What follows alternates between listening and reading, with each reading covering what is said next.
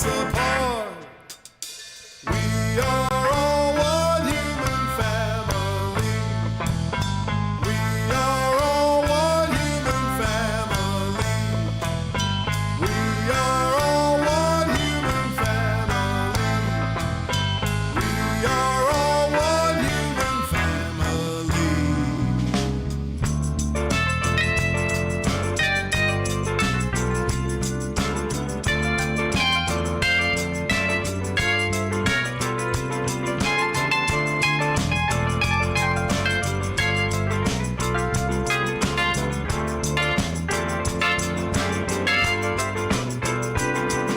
Soul to soul and heart to heart, I can't tell us apart. Soul to soul and heart to heart, I can't tell us apart. We are all one human family. We are all one human family. We are all one human family. We are all one human family.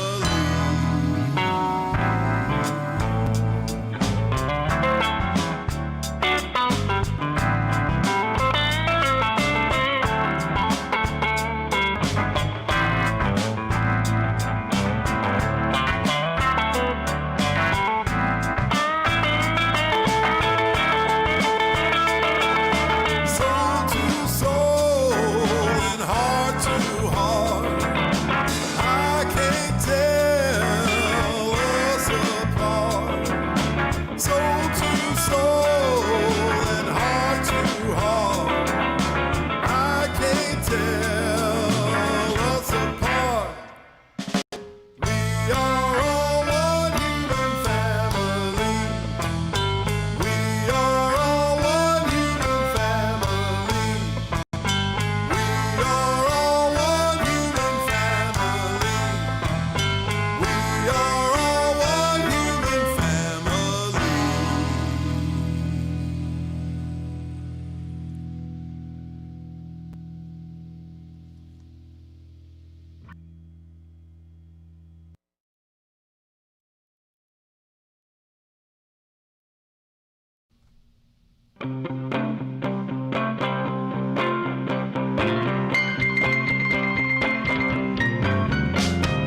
Listen, I got some news for you.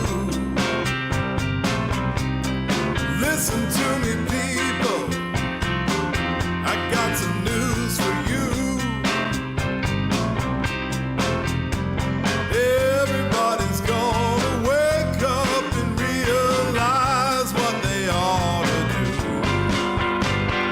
How can I love my brother when I can't even love myself?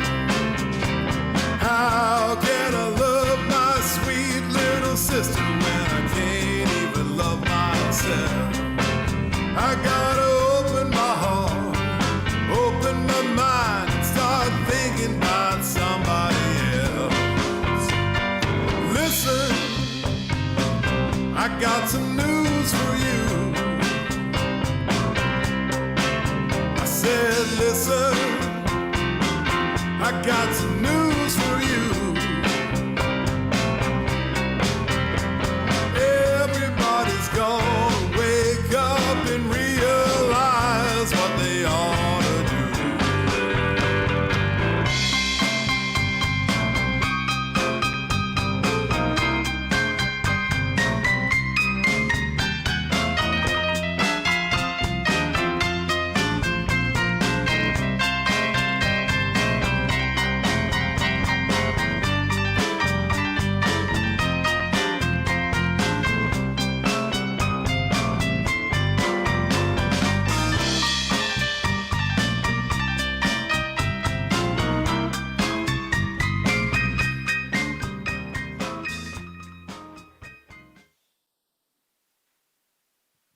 Hello, I'm Reverend Dale Worley. I'm the senior minister at Unity of Savannah, a spiritual Awakening Center in Savannah, Georgia, and I'm also on the retreat team for UMAS, Unity Ministers of the Mid-Atlantic States. Did I start too early, Kayla?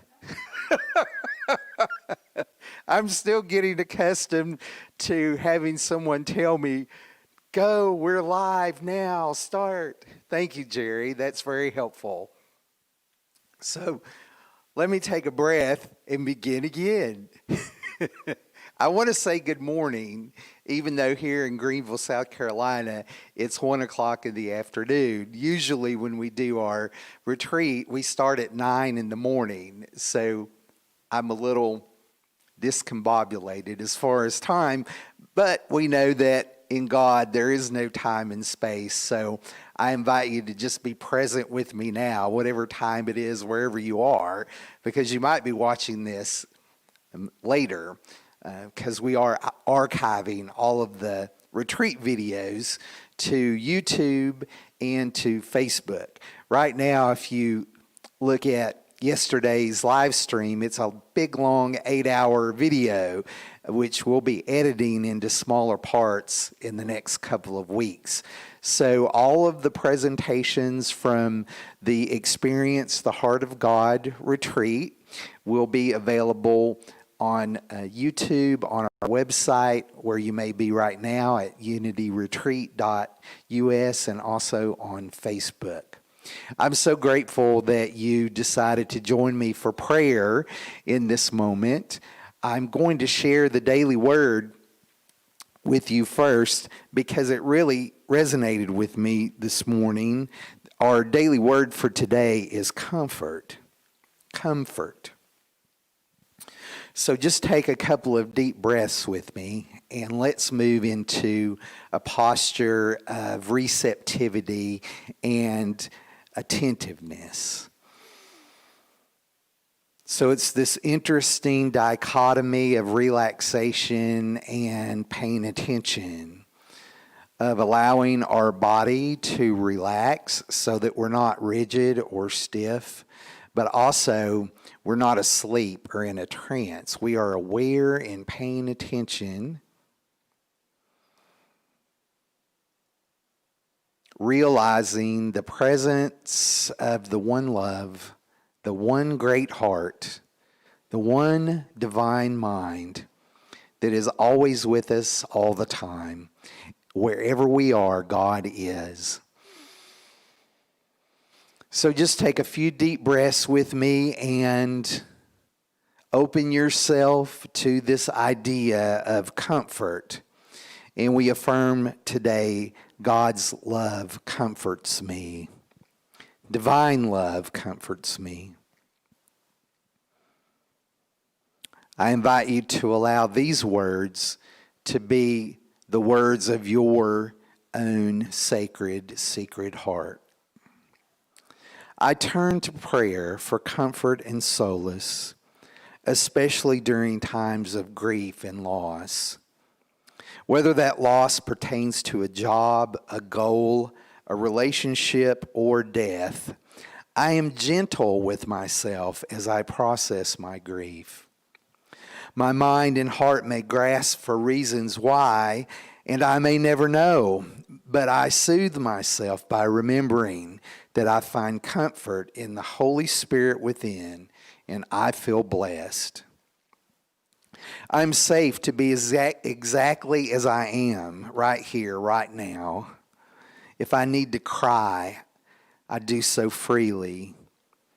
However, I express my emotions throughout the transitions in my life. Divine love envelops and supports me. As I accept change and loss, I emerge confident and strong, knowing that God is in all, through all, and expressing as all. And from Psalm 27, the Lord is my light and my salvation. Whom shall I fear? The Lord is the stronghold of my life. Of whom shall I be afraid? Divine love comforts me. Divine love comforts me. And so, listening to this psalm, I'm reminded of how Michael Beckwith refers to the word Lord. I've heard him follow using that word Lord with the phrase, the great law of love, the great law of life. And we remember that whenever we see the word Lord in all capital letters in the scriptures, it refers to the Yod He Vav He. I think I'm pronouncing that correctly. Also known as the Tetragrammaton. It's 4 Hebrew characters from where we get the word Jehovah and Yahweh. And this is a process. We could call this divine order, principle, the process by which the divine creates and brings forth. And that law is always operating. We might not associate principle and law with comfort, yet it's comforting to me to know that the great law of love, the great law of life, is always working, and it's always working in our favor.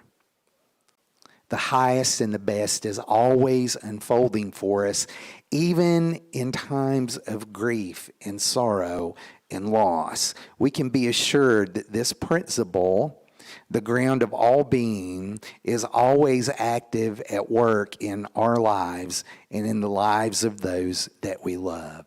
And this brings me comfort. This is the idea of the power of God. And yet there's also the omnipresence of which I spoke last night that is always around us all the time and is always moving and active within our hearts and minds. In fact, it's what we truly are.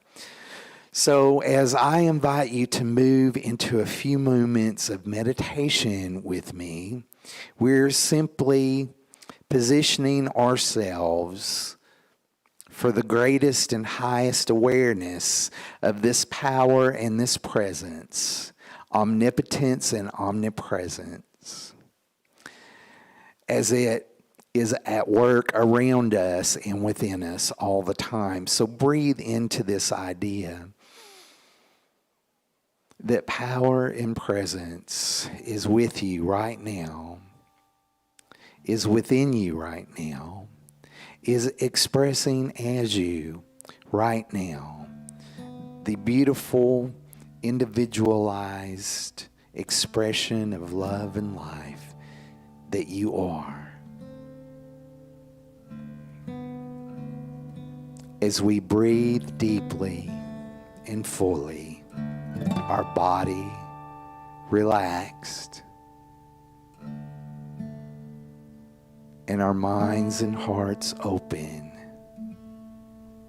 we become even more aware that we are surrounded and enveloped in love. We are immersed in the one great heart, the one great mind, the one great power.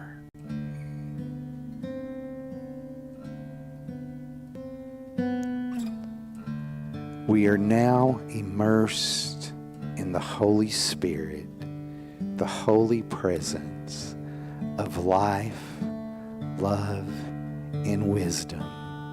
And our mortal limitations are erased, are released, are dissolved as we become aware that we are boundless love and infinite intelligence. I ask you to simply become aware of your expansiveness. Allow your consciousness to extend out past your body to fill the place that you are now. And know that you are a radiating center of love. And this love supports you, enfolds you. It lifts you up. This beautiful presence comforts us and assures us that my beloved child, in whom I am well pleased, you are in the right place at the right time, doing your perfect work.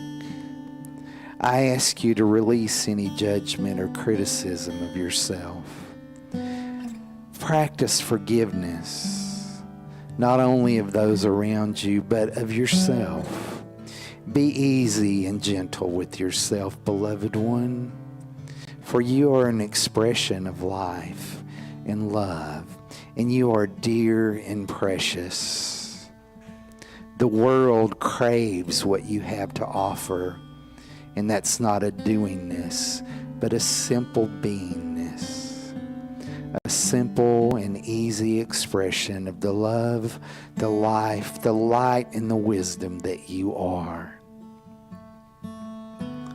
And so let us join now in a few moments of simply radiating energy out into the universe and knowing that it's reflected back to us, multiplied exponentially. Our cup runneth over. We are immersed and enfolded in love and power and wisdom. There is nothing to fear. There is nowhere to go. There's nothing to do. Just sit with me now, right here in this awareness of the holy presence.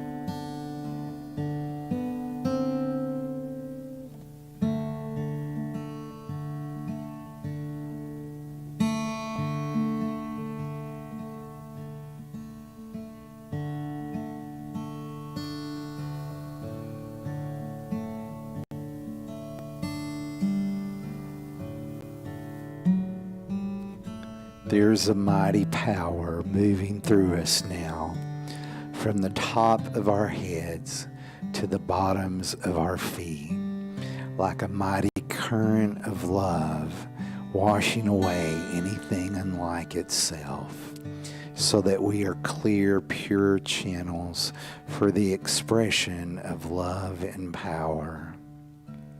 You are powerful beyond measure, dear one.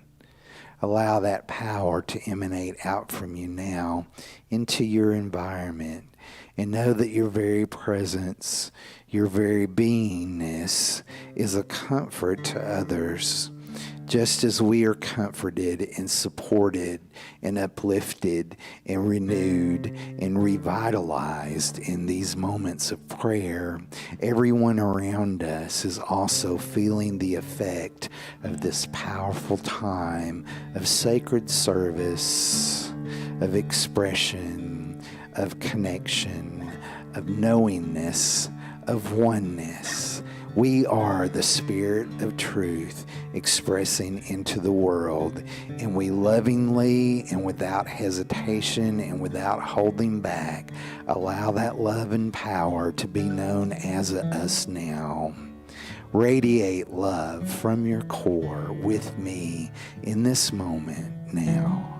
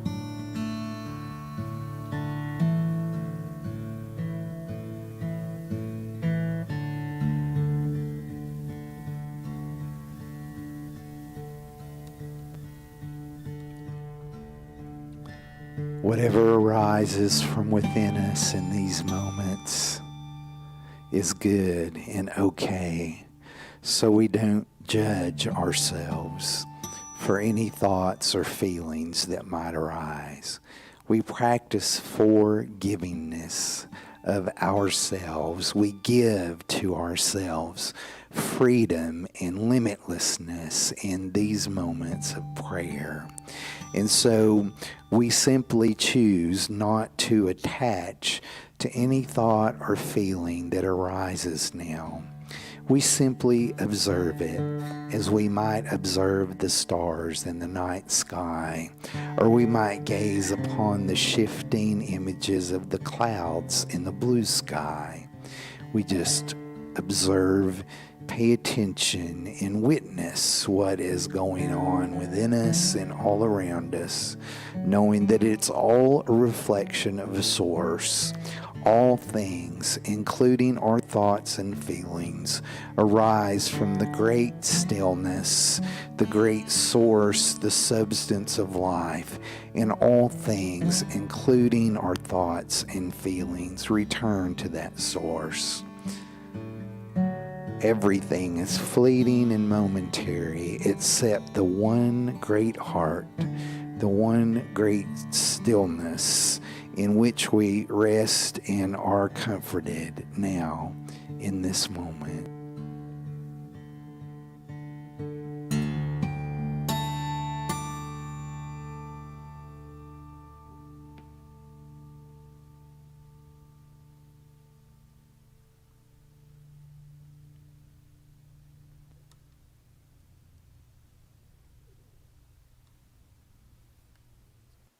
If you have someone on your heart today that you would like to enfold in the one great heart, I invite you to bring them to your mind now. Perhaps you see their face or you hold their name silently in your heart. Know that we have all joined together to know our oneness as love, as the great heart, the divine mind, to lift up, to enfold, and to comfort all those that we desire to bless in this moment. And so we bless and enfold and care for our dear ones now in this moment, in the stillness.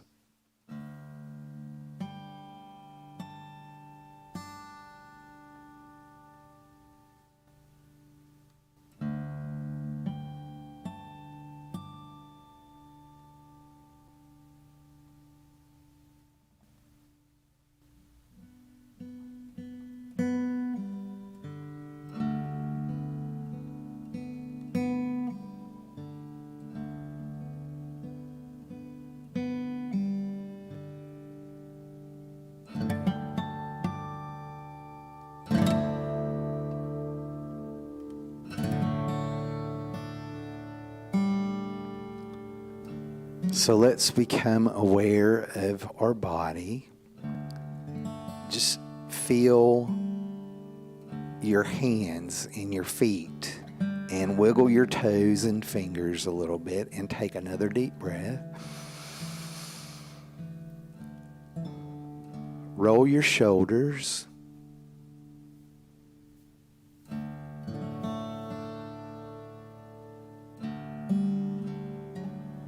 And give thanks and appreciation for the life that's flowing through you now, and for this time together in which we have been renewed, refreshed, and revitalized.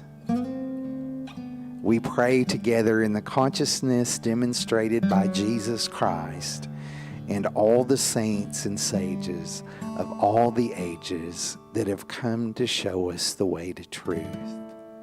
We pray under the authority of the great I am, that ever was and will be and is here right now.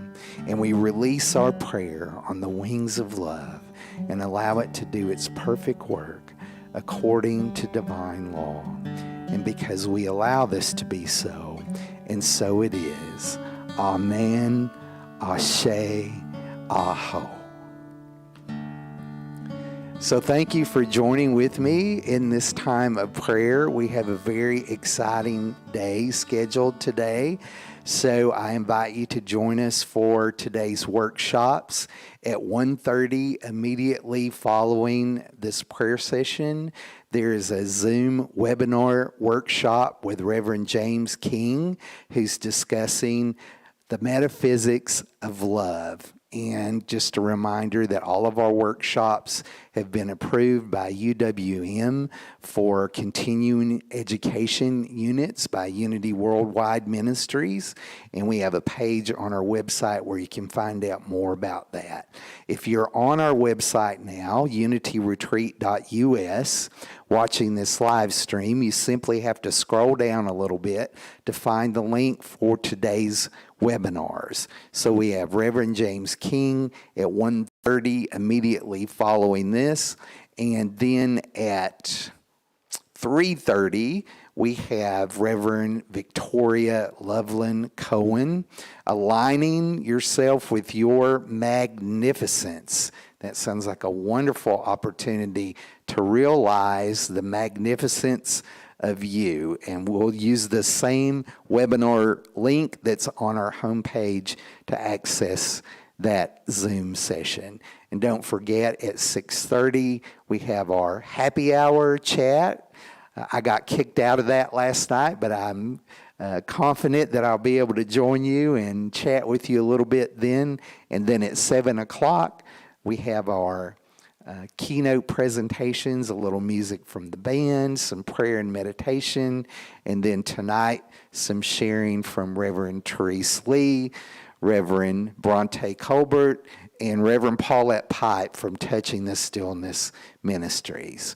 So thank you for praying with me. If you feel moved, we are open and ready to receive your tithes and love offerings, and there's opportunities to do that on our website. You can use text giving, you can use PayPal or Tithely, or you can send us a check in the mail. All that information is on our website, unityretreat.us. Once again, thank you for joining me in prayer. I love you. I bless you. I appreciate you, and I behold the light of Christ shining as you. And so it is.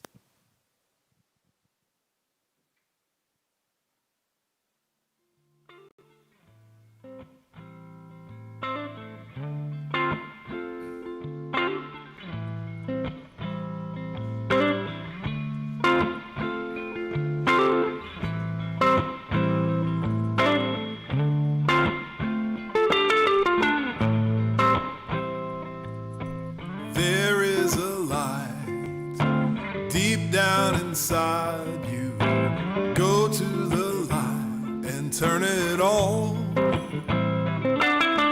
You can stop searching all around you.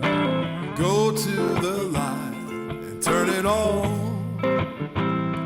Let your love light shine in the face of darkness. Let your love light shine on someone in need. Darkness is the absence of light, so just go turn on your light. And light there shall be.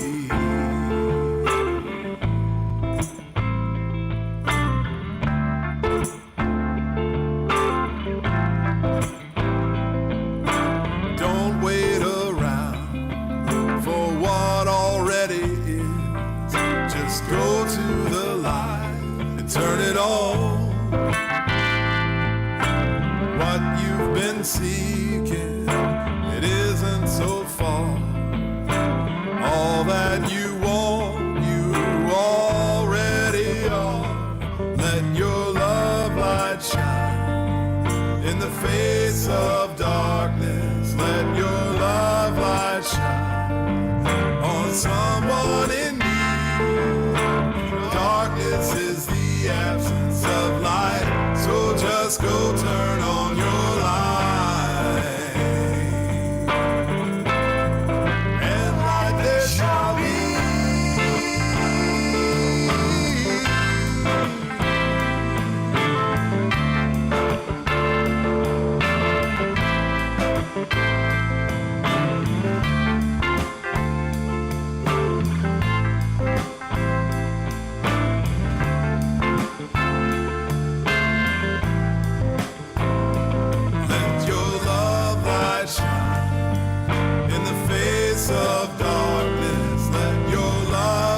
shine on someone in need. Darkness is the absence of light, so just go turn on your light,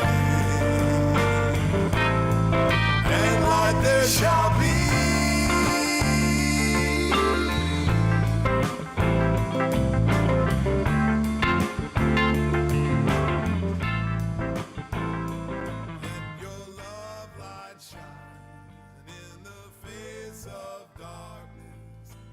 All right, hello everybody. This is James King, and I'm really happy to be with you today in this virtual meeting that we're having. I'd love to know where you're at and where you're coming from. So let's see if we can connect for a moment. Let me know where you're coming from, and have you been to an UMAS retreat before? You can use the chat function. Just click on the chat on the bottom and you'll see it. And then just let us know if you're new, or if you've been watching or been involved with UMAS for a while. We'd love to know that. And hey, do you miss Kanuga this year? We're going to have a good time anyway. We're going to have fun. Either way it goes, we're always going to have fun. And I think that's really important.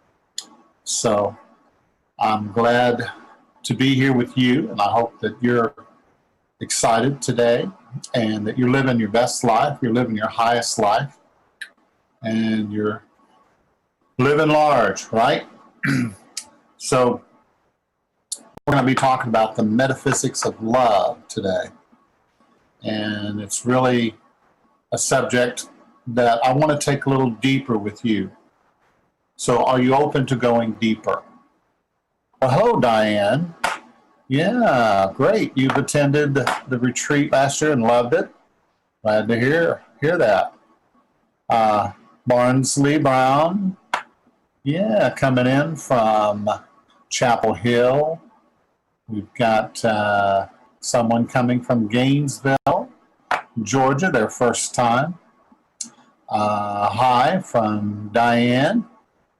I'm so glad you're all here. So glad that you're watching today. All right, so as I was saying, we're going to go a little deeper. So when I talk about going deeper, what do you think that means? What does it mean to you to go deeper, right? Is it just a buzzword to you, or is there an experience that you would like to have? To experience a greater depth of love, okay? So, what's your definition of deeper? Deeper. Anybody have a definition for us? Yeah, I can see your comments. Now, as we go through this, I can read your comment to keep track of those. But at the same time, there's a little Q&A button at the bottom. And if you have a question as we go along and you want to ask something, use that feature. Use the Q&A feature if you want to ask a question. Now, at the very end, we'll save the last half hour to address any questions that you might have about what we're talking about, for clarification, or just anything that you'd like to bring up. And we'll get into it. So right now, if you're ready to go deeper, let's do it. So let's take a breath together, first of all. Clearing away the cobwebs, clearing away the spiders, clearing away anything that might be interfering with my thought, mind, or my heart. And just feel your heart space opening. I'm ready to receive. I'm open to the quantum world of possibilities and potentialities. That sounds Pretty good, doesn't it? Yeah. We live in a quantum world of possibilities. Anything can happen if we are open enough and then we can go anywhere, we can do anything, we can be whatever we really want to be. So think about that. All right. Deep breath and let it out. All right, we're ready. We're ready to go. Ready to go. Okay. Do you wonder about how that our society has gotten to where it is right now? You ever wonder about that? It seems like there's a lot of complicated issues, you know?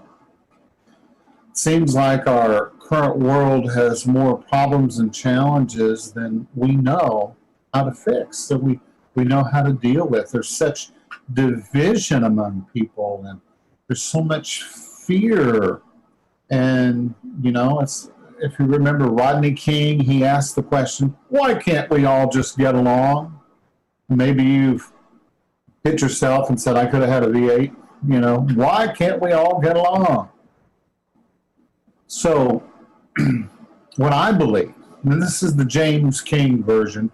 I don't know if all of you are familiar with the James King version or not, but when I was a little boy, my mom used to have this big Bible on the coffee table, and it was the King James version. And so, Mom, why is my name in the Bible?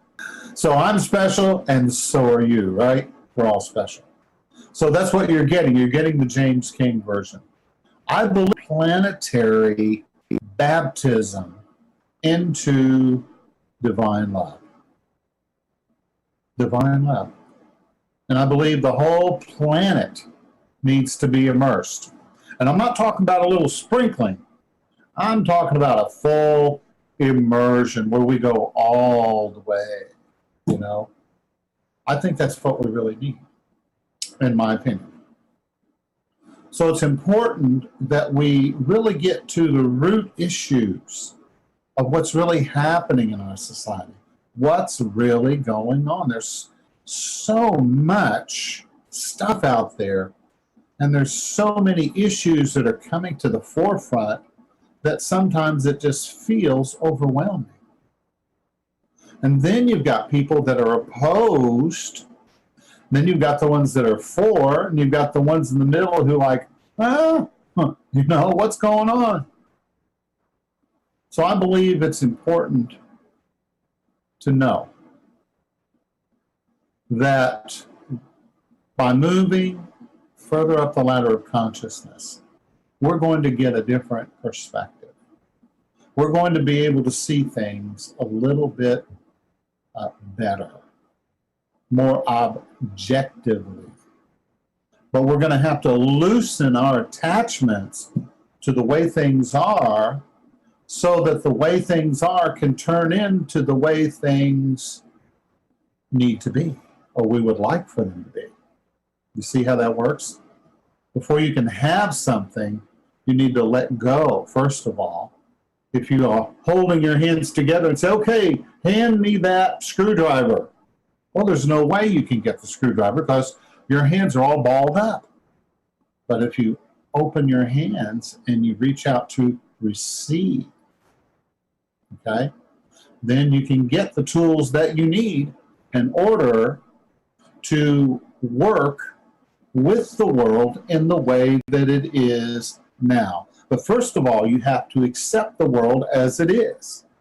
Doesn't mean you agree with everybody. Doesn't mean you agree in agreement with it. It just means you have to be in acceptance of the isness of reality, right? Now, if you start fighting against reality, you know who's going to win, right? Reality wins every time.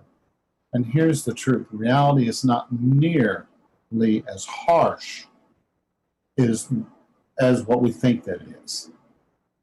And so today I want to talk to you a little bit about the barriers that we've erected, the walls that we've erected in order to protect ourselves, to protect our emotions, to protect our beliefs, to protect our cultures, to protect our way of thinking, and how we can begin to let those down a little bit and allow ourselves a little more space or spaciousness where we can have more people into our auric field or into our field of awareness. Because a lot of us, whether we realize it or not, we've erected some walls. And they're emotional, they're spiritual, they're mental. And here's the thing about walls. When you wall yourself up to keep people out, well, what you're doing is you're creating a self-imposed prison. And it keeps you on the inside. And you really can't see what's going on clearly because there's too much of a barrier between you and reality. So,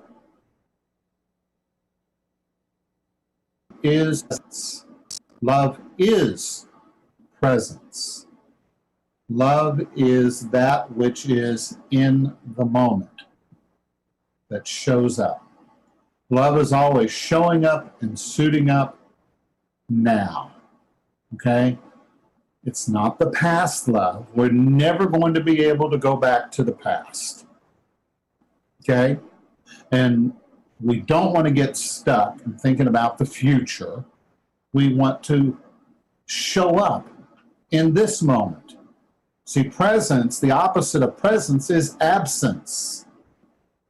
Okay? If you want presence, you're going to have to show up. You're going to have to become available. So we want to learn how to do that. We want to learn how to channel a higher version of ourselves and to be present with our lives and with our world.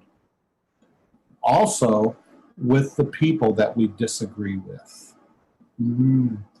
I wonder, is there anybody you disagree with? Something to think about. Maybe so. Now, I think most unity people that I've talked to or that I've been around understand the chakra system. And you think about the chakras, the 7 or 9, or I've heard 21 chakras, and there's many different ways that you can look at it. But let's look at the 7 tiered chakra system. The lower chakras, the first, second, and third, have to do with survival issues. And the second and third one have to do with how we relate to others and how we relate to ourselves. Not necessarily in that order.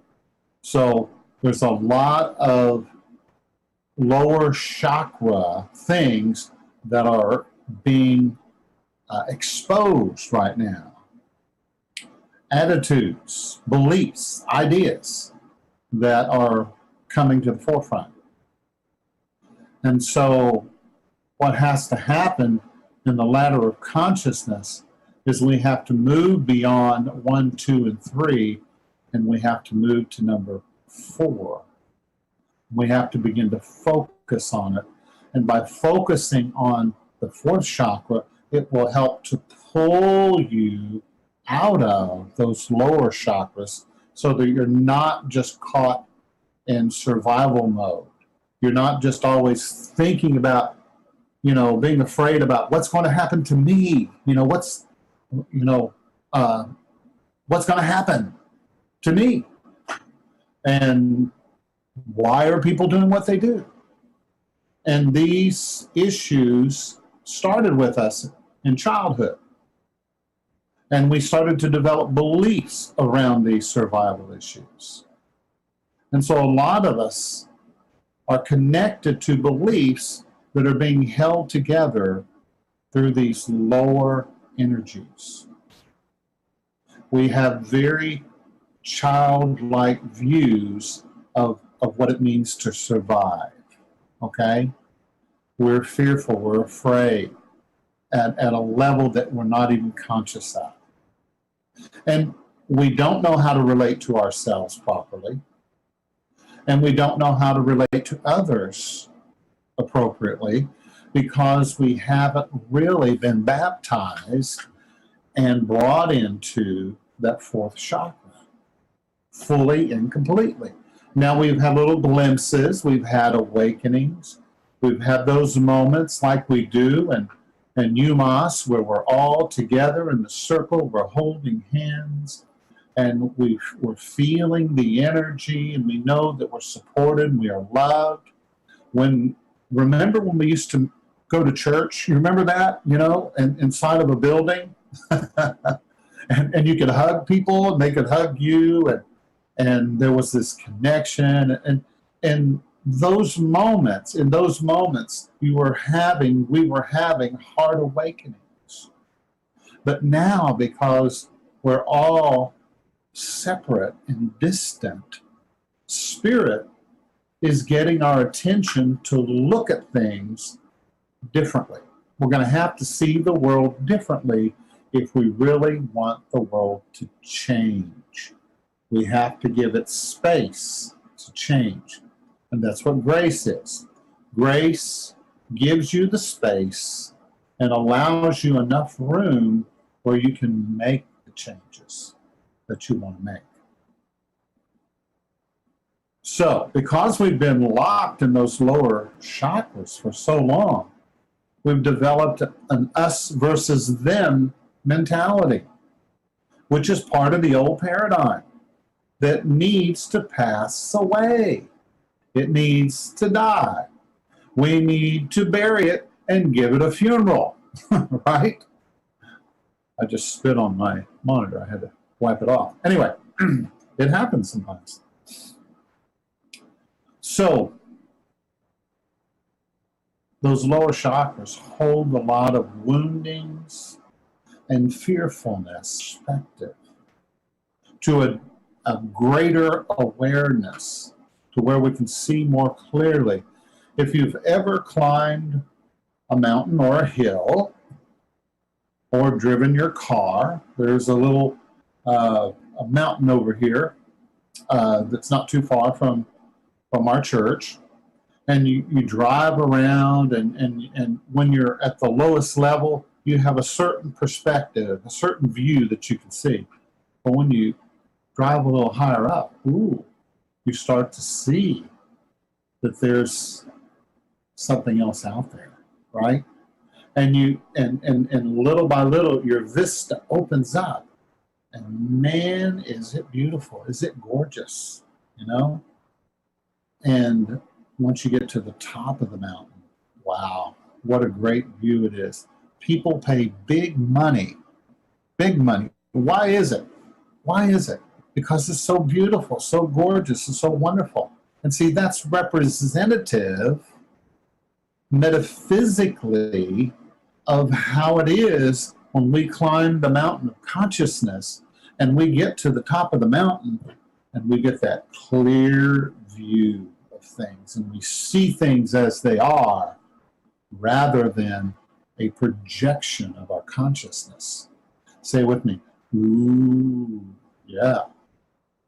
So, I didn't know if you knew this. It is very difficult to change the mind of someone who is your enemy. Have you noticed that? Right?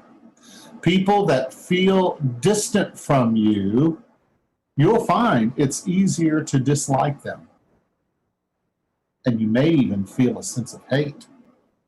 And see, that's coming from those lower chakras because we're afraid for our survival. It's survival issues, okay? And it's easier to hate people when they're over there on the other side of things, whatever your side is, right? And it's easier to hate them, especially if you don't know them. If you don't know them, it's very easy to hate. I read a story of a man, his name was Larry Trapp, back in the late 80s, and he was a white supremacist. He was definitely neo-Nazi, and he had his own TV program, and he was bitter, and he was hateful, and he was violent, and he would spew all kinds of hatred. Well, in the little town where he lived, 2,000 people, a new rabbi came to town. And so Larry heard about it, and he called him up. And he left some horrible things and told him that he needed to get out of there, some very anti-Semitic types of language. And so the rabbi, for the first couple of months, he was just fearful. His children would have to take different routes to and from school because they didn't want anybody getting used to the way that, that they went, the path they took every day. And there were all kinds of concessions they had to make, and locking the doors of their temple and their home. And it was pretty rough. And then one day, the rabbi had a revelation. He said, I just want to reach out to this guy. He's a human being. I'm a human being. I'm just going to reach out to him. So he picked up the phone and he dialed the number of this head of the Ku Klux Klan. Okay? And first time he called, the second time he called, he didn't say anything because he was too fearful. So he just hang up. Well, eventually, he thought, forget about it. I'm just going to go ahead and talk to him. And so he started leaving little messages to Larry, and he spoke to him directly. And he would just call him, sometimes once a day, sometimes 2 or 3 times a week. And eventually, there was 40, 50, 60 messages that he had left for Larry. And one day Larry called and screamed at him and said, "Don't you ever leave another message on my phone."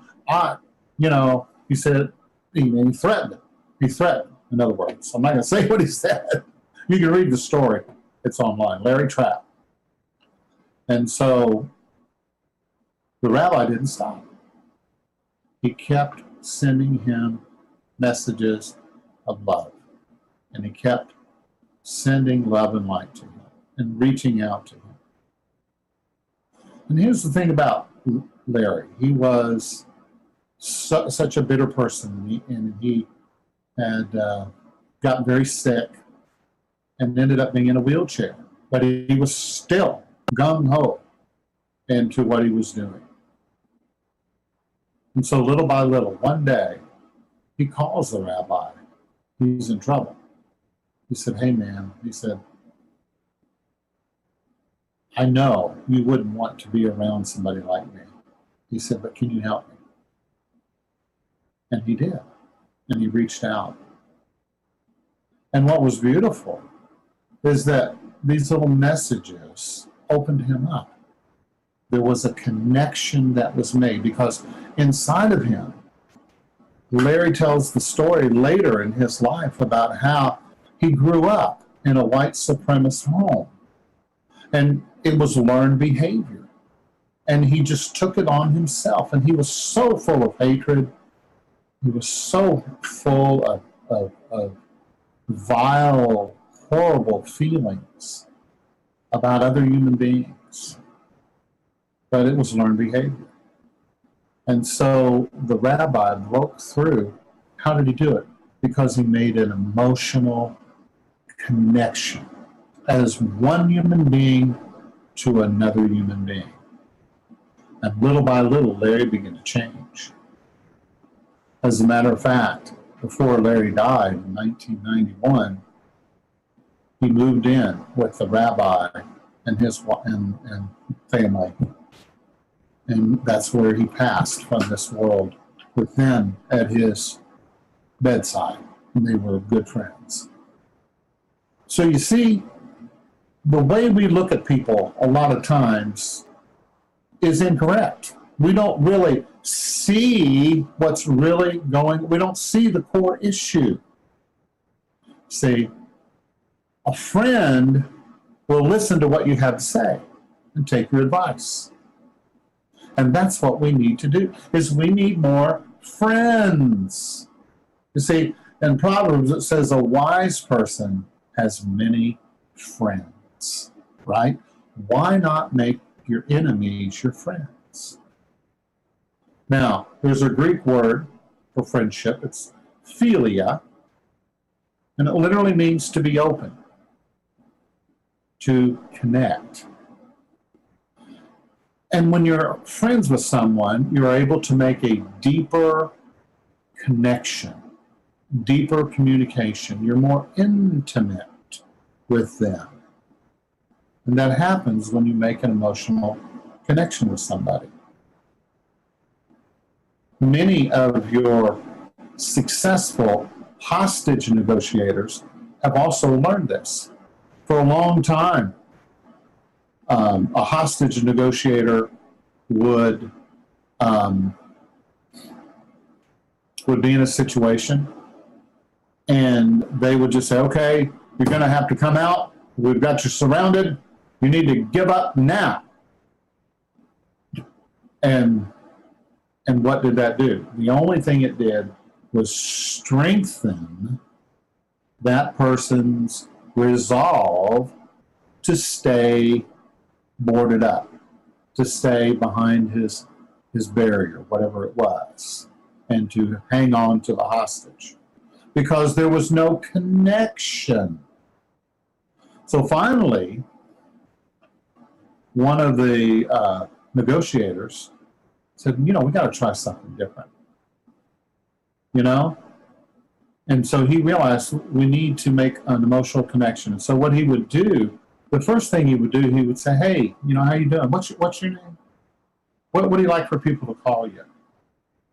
He said, tell me about yourself. Do you have kids? Oh, you do? Are they in school? Yeah? Oh, wow. So your oldest one's married, and yeah. Do you have any pets? Oh, a dog. Yeah, I love dogs. They're just great. Are you married? In order to help someone, you have to get inside them first.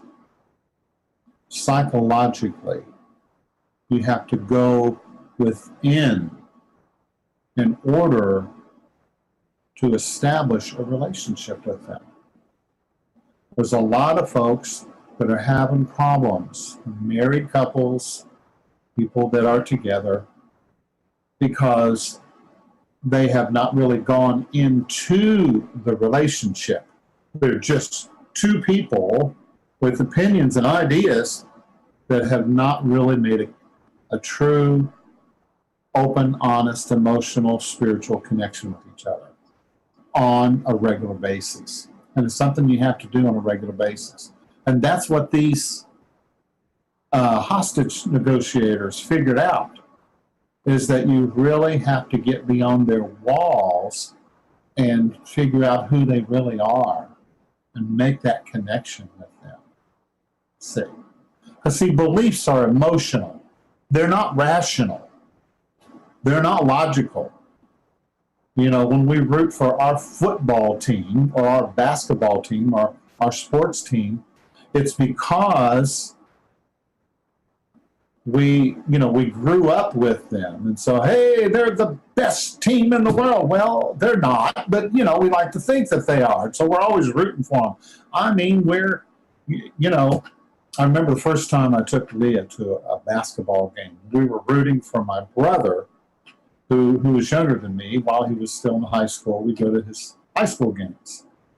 And I remember Leah just getting so excited, and she didn't even know what basketball was, But she was, oh, yeah, go ahead, get them, have fun, jump, run, whatever you need to do, let's win. And it was just so much fun.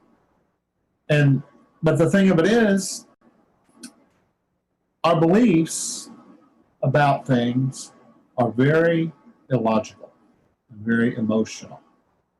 That's why it's so hard for people to discuss things in a rational way, because you have to get inside the emotional part of it. You have to get in their heart, okay? You have to go within the person in order to make that connection. Make sense? See, beliefs are very ingrained at a very childlike level. We don't even know why we believe what we believe sometimes. Isn't that true?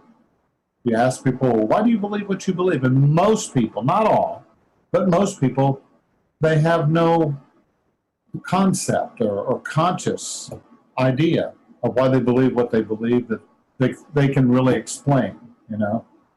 It's like the person who went and bought the car and said, well, why'd you buy that one? Because it was my favorite color. Right?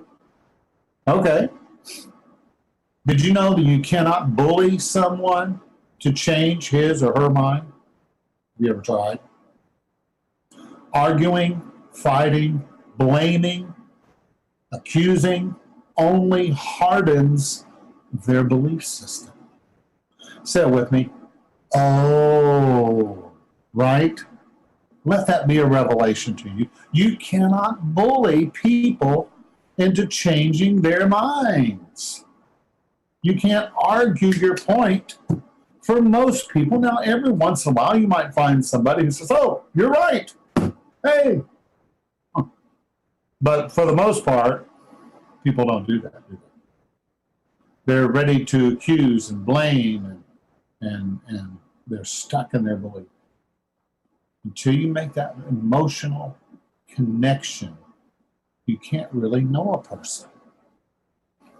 Now, you know what? When you know somebody in an intimate way, when you know details about them, they know details about you, you've been with them through certain periods in their lives, and you've melded together, and you have a relationship with them. You know, those are the people that you wouldn't even think of hurting them, would you? You wouldn't. It wouldn't even come to your mind. Oh, you know, you don't want to hurt them because you're in the spirit with them. To be in the spirit with someone, to be in their energy field, means to be in love with them, right? And that's the kind of friendship that we're talking about here. You know, Jesus even talked about these levels of love. He said, I don't want to call you disciples anymore. He said, you're my friend. You're my friend. See, when somebody is your friend, then you can see more clearly. You don't want to hurt each other. See, when we're bitter and resentful towards someone, we create more separation, right? We build bigger walls.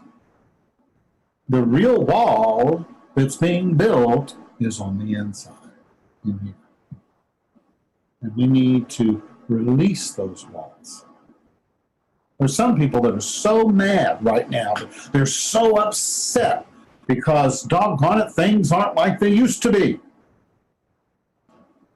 They're upset with the world situation. And in that state of being angry and upset, it's very difficult for them to find common ground with people who see things differently than they do. I got a question for you. Do you really believe that love wins? Or is that just a slogan that we use because we want to sound spiritual? Right? See, empowered love, conscious love, always wins. Hate separates and divides. Love heals and brings people together. If we are one, then I need to figure out how to cross the bridge into that oneness and to stop separating ourselves from each other. Maybe you're angry and stuck in an emotional belief that says that you are powerless and helpless. And so you just sit around just feeling helpless, seething. And you know what happens? We start complaining, don't we? Hey, I thought myself doing that. So what we want to do now is we want to take our anger and turn it around and use our anger in a positive way to make a change so that you and I can become change agents, right? Change agents. If you channel your anger, you can do a lot of good. I know. We talked about this before, how that when you're mad, go clean your house. It'll be the cleanest your house has ever been, right? Channel your anger to do something constructive. Let the energy pass through you rather than getting stuck in you. How do you know if the energy is stuck? Because you're mulling over the same repetitious thoughts day after day after day after day. Right? Over and over. So what you want to cut that off. You want to cut that out, right? Learn to channel energy, because what is energy? Energy, it's emotion or energy in motion. You want energy to move and to flow. You don't want it to stop and get stuck. That's why it's important to feel what you feel. You say, James, that sounds weird. Well, it is, because we don't feel what's really going on inside. We need to allow it to express itself through us. And when we do, that energy can move through us, and then it's gone. And it just becomes beautiful, loving, healing energy. It's all the same energy. It just depends on your interpretation, what you want to name it, what you want to claim it as, what you want to label it as. Are you with me so far? All right. So, we want to develop a loving kindness awareness, a deeper loving connection within, with ourselves, leads to big love. Now, if you've been working on yourself for a long time, and you've been trying to love yourself, and you haven't been successful because, you know, I can love myself for the next half hour, but then after that, it's back to the same old beat myself up until the next time I have a moment where I love myself again. And so I need a revelation about something. I need to see into myself. I need to learn how to be with myself. And that's what this pandemic is all about. This virus that we're really suffering from is something on the inside, okay? That's why the virus is so mysterious and nobody knows why it does what it does and can't figure it out, you know?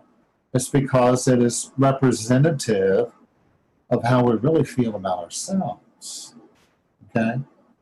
We don't like ourselves because we were trained and taught not to like ourselves. But hey, you're a good kid, right? Now I could say, you should love yourself. But what does that mean? How do you do that? Well, you have to stop the stinking thinking. You have to stop those thoughts of attack. You have to stop those violent thoughts of anger, fear, self-torment. Because here's the thing, someone might have hurt you in the past, but you're the one that's still holding on to it. Okay? You hold the keys to your own prison. Are you ready to put the key in the lock? You know what the key is? You should. It's Pure forgiveness. And what is forgiveness? Oh, it's so hard. It's so complicated, James. How does that work? Well, you just start forgiving. You start releasing. You stop thinking about it. You stop focusing on it. And then you change your focus. And you begin to focus on something new and different, a new way of being. And that is more a loving, expansive way of being. We have to stop seeing people as their behaviors, including yourself, and begin to see them as the sacred being that they are, deserving of love. Every person deserves to be loved. Now that may be hard because you think, oh, well, this person here, they don't deserve it. But they do. Because you're being fooled by the outward appearance, right? Jesus told us, do not judge by outward appearance. Look at the heart of the matter. Look at the core. What do you see? Merge with that. Connect with that. That's how we really connect with each other. You ever meet somebody for the first time and it's kind of awkward, and you don't know what to say, and then you spill your coffee and then, oh, hey, well, let me buy you another cup, and they buy a cup of coffee. Oh, well, thank you. See, in that moment, there's a connection being made, okay? And then once you open up a little bit with your gratitude and appreciation of the new cup of coffee, it opens you up. You start connecting with that person. And then you start sharing with each other. And you say, hey, yeah, I'm divorced. Oh, you are? Yeah, me too. Yeah, it was tough. And you connect on that level, You connect with the person. And then you talk a little more, and you go a little deeper, and then you begin to share from your heart, And those kinds of sharings are sacred. Whenever you are inside of another person's heart, I'm speaking metaphorically, of course, when you're inside of their emotional awareness, you want to be gentle, right? You want to be gentle. And if your heart is open, you will be. But if you got a lot of walls, then a lot of times we peek out from the side and we start throwing little bombs. Well, what's wrong with you? Well, if you've been a better person, right? And we get into that kind of thing. So how does love express? Love expresses through making peace, okay? With everyone and everything, constantly. We're making peace. How can I be at peace with the world? How can I be at peace with myself? How can I be at peace with my partner? How can I be at peace with my family? Right? These are the skills we need to learn. These are the things that we want to focus on, because this is how we heal the world. You heal them one person at a time.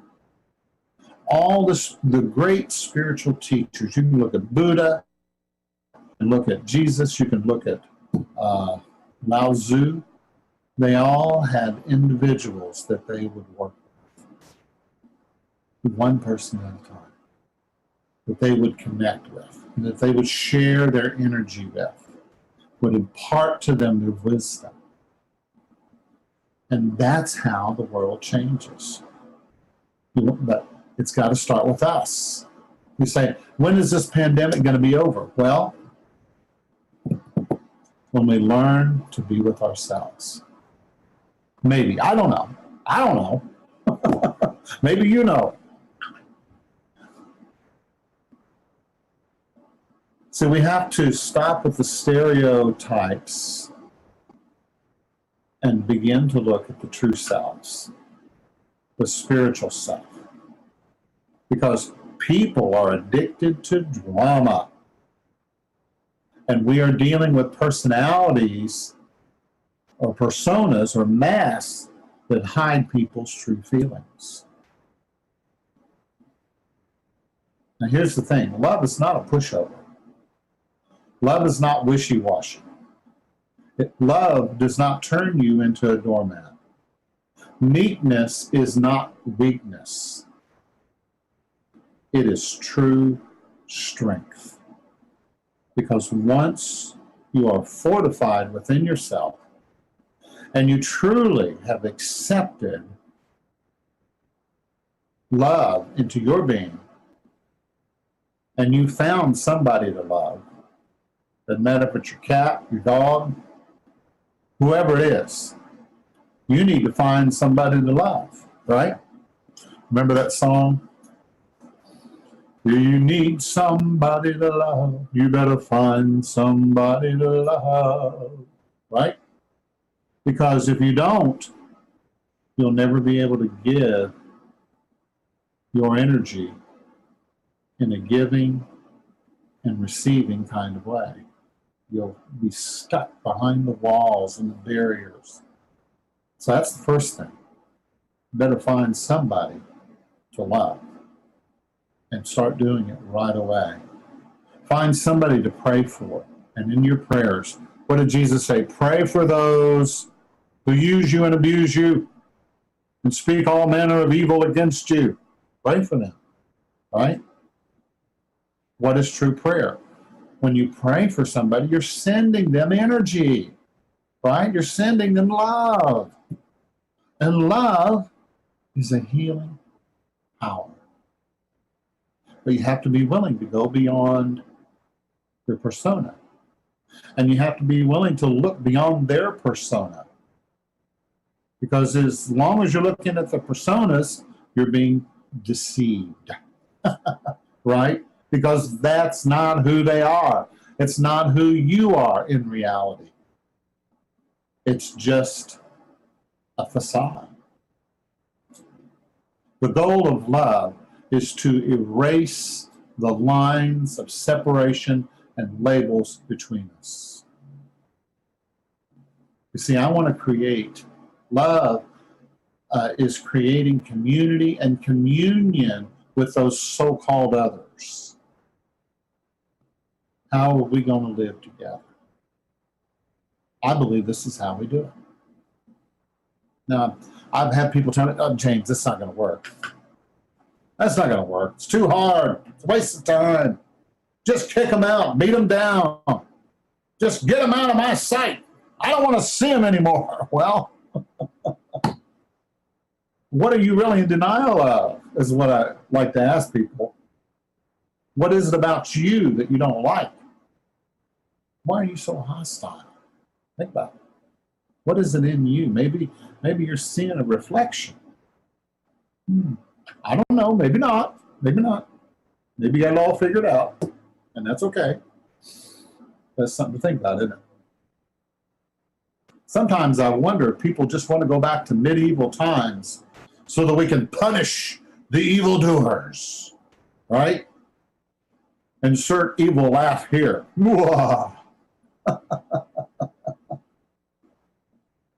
Say, James, well, what about social justice? Well, what about social justice? Let's talk about it. True social justice is win-win. Instead of a punishment mentality. And since when did you sign up? Did we sign up to become the Punisher? Right? Do you really want that kind of karma? Something to think about. We've got to cease and to desist with our inner violence, our violent thinking, our oppositional attitudes about life and about people. See, the truth of it is, people need healing. Everybody needs healing. Everybody needs healing.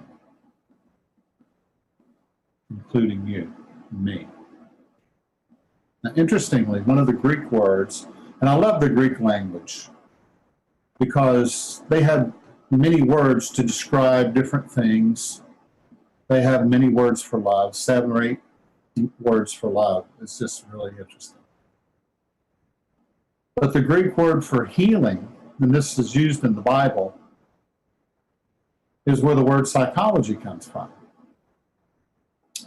And in the New Testament, when Jesus was talking about to heal, the Greek word is therapeuia. What I believe he's talking about there, or that is idea is spiritual and emotional therapy. We all need some healing therapy, some spiritual therapy. We all need to be restored to a sense of wholeness, to a sense of well-being. We all need to be baptized into that big love. See, that big love that's bigger than all of us. If you've ever read about near-death experiences, what is it they tell you that they are most impressed with? The overwhelming sense of love and the embrace of love. Many people, when they first leave this world, will experience a time of a spiritual sleep, so to speak, where they're kind of anesthetized for a while and they're able just to release and to let go of a lot of guilt and fear and all kinds of things until they have a moment to where they wake up. They are fully able to embrace divine love. Right? Big love is the mystery of life. It's beyond explanation. It transcends this physical. This love is so vast that you could spend the rest of your life trying to understand it. The key is you and I exist to channel this love. Because when we use the word love, what is love? It's just another name for divinity, isn't it? And that is your primary purpose. And until we connect with that, no matter where we are, love will find you. Love is after you. No matter how many times you mess up and make mistakes, love is there, waiting to reveal itself to you. There's nothing you can do to stop love from being there for you. But the only way you can keep love at a distance is to ignore it. To be so caught up in all the issues of the world without opening your heart to it. From the divine perspective, you don't need to be forgiven. You only need to release the barriers to love's presence. I believe that this is the second coming of the Christ. This is the awakening of the Buddha. This is the planetary baptism that we need to have. And you and I can help to bring that about by opening our hearts to this deeper love. Now, if you're ready, I'd like to take you on a guided meditation with me. I don't have any music. I just want you to become aware of the rhythm of your breath and your body. Just get comfortable right wherever you're at and let everything else go in this moment. And sitting quietly now in the stillness of this precious moment, let us begin to contemplate the miracle of being alive. Watch your breath going in and out. As you breathe in, you feel the oneness with all. As you breathe out, you feel love expanding from within and reaching outward into the world. Allow yourself to experience that. Breathing gently and easily. Now I want you to think about someone that you love very much. Somebody you really care about. And I invite you to send them some love right now. Just feel yourself opening up and sending them that divine energy of heartfelt care, affection, and love. Notice that giving and receiving that you have and how much joy and love and light that person brings to you. Notice, how does it feel to really be in love with someone? Sense this love arising within you now. Bathe in the warm glow of this unconditional love that feels so good.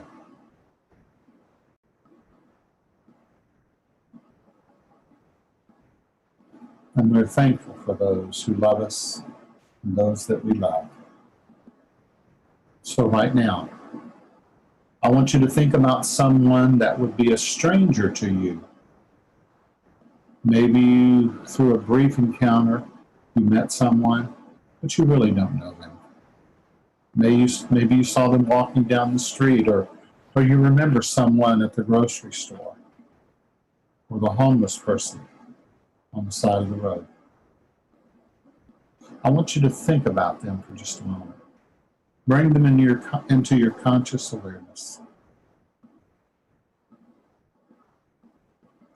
You do see that they are a human being just like you. Send them love now. And feel your connection with them as a child of God. It feels good to practice this kind of love, doesn't it? And we are grateful for the strangers in our lives that we can love.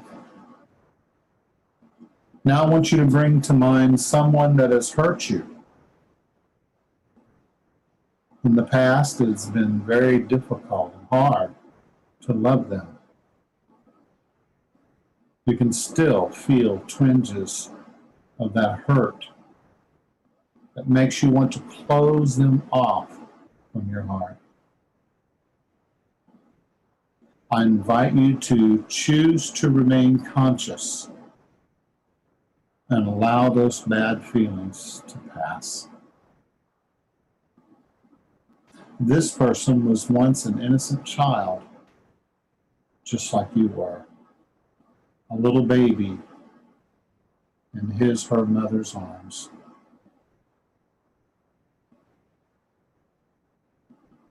A little child, an innocent child. Focus on that.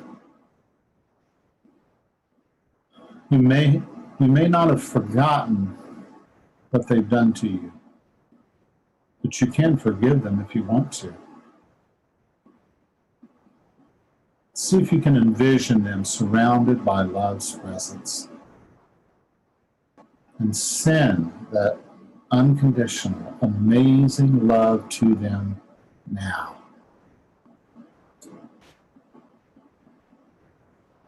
And in this moment, you are loving them for no particular reason.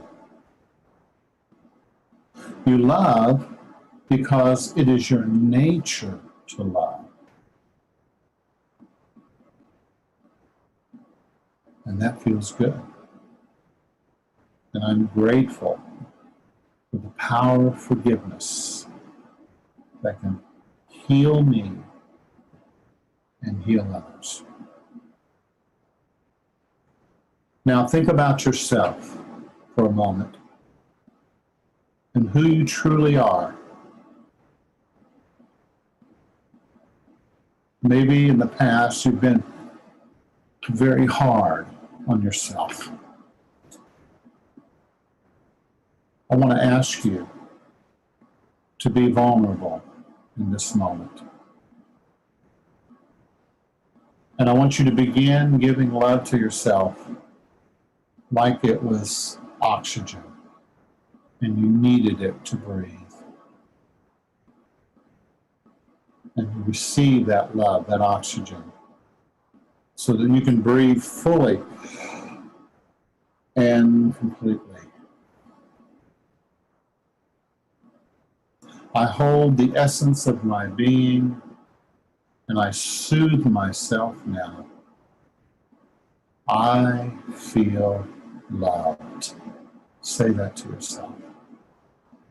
I feel loved.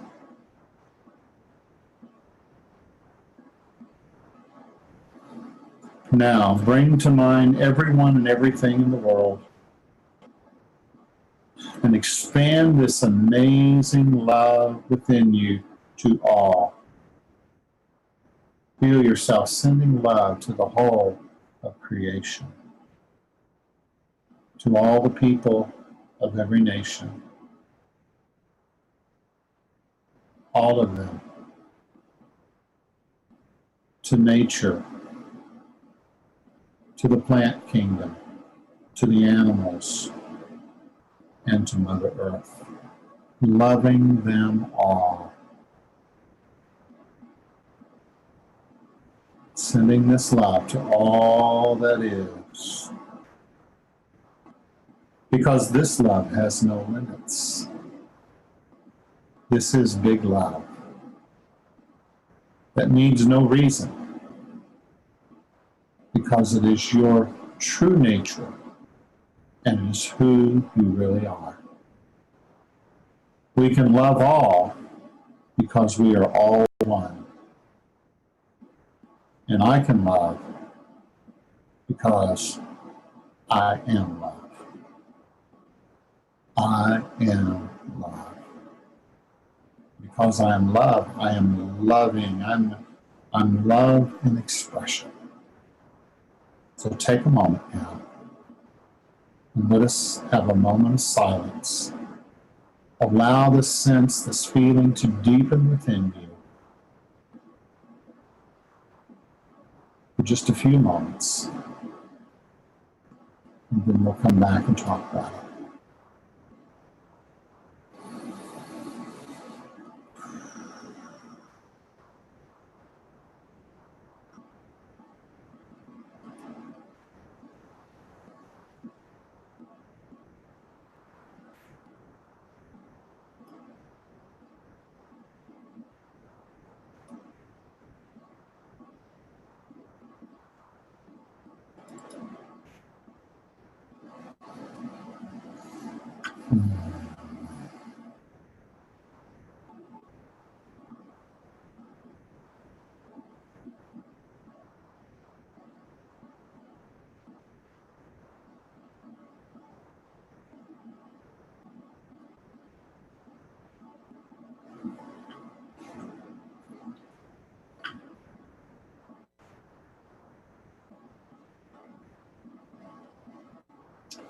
All right. I invite you to come back now.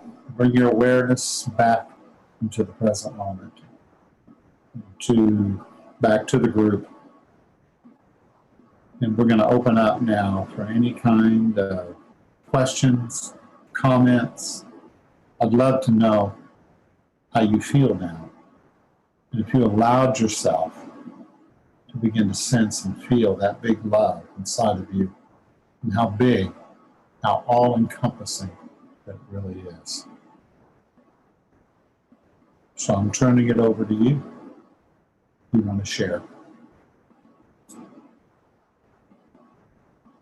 Or if you have questions, that works too.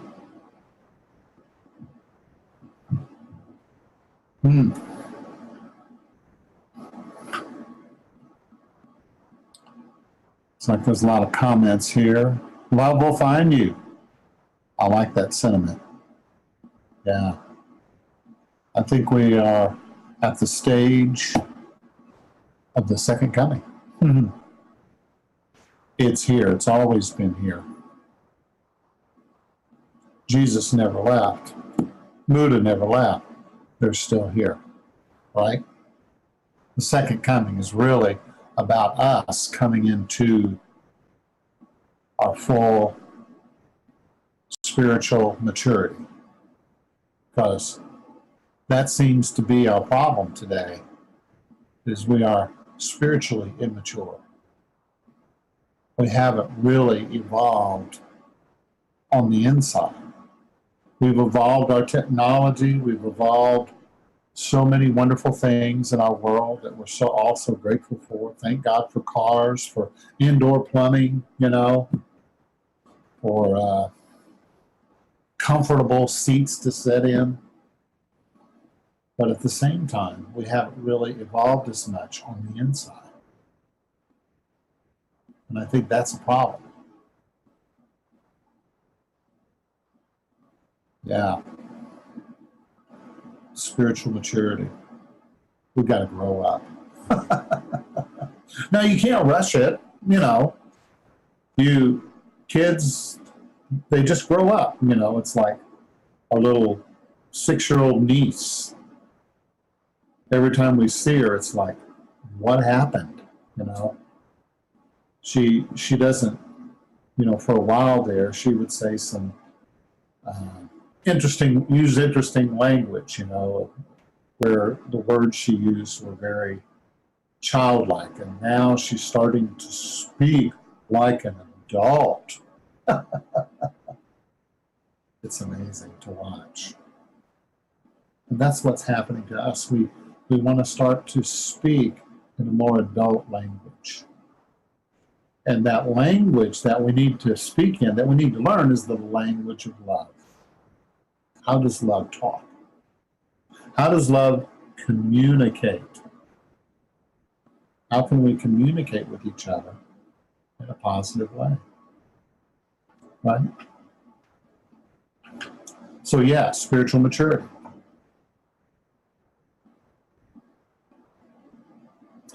Nice little drink of my coconut water. So what did you think? Was this helpful today? Did you learn something? If anybody would like to speak so that we can all hear you, we'd be happy to open up the so that you could speak. All right, here's one. I am discovering that since the mandatory sheltering, the arthritis pain is subsiding. I've not rushed to be anywhere. I'm feeling healthy because I'm moving away from negativity, TV news, Facebook, social media, and I'm meditating. Beautiful. Beautiful. Love it. Yeah. See, it's good to turn the negatives into positives, right? Why not? Why not? Let's use this time for our highest good. Maybe there's something new I need to learn.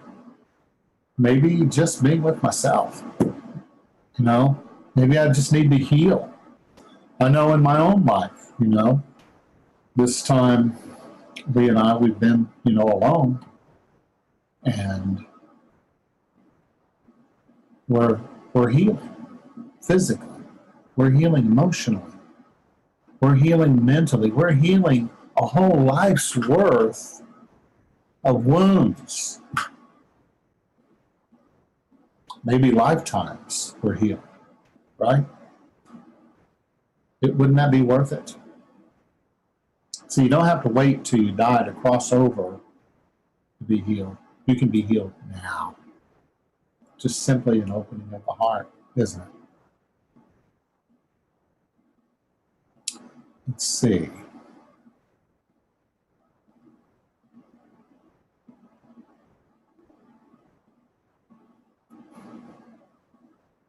I got the God high. I came for. Yeah, I feel loved. I feel that love is more important than the divisions in our society.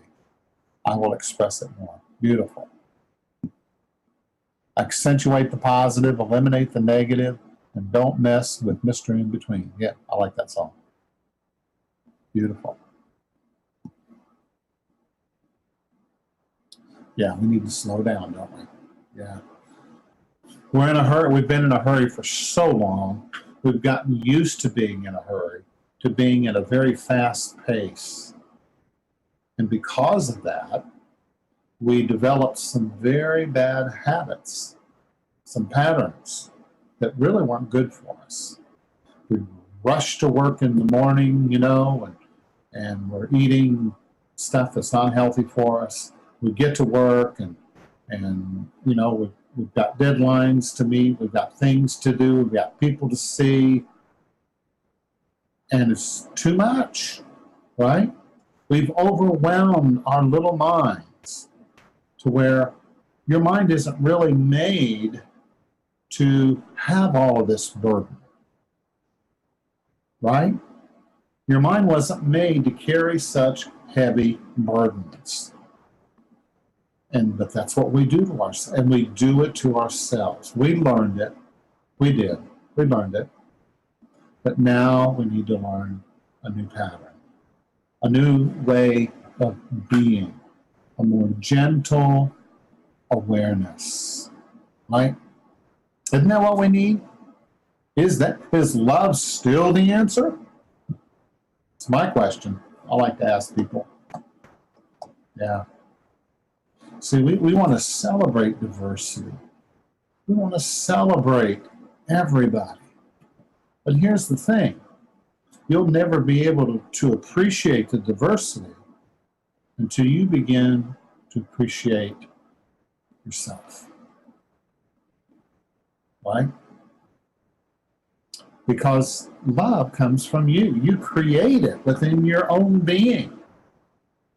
Your body is like an apothecary.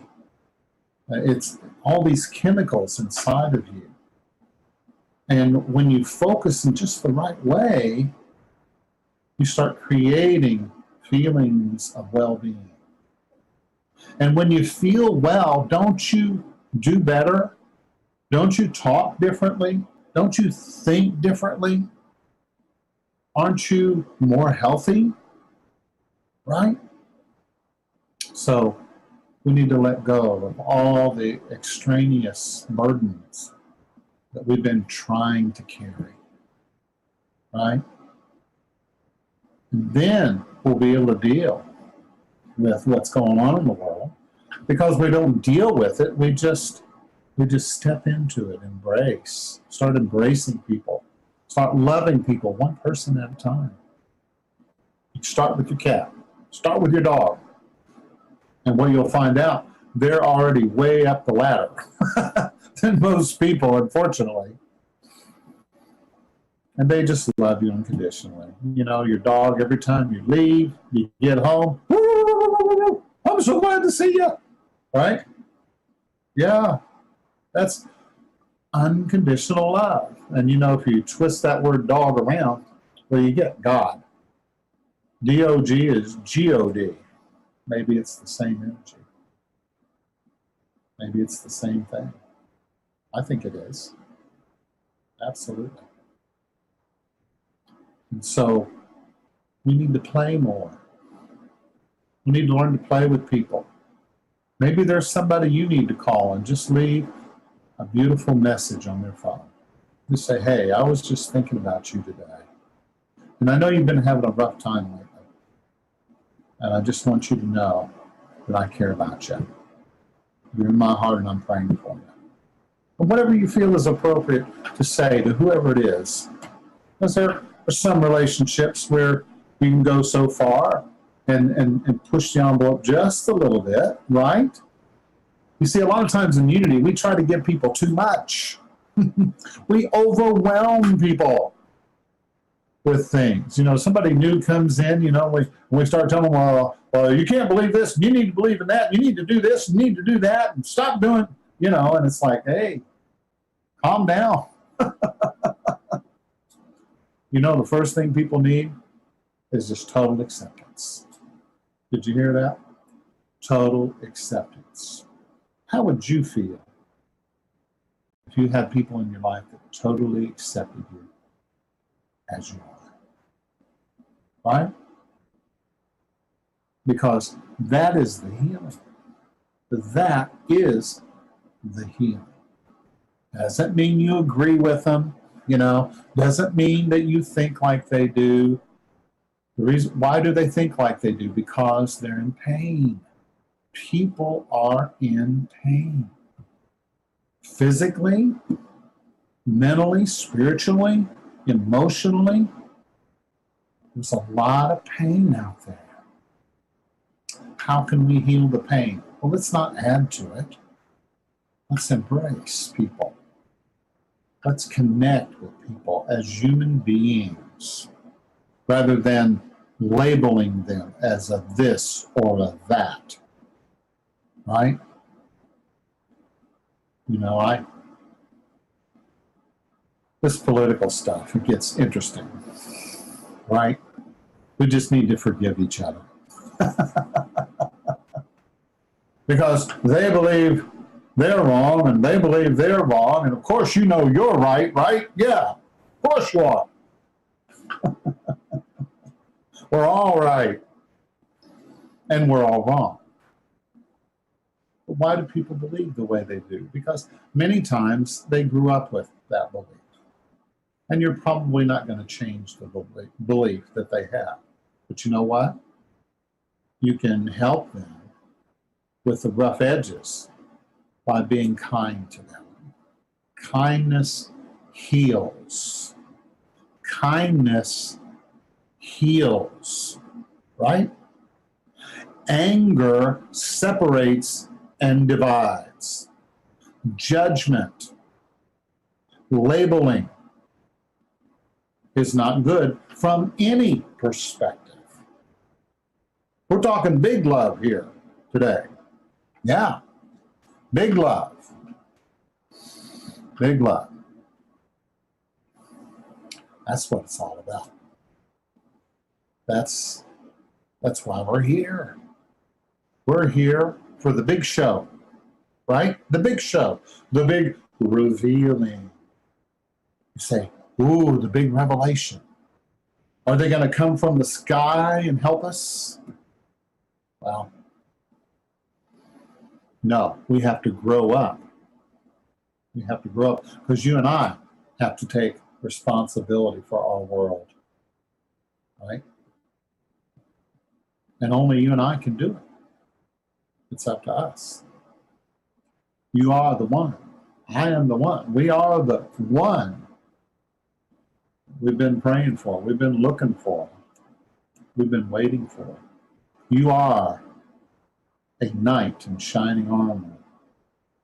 And you are here to rescue that princess within yourself. Right? You're here to heal that part of yourself that's been asleep. You need to kiss people. Wake up.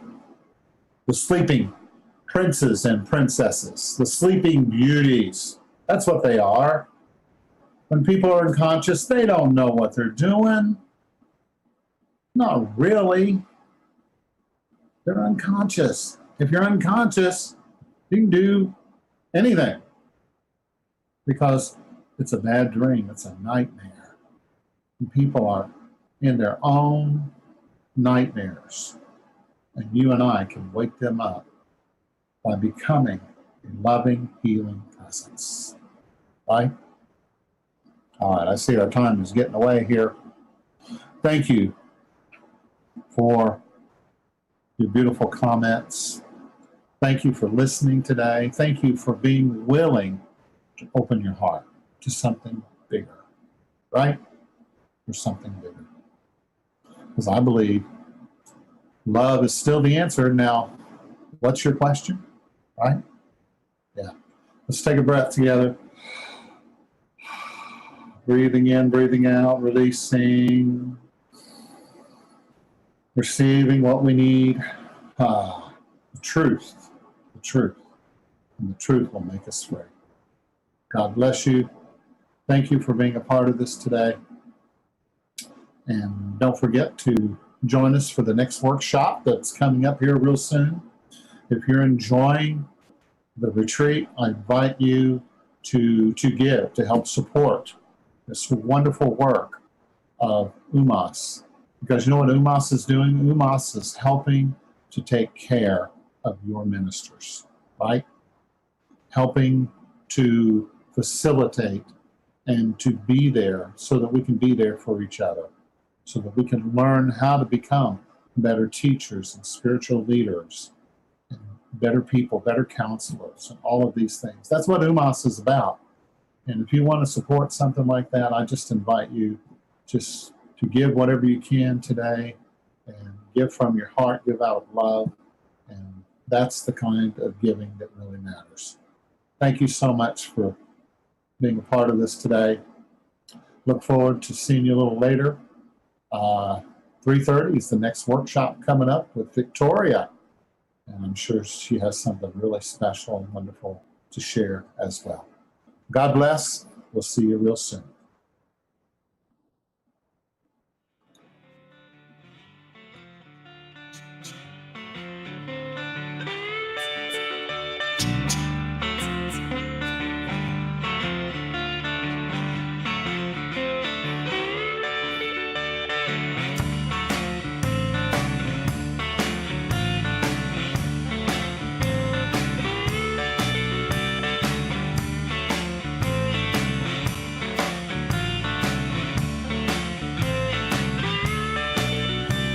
Want to go to heaven, I'll tell you what to do. Find a lucky penny and put it in your shoe. Then you walk down to the river, find yourself an old cane pole. You put a hook out in the water and sit there till you grow old. And if somebody asks if they're biting, you say, hey man, I don't know.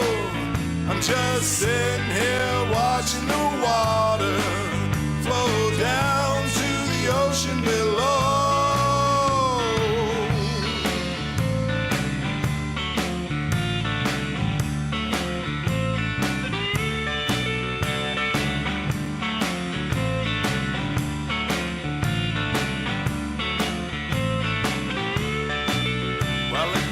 Go to heaven, let me tell you what to do. Open up your eyes and look around you. Then you walk down to the river, find yourself an old cane pole. You put a hook out in the water and sit there till you grow old. And if somebody asks if they're biting, you say, hey man, I don't know. I'm just sitting here watching the water flow down to the ocean below.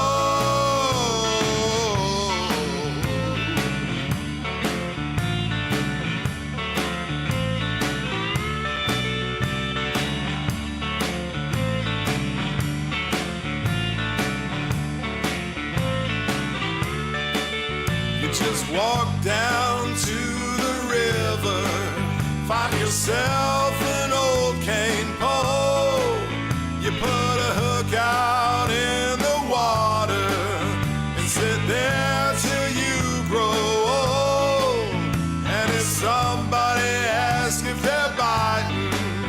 You say, hey man, I don't know. I'm just sitting here watching the water flow down to the ocean below.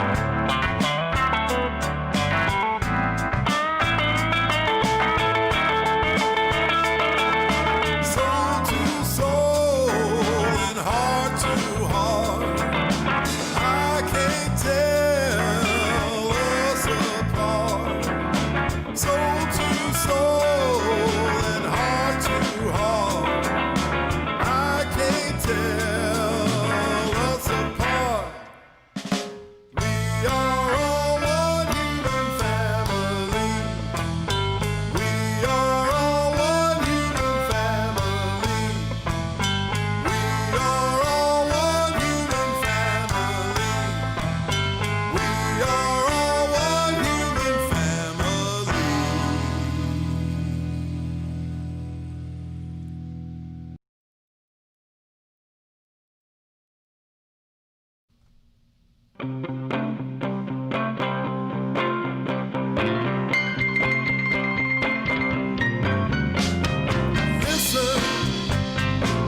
I got some news for you.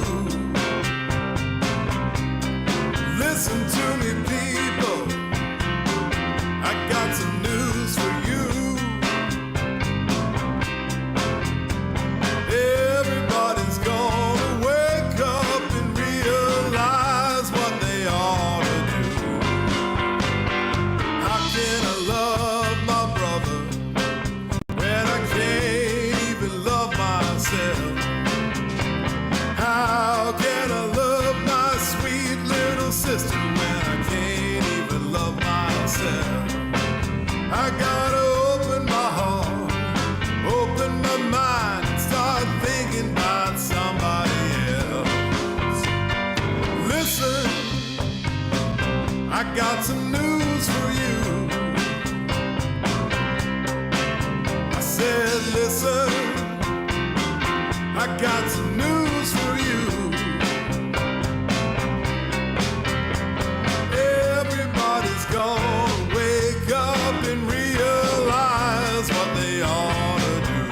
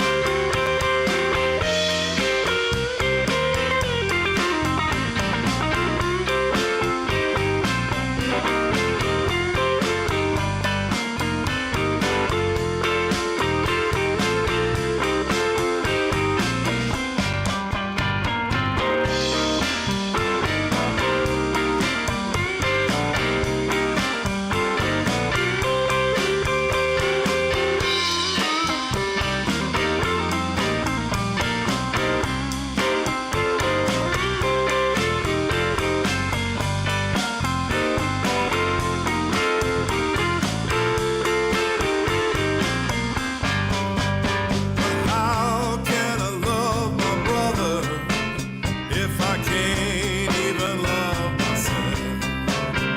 Well, how can I love my sweet little sister if I can't even love myself? I gotta open my heart, open my mind, and start thinking about somebody else. Listen, I got some news for you. I said, listen, I got some news for you. Well, everybody's gonna wake up and realize what they gotta do. I said, listen, I got some news for you. Listen, I got some news for you. Everybody's gonna wake up and realize what they ought to do. Everybody's gonna wake up and realize what they ought to do. Everybody's gonna wake up and realize what they ought to do.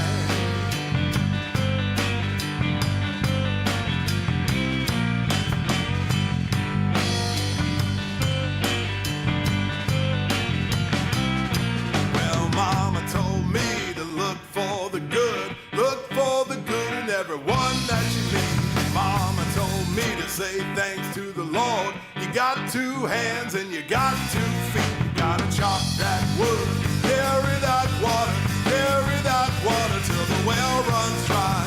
Chop that wood, carry that water till the well runs dry.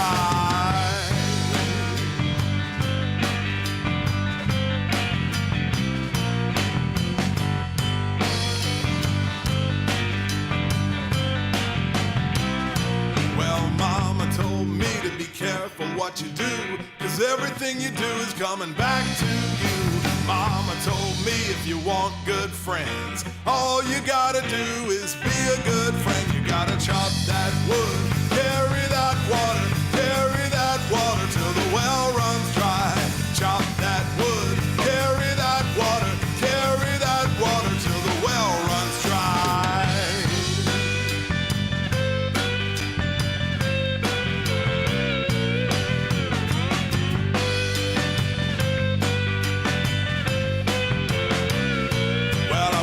I had a mule to plow this dirt. You only reap what you sow, and it's a world full of hurt. When I die, all I want them to say, you chop wood and carried water every day. You gotta chop that wood, carry that water till the well runs dry. Chop that wood, carry that water till the well runs dry.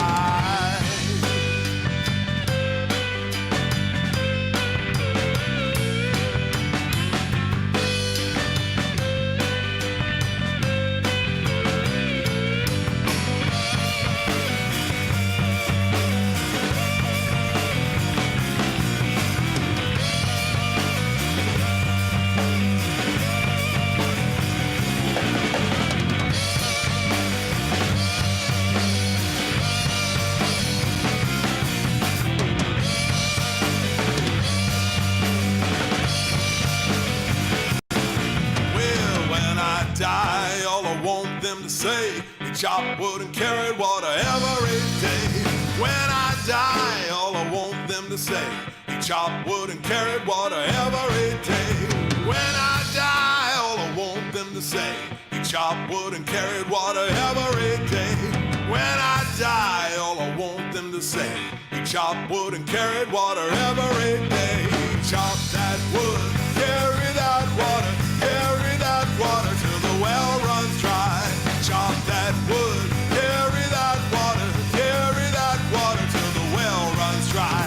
Chop that wood, carry that water till the well runs dry. Chop that wood, carry that water till the well runs.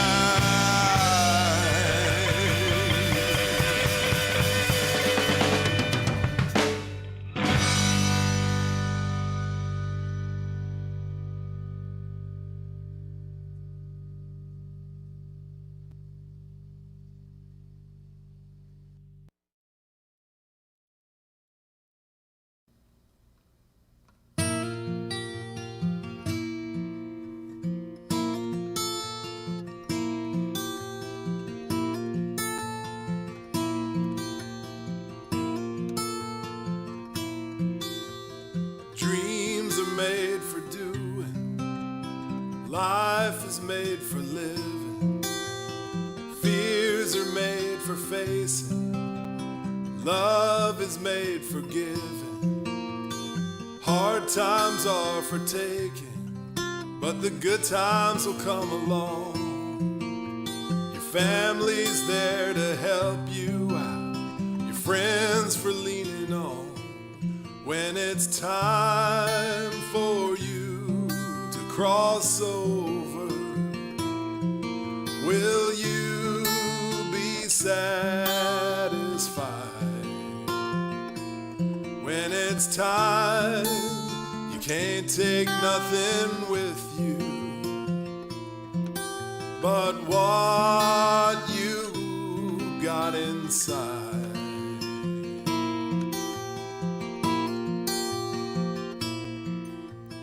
Hills are made for climbing, and holes are made to fill.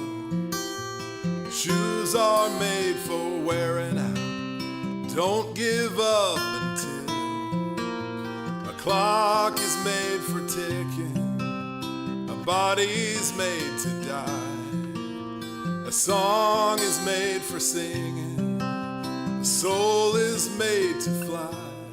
When it's time for you to cross over, will you be satisfied?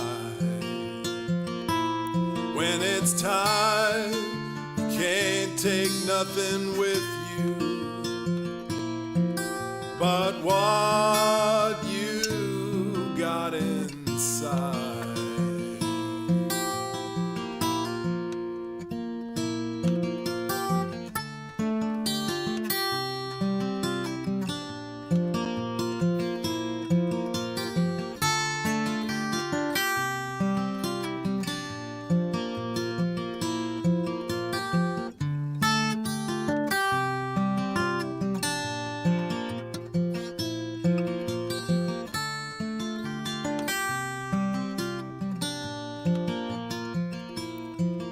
It's time for you to cross over.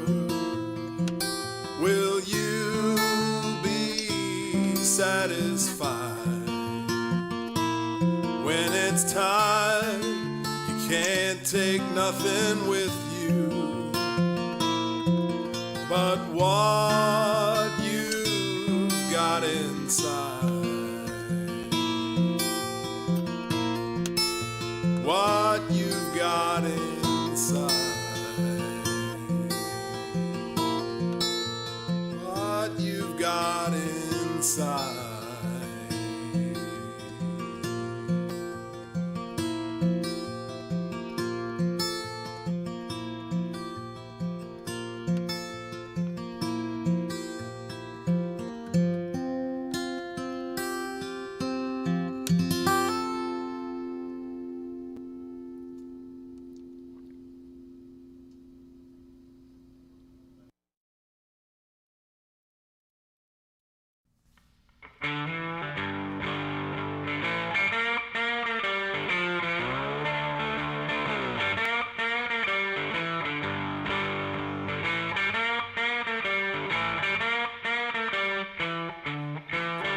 No, you can't, no, you can't. You can't take it with you, no, you can't. No, you can't.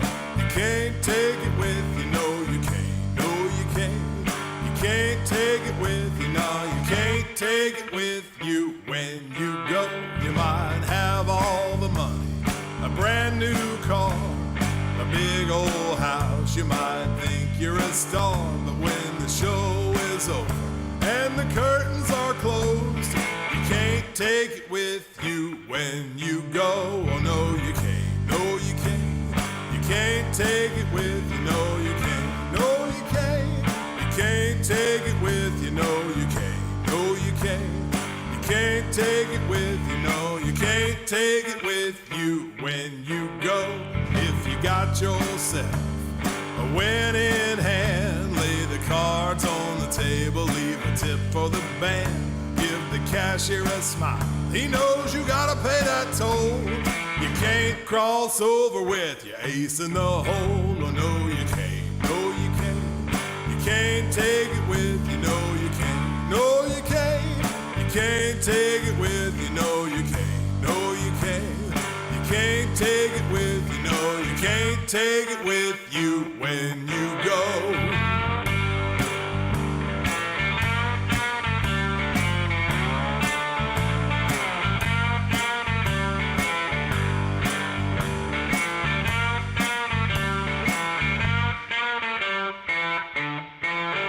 When you got your ticket in your hand and you're on that train to the promised land, you'll be all dressed up and they'll lower you slow, but you can't take with you when you go. No, you can't. No, you can't. You can't take it with you. No, you can't. No, you can't. You can't take it with you. No, you can't. No, you can't. You can't take it with you. No, you can't take it with you when you go.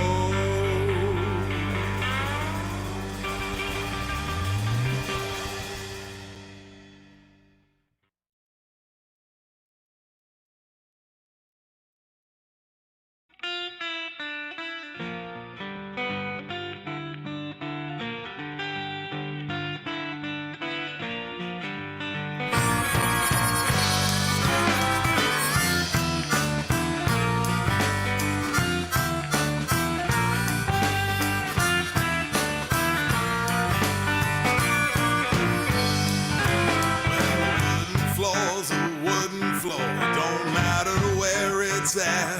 In a barroom or some backward church, don't worry none about that. Don't let it get you down, it happens to us all.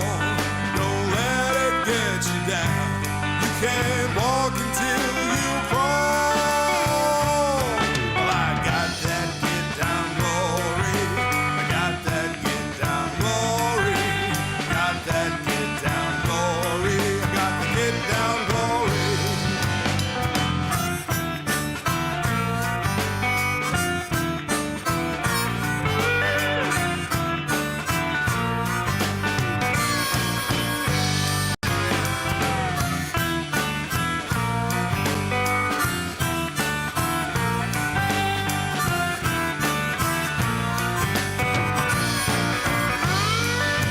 Well, a promise is a promise, don't matter who it's to. When you make your deal, you've made your deal, and it all comes down to you. So don't let it get you down, it happens to us all. Don't let it get you down, you can't walk until you crawl. I got that get down glory, got that get down glory, got that get down glory, I got the get down glory.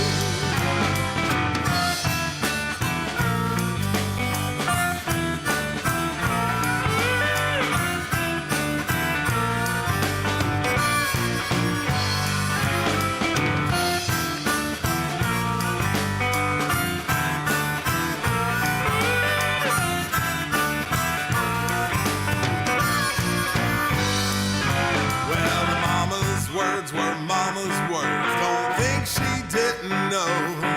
She knew you'd find out for yourself. She knew your ears were closed. But don't let it get you down, it happens to us all. Don't let it get you down, you can't walk until you crawl. I got that get down glory, got that get down glory, got that get down glory, I got the get down glory.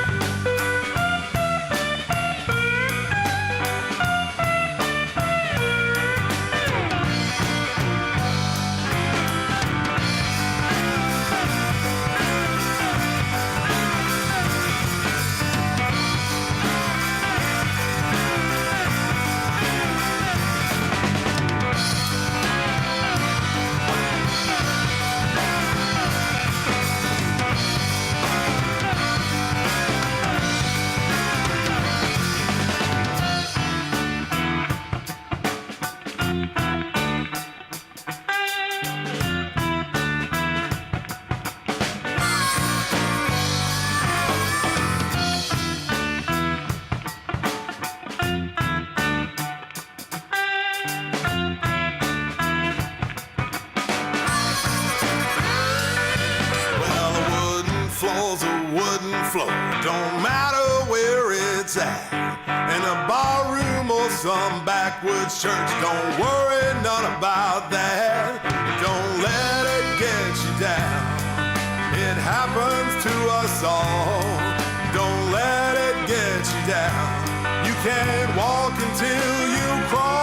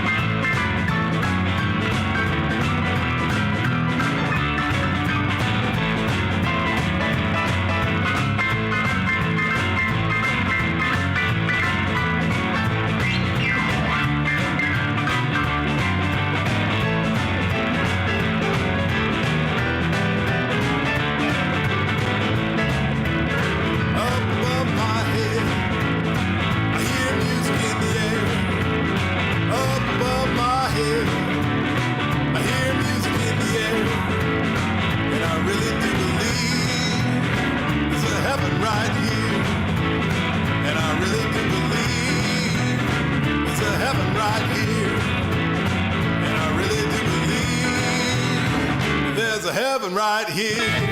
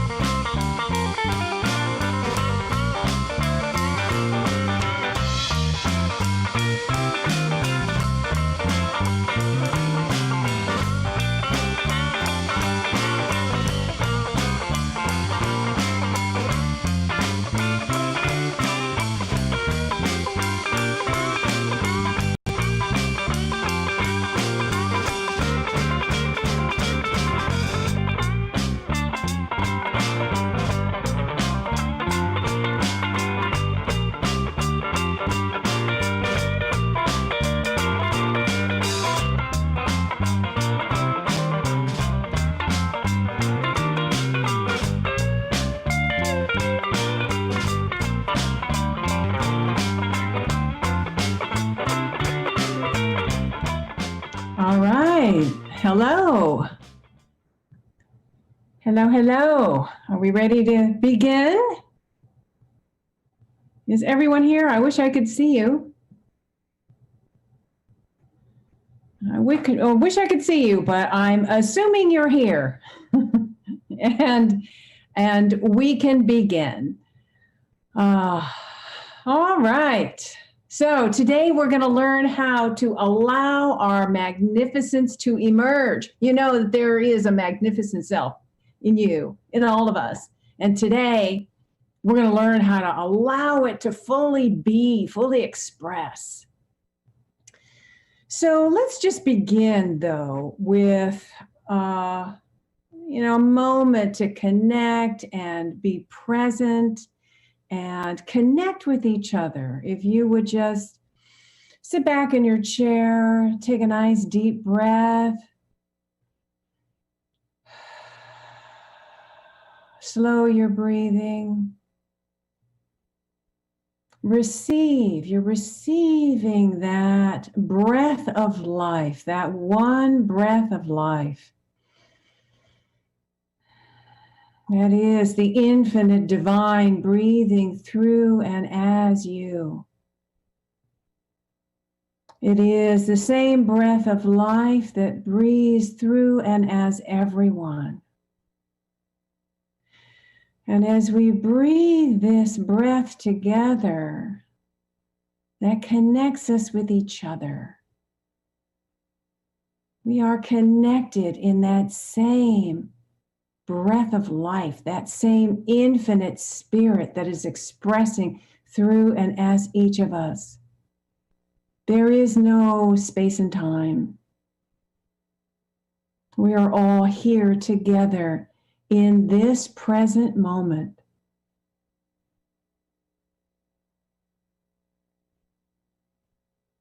Grateful for this opportunity to be here and open our hearts, open our minds, and experience the joys and the healing and the peace and the love that is so present in this Kanuga virtual retreat. So blessed for these opportunities to connect with each other even virtually and pray together, meditate together, hear inspirational words together. And so we have so much to be grateful for. And in this moment, we bring our awareness right here, right now, in this present moment. We release all of the stuff of the day, all the to-do list, let that go. And take a breath and be present, alive, awake, and aware in gratitude. So taking a deep breath, let's bring our awareness back.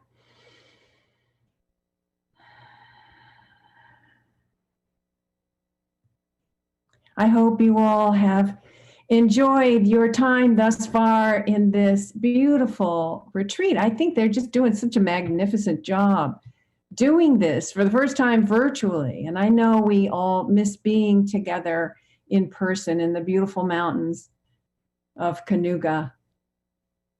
But we'll be there again.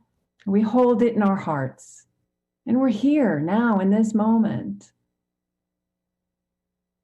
So I'll tell you a little bit about myself. I'm Reverend Victoria Loveland Cohen, and I am the senior minister at Unity Center of Peace in Chapel Hill, which is where I am now, Chapel Hill, North Carolina. I'm a Unity minister and also an interfaith minister ordained at One Spirit in New York. Some of you know that. I'm also I started really in religious science, which they're calling, Centers for Spiritual Living now, and did my professional practitioner training at Agape under Reverend Michael Beckwith. when it was part of religious science. It's no longer, but it was back then. And have been on a spiritual journey, I think, all my life. And I'm so grateful to be here with you now and sharing this workshop, which is part of a new book that I'm writing. I'm actually an author of 2 books, and the third one, which I've just finished, it isn't available yet. I was hoping it would be, but it's still being formatted and printed, and it will come out the end of November. I'll tell you about a little bit more about that at the end. But this workshop is kind of coming out of that part of the awakening that I had for this book. All right, let's see if I can share my screen now. I've got some slides for you. Let's see if I could bring that up. All right, let's go back to the beginning. Can you all see this? Somebody send me a little note saying, yes, I can see this. We can see it.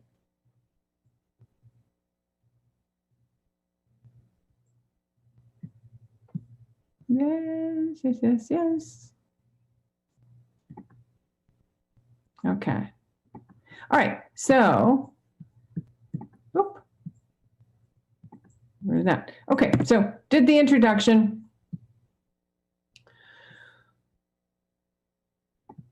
So a while back, I was pre-pandemic. This is all pre-pandemic. Yeah, I need to go forward in this slide. It's not letting me do that. There we go. Pre-pandemic, I was on a rainy Sunday afternoon. I found myself in Barnes & Noble, and I was perusing the aisles and found myself in the personal growth, self-help section.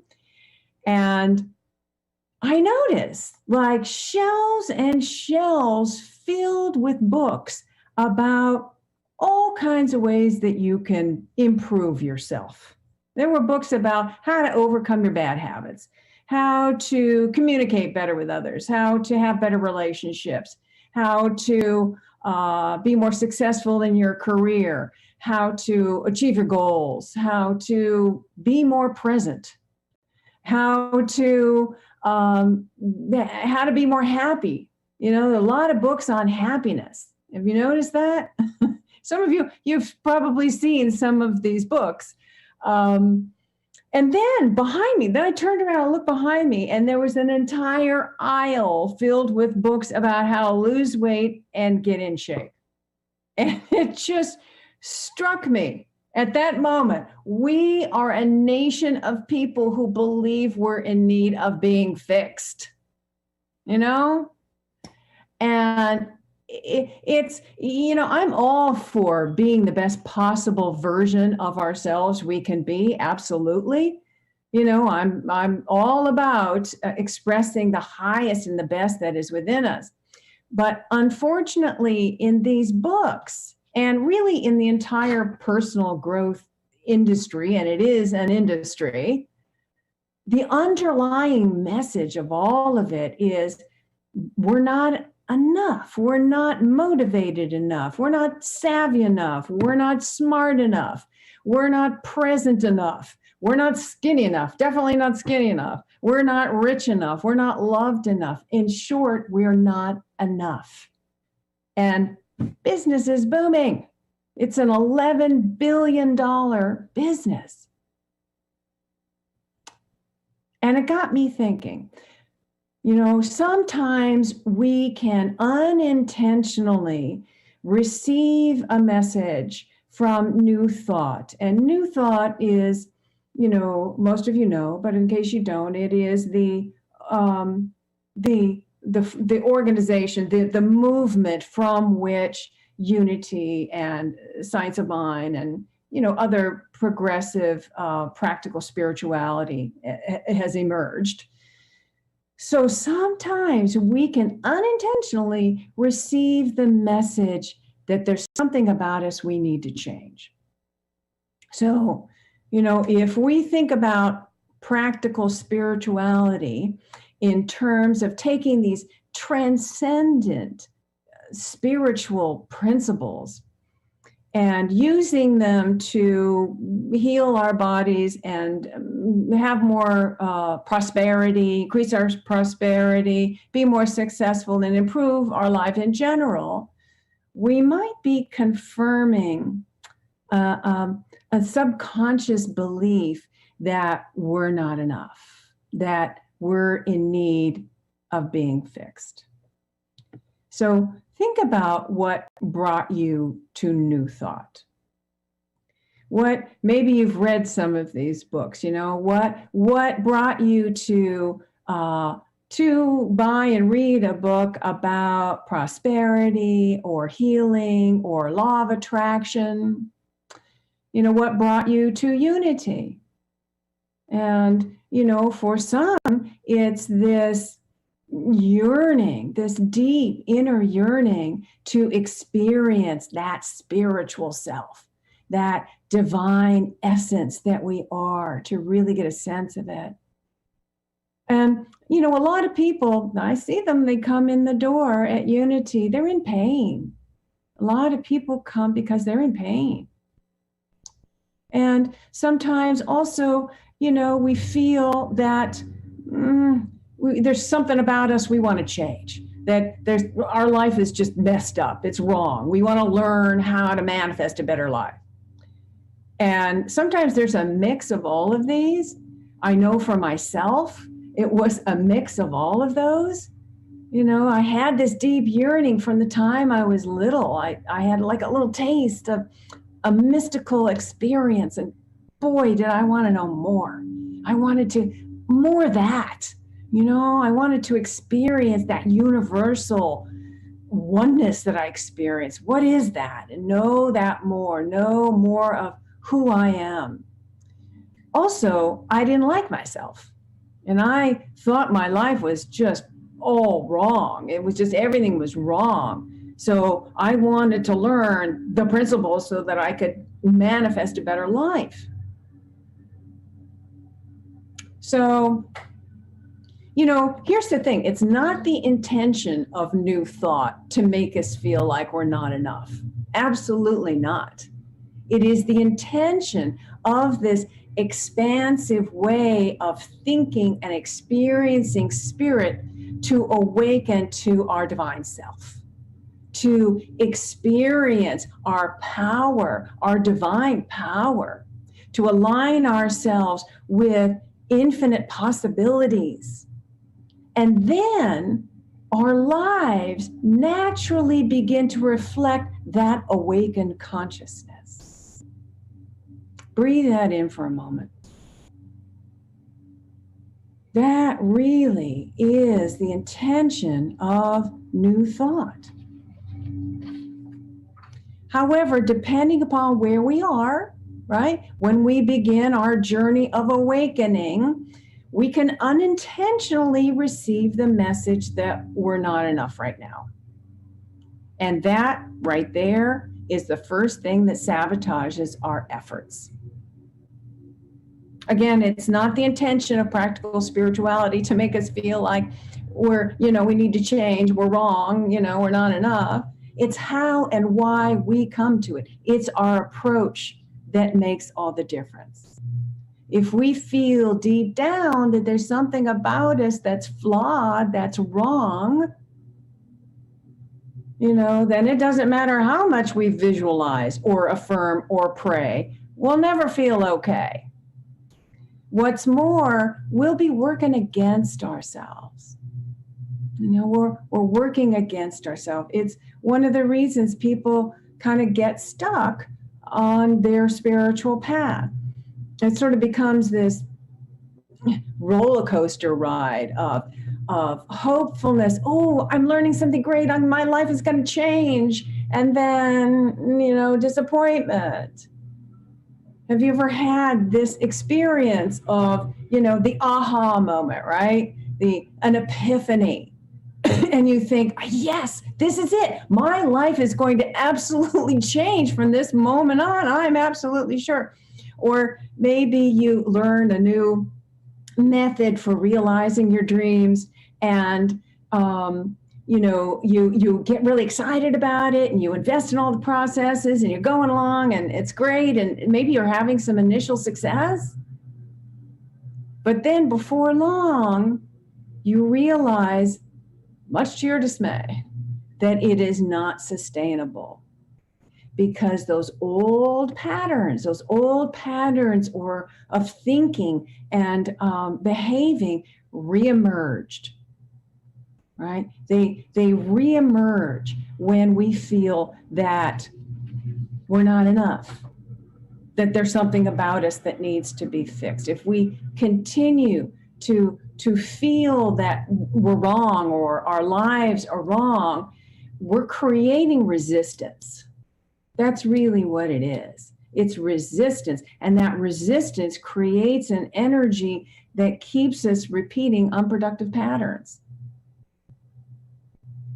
Or maybe your experience might be something like this, where there's an issue in your life, and you start working on that issue. You start applying all those spiritual principles that you've learned, and you fix this area of your life, and you get this working, and then you got another area over here in your life that pops up, and you go to work applying all the principles to fix this area, and then that clears up, and then another area in your life begins to pop up, and this is a real doozy. And so you really work hard and getting all the spiritual principles, and you applying, and pretty soon you feel like you're playing a crazy game of new thought whack-a-mole.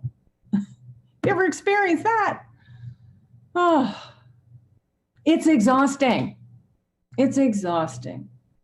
So if you've ever been on this roller coaster, or if you've ever feel like, you've been trying to change your life and having some difficulty doing that, after a while, you may feel like, God, it must be me. I must be doing it wrong. Maybe I'm not disciplined enough. Or maybe you feel bad that you can't manifest like other people do. Have you ever felt like that? I know I have. Now, sometimes people look at it a little differently, and they think, oh, well, it's the spiritual community that's not doing it right. They're not answering my needs. And so they leave and they go to another church, and until that one isn't working out either. And then they go to another church, and, it's this church hopping kind of thing. Or if they're adventurous, they go from New Thought to Buddhism to channeling to Wicca to shamanic trance traveling to you fill in the blank, whatever. Searching for that magic formula that will bring them inner peace and transform their lives. Now, the thing is, any of those paths has the potential to bring inner peace and transformation. Again, it's a question of motivation. It's where we start. It's the place from which we begin our journey that makes all the difference. And actually, okay, so I'm going to correct myself there. It really doesn't matter where we started. My slides are not showing. Okay. My slides are not showing. Oh, that's too bad. Okay, let me see if I can do this. Here we go. Can you see them now? Hopefully you can see them now. I hope you can see them now. There's some really good pictures in these. So that's why. So we can shift our intention at any time, right? We can change our intention at any time.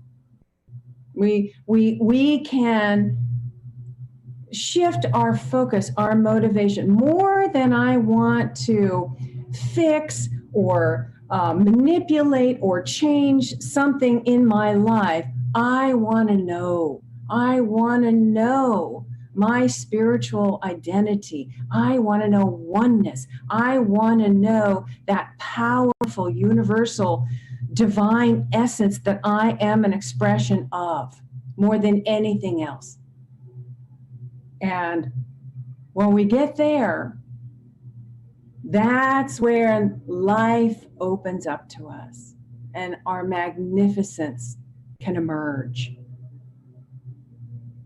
So I remember the day that I got this. I really began to understand it. It was when I was at Agape, taking the professional practitioner training, and they had us doing some practice. Can't remember what, but I was having difficulty with it. And I said to my teacher, it was, excusing myself. And I said, oh, well, I'm a work in progress. And he looked me right in the eyes and he said, Victoria, you are not a work in progress. You are a masterpiece unfolding. You are a masterpiece unfolding.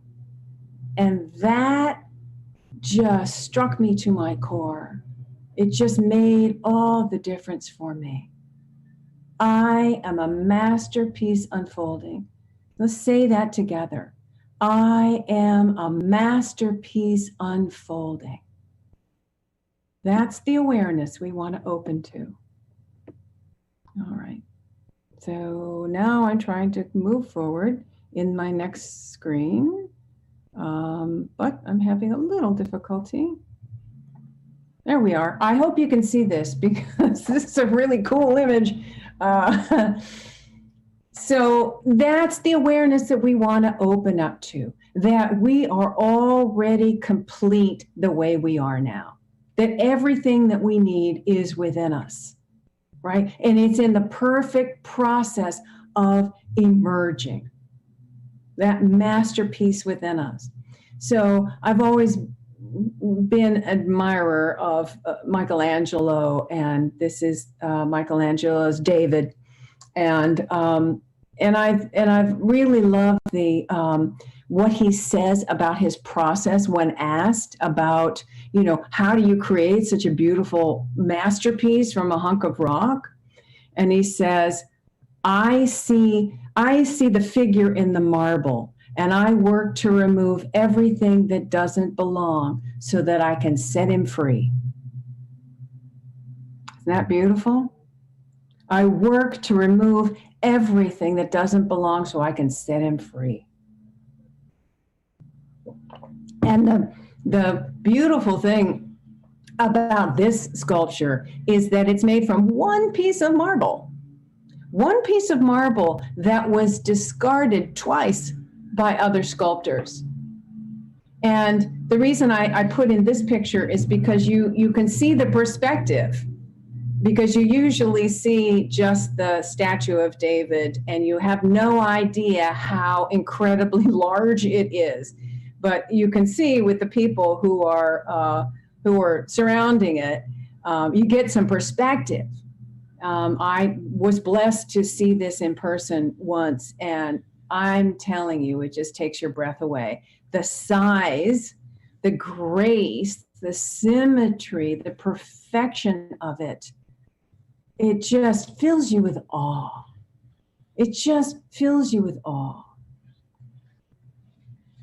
So the truth is that you are right now this masterpiece emerging from the most beautiful material, the most beautiful substance, and not a hunk of rock that needs to be pounded endlessly to one day, hopefully, make something worthwhile.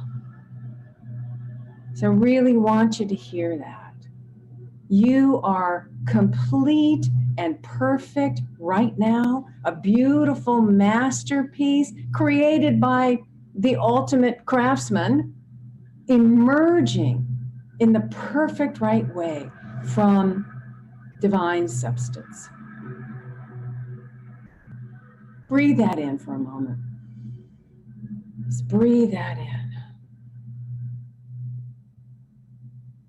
Also, the metaphor of chipping away what doesn't belong is not quite right. This is where the metaphor breaks down, as all metaphors break down eventually. It's not really chipping away what doesn't belong. It's more a process of releasing, lovingly releasing each piece that has been covering up the masterpiece and acknowledging it, honoring it, honoring the part that it has played in your life, blessing it, and then gently putting it down. By doing that, we honor our journey. We honor our whole life and all of the people who have played a part in our drama, right? And we're all creating our own drama. So we want to honor all of that, even though if it feels painful or it feels wrong, it just feels like that's covering up my masterpiece. You want to bless it and honor it, acknowledge it, lovingly release it. So embracing the totality of you, the totality, flaws and all, your perfectly imperfect self creates the conditions for your wholeness to emerge. It creates the conditions for your wholeness to emerge. And you see, it's the flaws in the marble that make it interesting, right? It makes it interesting. We call it characteristics. It's the characteristics of the marble that's the most beautiful part about it, right? And here's the interesting thing is that the flaws, the characteristics are created by intense heat and pressure. So you know where I'm going with this, right? By honoring the intense experiences in our lives, those flaws become beautiful characteristics. They become the beautiful, unique qualities of our masterpiece. So we want to honor all of those all of the experiences in our life. When we acknowledge and honor our journey, our full journey, thus far, that just, creates this beautiful masterpiece with the textures and the characteristics and the beautiful qualities that is unique for each of us. So again, breathe that in, really feel that truth, feel that blessing of all your beautiful characteristics. All right, so some of you might be thinking, well, that all sounds good. Sounds good, Victoria, but really, how do I really love myself completely? Come on. Turns out it's not such an easy task for those of us on a spiritual path. We tend to think, well, I love myself when I'm meditating, or if I could meditate more, if I could meditate more regularly, or if I could remember to breathe, if I could remember to breathe more and connect with myself, if I could remember my powers, my 12 powers, and I can remember which one I'm supposed to activate at a certain, situation in my life. I could remember that. If I could, come from my heart, come from my love, rather than coming from my fear or my anger when that person does that thing that irritates the heck out of me. If I could do that, then I'd be okay. Then I'd love myself. But you see, the reason that we're not disciplined and we don't remember is not because we're flawed. It's because we haven't learn to love and accept ourselves completely. That's all. You know, you can't build motivation on top of self-contempt. You can't beat yourself into it. So I often think about the story of somebody who was in a Buddhist monastery. I can't remember who it was, but he was a monk in training. And, you know, sometimes in some temples, the monks in training, you know, they sit for hours on a hard mat in a, you know, unair conditioned temple. And they have their masters, you know, the gurus behind them with a switch. And if they should start to nod off or start to, you know, slump over a little bit, they get a little knock in the back with a switch, which, I don't know, maybe that helps to train your mind to be more disciplined. But ultimately, has that ever made anyone more, does it give you more inner peace and fill your heart with love? I don't know. Also, if you grew up Catholic, or you attended to parochial school, you're familiar with this lady, with this nun, right? And if you did something she didn't like, you know, you would get that eye, that evil eye, and the ruler would come and whack you on your knuckles. Now, I don't think they do that anymore. And I didn't grow up Catholic, so I didn't experience it, but my friends did. When I was growing up, my friends did, and they would tell me about that.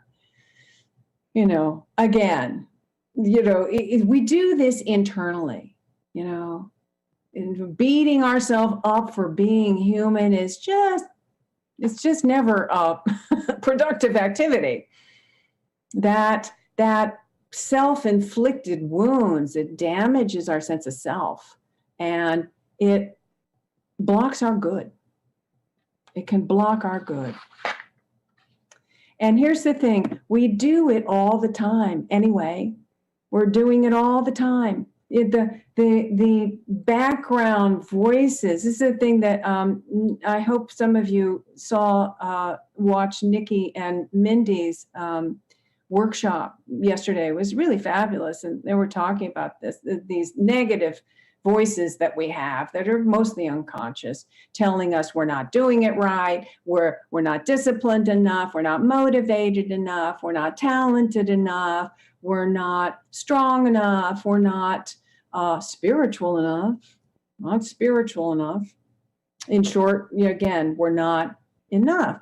And as much in the background as these voices are, they still eat away at the masterpiece that wants to emerge. And this is the thing also that Mindy and Nikki were mentioning, is that a lot of these voices originate from well-meaning parents and teachers. You know, well-meaning, but they are just carrying on the voices of their parents and their teachers. It's this energy that gets carried on from generation to generation. This is generational influence. I read about this in my book. And then, you know, after a while, these voices, and then whatever we're doing in life, sometimes they get amplified.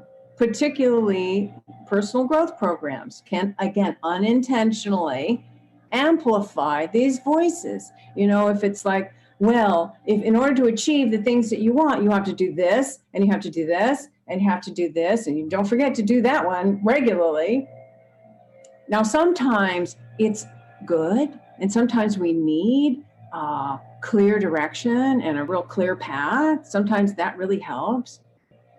But again, if there's this nagging sensation that we need to be, if we're coming from that place of not enoughness, of we're wrong, our lives are wrong, there's something about us that needs to be changed, then we'll sabotage. It'll come right back up. Those patterns will come right back up and sabotage our efforts. And then after a while, we're like, gee, is this ever going to work? And then it's like mental flagellation. Ouch, it hurts. But we can transcend. Here's the good news. We can transcend these voices by acknowledging them, seeing them for what they are. Mistaken, misguided, unenlightened, inaccurate, just plain wrong, and not the truth. So it took me a long time to realize that the critics, both exterior and interior, were sabotaging my efforts. So in my 20s, so I think I'll stop sharing now and just do face-to-face. So in my 20s, I went to Hollywood to pursue an acting career, and I had a lot of fun, I have to say. A lot of it was a lot of fun. Then again, I think the entertainment industry, more than any other industry in the world, has the most rejection on appearance and performance and things that are just completely out of your control, like how tall you are, your height, or how your skin tone matches with the co-star, or who you know and who you don't know. And of course, these are things you can't control, but I took it all inside, right? I internalized that. I learned self-doubt really well. Hollywood can chew you up and spit you out completely if you're not totally resilient and have a strong sense of self, which I didn't. Again, I internalized these voices, and then I expanded their repertoire. You ever done that? You take a judgment, you take something that somebody told you, and you just go to town with that. You just expand the whole thing, expand the repertoire. Now, my saving grace was that I was a meditator. I had learned meditation early on, so at least for an hour a day, I was able to clear out those voices and connect with inner peace, experience inner peace and my inner divinity. At least I had that going for me. But if we don't love ourselves, those self-doubts just come pouring back in. So I get up for meditation, there it is again. The other saving grace that I had was someone introduced me early on to Ernest Holmes' Science of Mind book. And I read that book over and over and over. It really kind of became my Bible. And in it, they teach you how to do spiritual mind treatment, which in Unity we call affirmative prayer. It's really the same thing. So spiritual mind treatment. So I was doing that every day, regularly. The problem was I was praying from a place of seeing my good outside of me, and then little worthless me over here. I try to pull it in, or pull in this good. I wanted this brilliant career with big paychecks so that I could feel okay about myself, so that others would accept me. But I couldn't accept myself. I couldn't accept myself. And as a result, the practice that I was doing was just pushing my good further and further away from me. It felt further and further away because, I felt like I needed it. You ever had something that you feel like I need to have this in order to be okay, in order to feel like I'm okay? I need to have this. Yeah. So it took me years to really realize what I was doing, to understand that it was these inner critical voices that were sabotaging my good and killing my dreams. You know, it wasn't until years later that I began to really get it and start working on addressing those things and embodying audacious self-acceptance. Embodying audacious self-acceptance. That's the place I needed to get to. And really understanding that my life was perfect the way it was. Even though it was so far from what my dreams, from what I wanted, I got to a place where I really felt my life is perfect the way it is right now. And that was the thing. Everything shifted when I got to that. Everything shifted. And then my life began to reflect that inner knowing, that awakening. So let's say that together. I am embodying audacious self-acceptance. And put your arms out here and really spread them wide and reach them out to the stars. Let's say it together. I am embodying audacious self-acceptance. Yeah. Okay. Let me go back to this. I hope this is working for you. All right. So I hope you can see this picture because this is the most adorable thing. This little girl, she's hugging herself and she's just feeling so pleased with herself. You know, do that right now. Just hug yourself. Just feel like you're loving yourself. Hug yourself. And do this several times a day. Do this when you're feeling stuck, when you're feeling like, you know, nothing is working. You know, no matter how much you're applying spiritual principles, it's just nothing seems to be shifting. Hug yourself. If you feel like, oh, I should be at a higher level than I am now, hug yourself. Give yourself some love. You all hugging yourself? Yeah, that's what we need to do. When we love ourselves, just as we are, knowing that everything we need is within us. And we embrace our journey. That's when our inner masterpiece emerges. All right? So, I'll stop this again. So, breathe that in for a moment. Let's just take a breath together. So I want you to ask yourself, honestly, you know, do I love myself exactly as I am right now, right where I am? And be honest. You know, sometimes we feel like, well, I love myself when I'm meditating, or I love myself when I'm in my spiritual community surrounded by people who love me. And absolutely, we need that.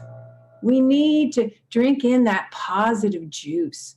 We need to recharge our batteries and just fill ourselves up with that. You know, that's what we're doing here in this retreat. We're allowing ourselves to be fed and fill ourselves up with people who remind us of how magnificent we are. And remind us of our oneness and remind us to turn our attention within. And people who love us, we need to do that. But then, like all workshops, all retreats, you know, it ends. And then you go back to your life. And you go back to your job, you go back to your financial situation, you go back to your relationships, you go back to, you know, the people who don't necessarily love you. And then the question is, do you love yourself then? Do you love yourself then? Now, admittedly, this is more of an uphill battle if you've experienced childhood trauma, or your parents were extremely harshly judging you, or you grew up in a church that had you convinced you were a miserable sinner, or you suffered some abuse. Admittedly, this is more of an uphill battle, but it's doable. I want you to know it's doable. I've been there, done that. It's doable. And the thing is, we can start to scale that hill by the powers, knowing and activating the powers that are already within us. The power of strength, the power of understanding, the power of faith. These are the powers that are already within us, and we learn to activate here in Unity.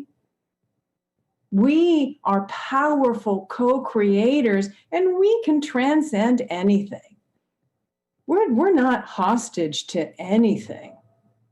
We have the power to totally turn our lives around. Nothing could stop us. So we're going to play a song at the end of this, and I'm going to break for questions in just a minute, and a chance for you to share. But this song is Ricky Byers, and who I love. And she sings about this, that there is a place in us that has never been hurt, harmed, or endangered in any way. That we are more than our past, that we're more even than our future, that we are in this moment the I am. Say that with me. I am the I am.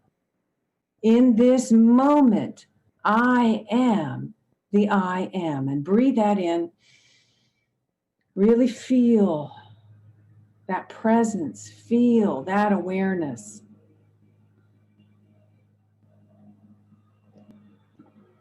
All right, so again, you may be saying, well, okay, I get this is, but really how? How do I do it? And Gay Hendricks, who, psychologist who wrote a book about his journey of self-love. His book was titled Learning to Love Yourself. And he wrote this: I realize that there is nothing that needs to be done in learning to love ourselves other than to be willing to learn to love ourselves. We have spent so many years being unwilling to love ourselves that to simply turn it around and be willing sets in motion a tide of energy that will carry us along. So just a willingness has a tide of energy that carries us along. And support, we magnetize support in that by doing that. Right? Okay, so I want to pause this for now and open it up for any of you to share your experience or to ask questions. So let me see in the chat, what are you guys saying?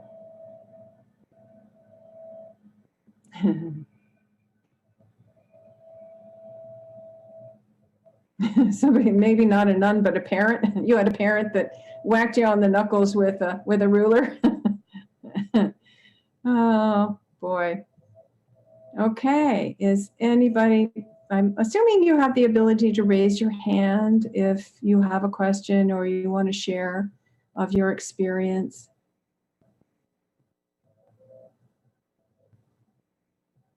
We'll just take a moment, and if you want to think about anything that has been shared and you need more clarity.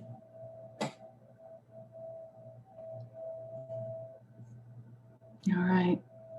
Oh, I see somebody here, Josephine.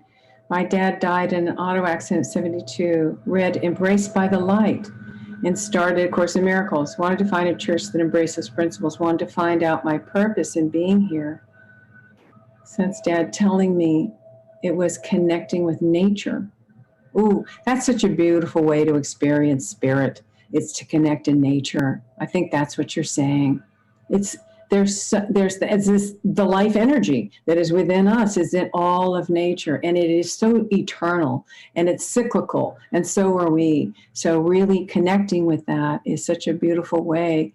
And you may be experiencing your father in those moments of connecting with nature. I know when my mother passed, I had this magical experience of a bird that flew in and landed on my shoulder. I mean, we were walking inside of her house, and on the way into the house, the bird landed on my shoulder and would not leave. And I walked into the condominium, her condominium, and it was there. And it came in and it wouldn't leave. And I was like, I got it. I know what this is. This is my mom. And so I've had this connection with birds ever since. And I just feel that spirit, that, we don't die. Nothing dies. It just changes energy, right? And if we want that connection, we can have it.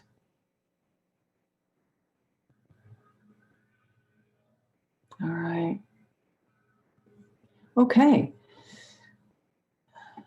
Well, we'll continue on. So there's an exercise that I have for you that we'll do now. And this is something that came to me while I was really contemplating this whole thing. And in meditation, this thing came to me. So I invite you to take this journey with me today. So again, let's go back to that place of quiet within us. If you would take a nice deep breath, close your eyes, and really center your awareness in your heart. Really feel the presence there of love.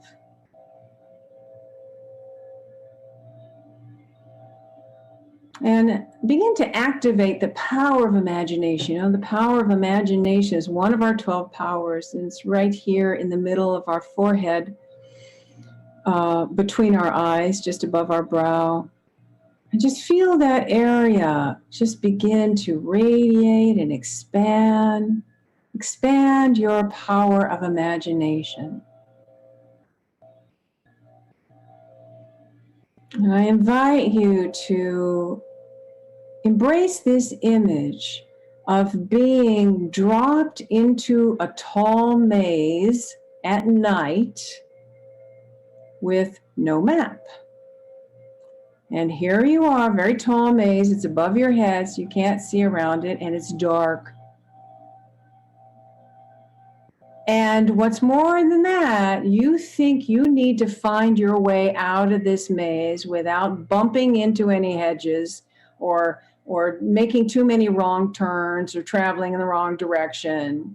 You think you need to do that. Well, you can't, of course, naturally. You're going to bump into hedges. You're going to go in wrong directions. You're going to turn down the wrong way, of course. You're going to stumble and fall. Absolutely. You're in a foreign place. It's night. You may even run into other people who cause you to stumble, or maybe they direct you in the wrong way. But eventually you just pick yourself up, dust yourself off, and travel in the new direction.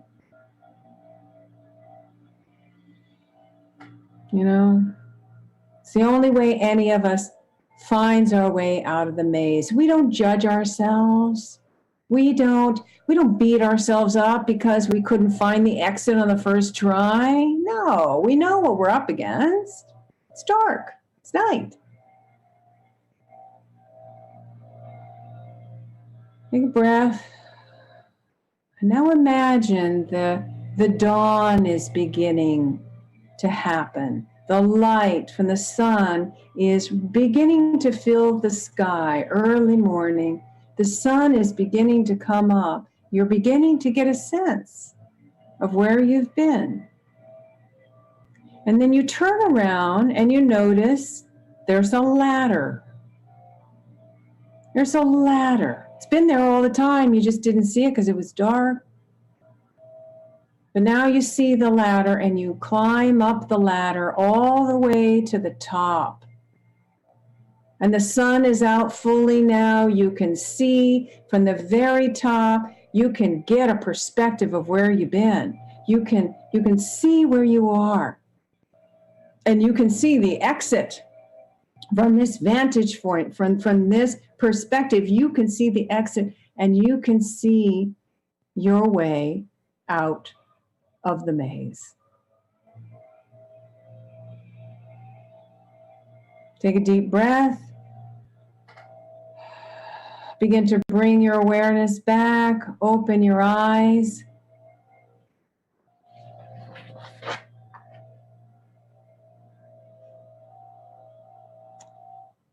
So, in a similar way, we are divine beings that have incarnated into this upside down world that is asleep and dreaming a dream of separation. You know, people are dreaming that they're separate from source. They're separate from each other. They're separate from good. It's as if we've been dropped into a tall maze at night with no map. This is a foreign land for our soul. It's natural for us to bump into walls and to stumble and fall and to go down wrong paths and take the wrong direction. It's natural. This is a foreign land. But there's a ladder. And that ladder is our inner guidance. And we can hear our inner guidance when we stop looking at what's outside of us, at what's wrong. When we stop focusing on what's wrong with us and our lives, we can begin to hear our inner guidance. And we can activate that inner guidance by connecting with that highest divine presence that is within us. Breathing deeply, even for a moment, closing our eyes and just connecting with that highest divine self within us that is shining brilliantly from our essence, from the core of our being. And we cultivate that understanding, that guidance by loving every part of our journey thus far. An understanding that we have done the very best we could with the consciousness we had at the time, right? You can't do anything more than the consciousness you have at the time. We've done absolutely the best that we could with our consciousness. When we realize that our life thus far has been the perfect adventure for us that has shaped our unique character, our unique masterpiece, and given us a unique voice and a unique way of expressing our magnificence.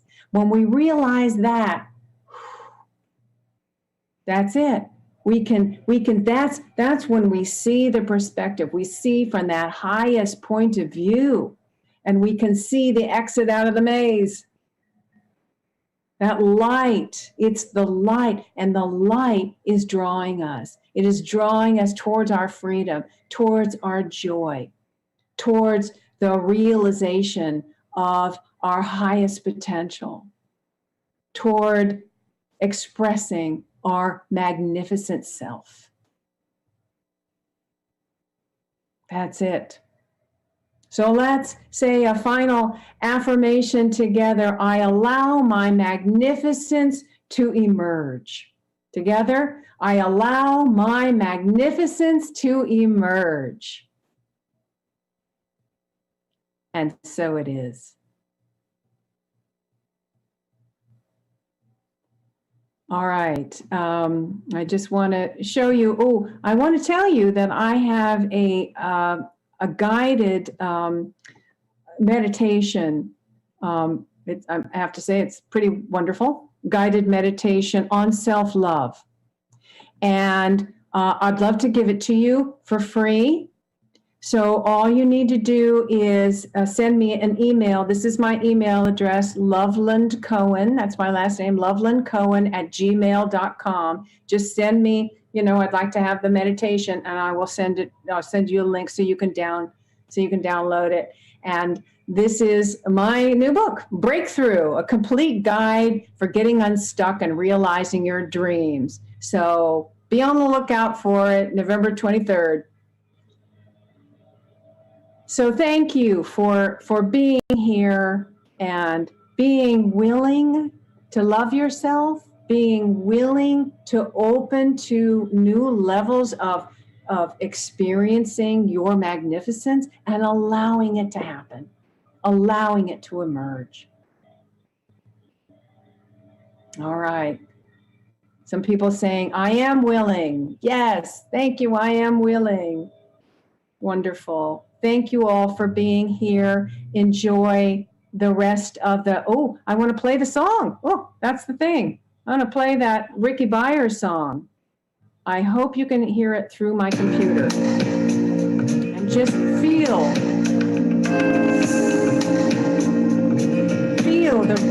the words here.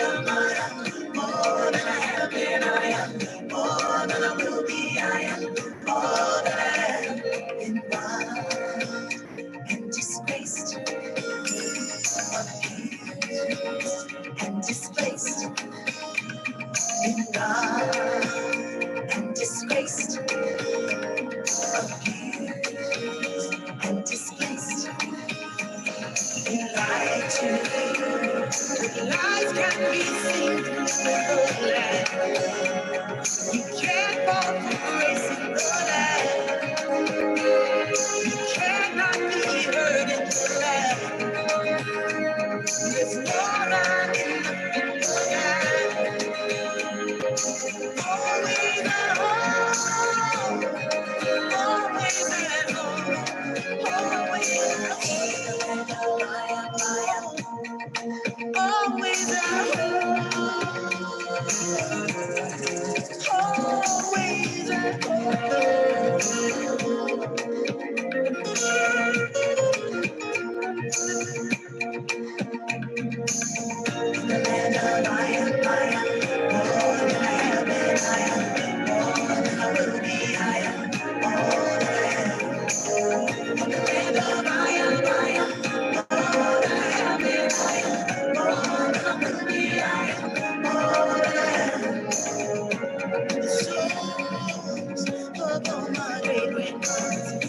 dreams of all my dreaming ones, and the way to rise beyond the pain. Oh,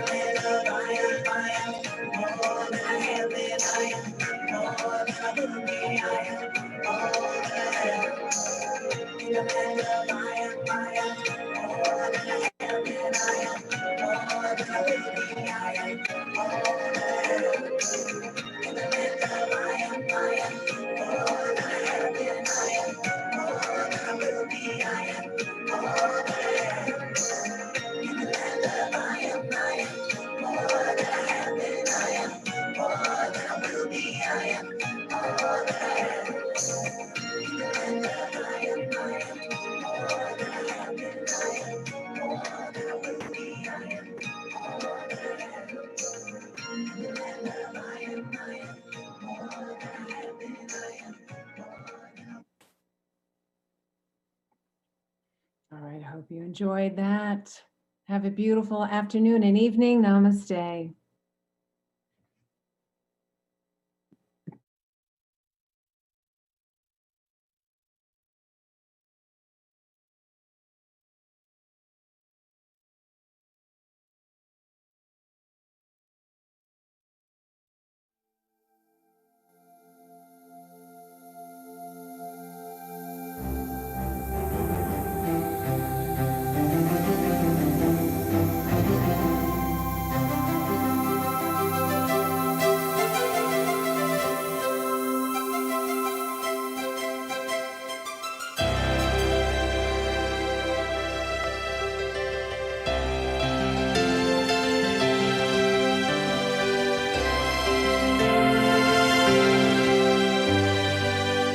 Hear the voice of nature beating out its song.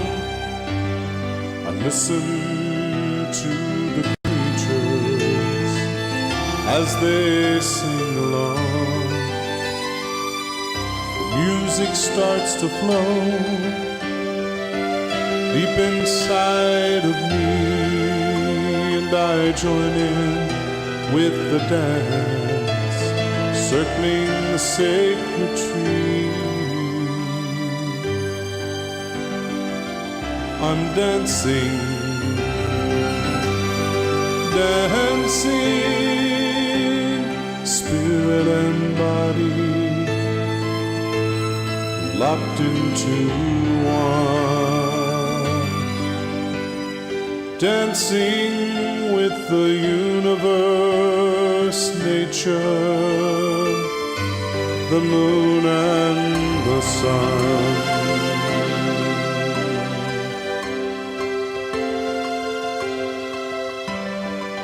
The galaxy is swirling, dancing with the sea. The whales and the dolphins, they say, come and dance with me. Playing and laughing till the dance is done, and entering into peace and harmony as we become one.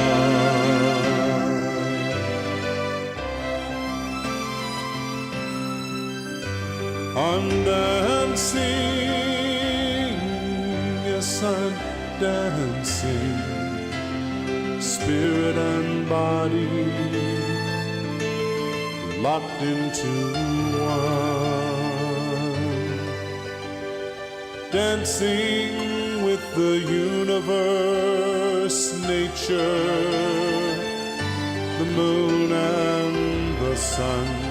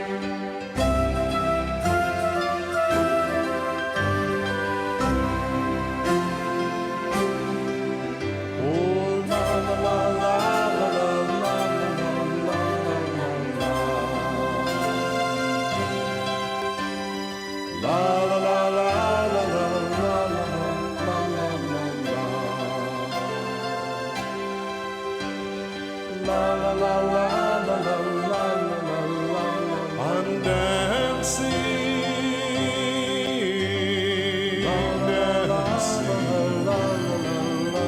I'm dancing,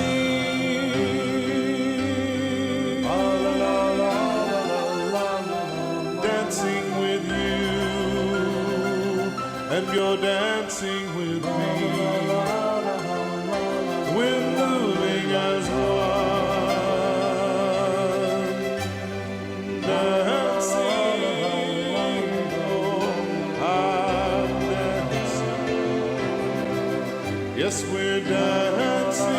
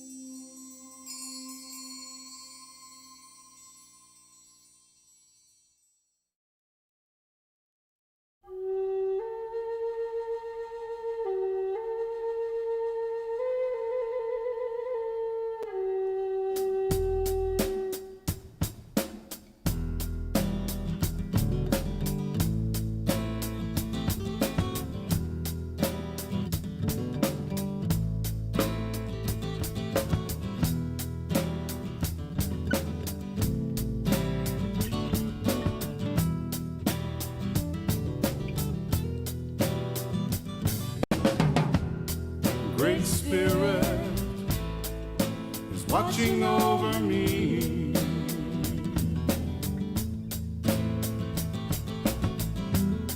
Great Spirit is in everything I see. Blue sky is my Father, and ocean is my friend. Sacred earth is my mother. Moon and stars are my sisters and brothers.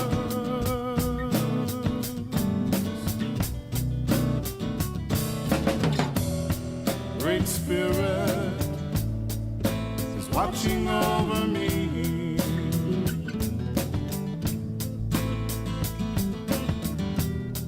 Great Spirit is in everything I see.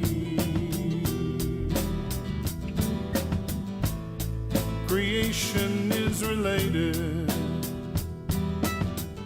We sing a song of unity. We are part of a great family. The wolf and deer and you and me.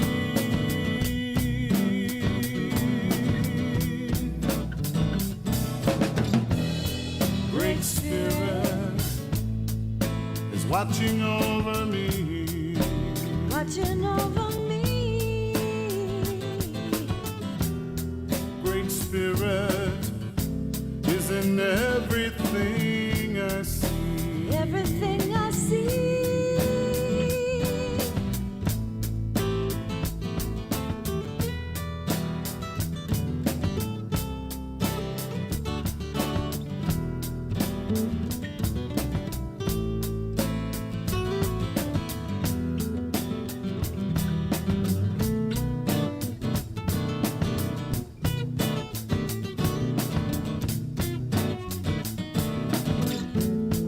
Great Spirit, you're watching over me. Watching over me. Great Spirit, you're in everything I see. Everything I see. You're watching over me. Watching over me. And everything I see.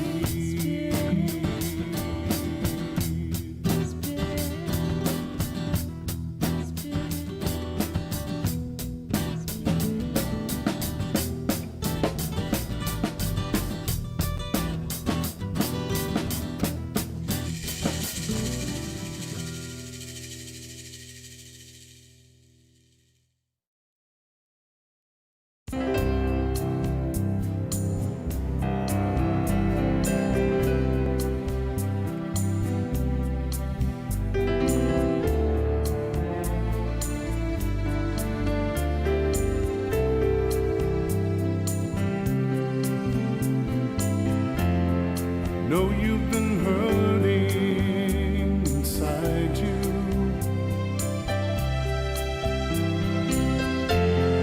Longing for someone to hold you. Let your mind unwind and feel your heart realize. Let the love shine in your soul.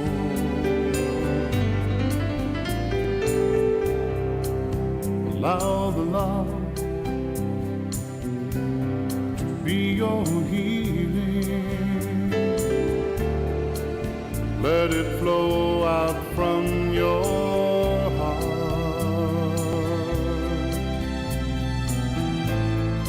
In this moment,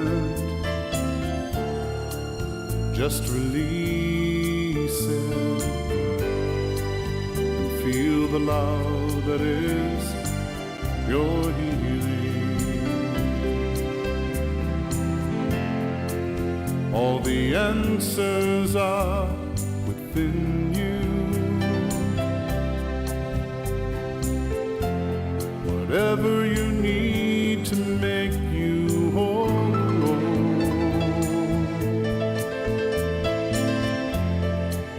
Let your spirit guide you to a place inside you where love is all you know.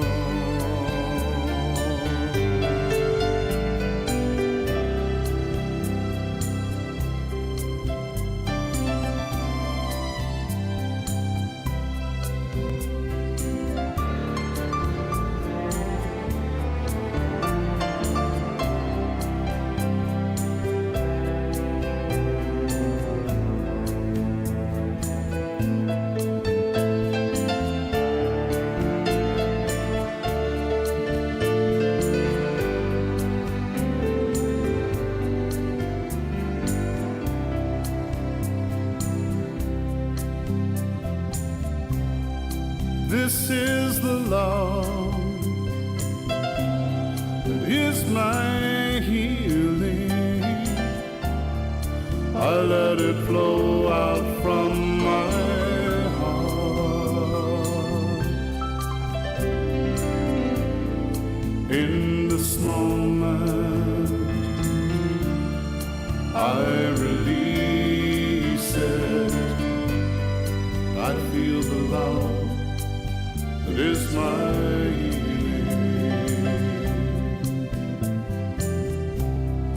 This is the love that can heal me. I let it flow out from my heart. In this moment, I release it. I feel the love that is my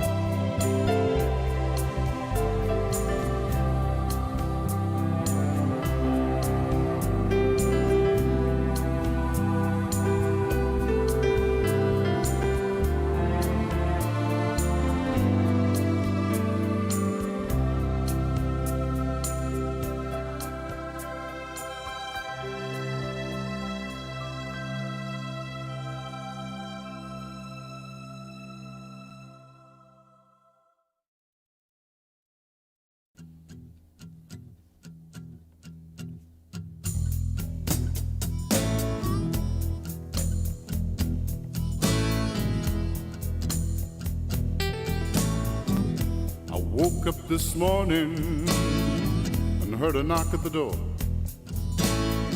Sounded so familiar, I'd heard it before. Sure enough, it was the blues with a suitcase and a smile, and said, show me tomorrow, I'm gonna stay around for a while. But I said, oh no, Mr. Blues, oh, haven't you heard? I've got the power of this two-letter word. And don't you know that I can say no to the blues?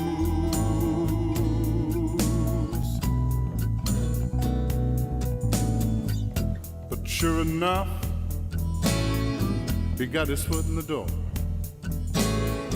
and threw the suitcase down all over the floor. Out came self-pity, some worries and frowns, all kinds of things they try to get me down. But I said, oh no, Mr. Blues, oh, haven't you heard? I've got the power in this two-letter word. And don't you know that I can say no to the blues?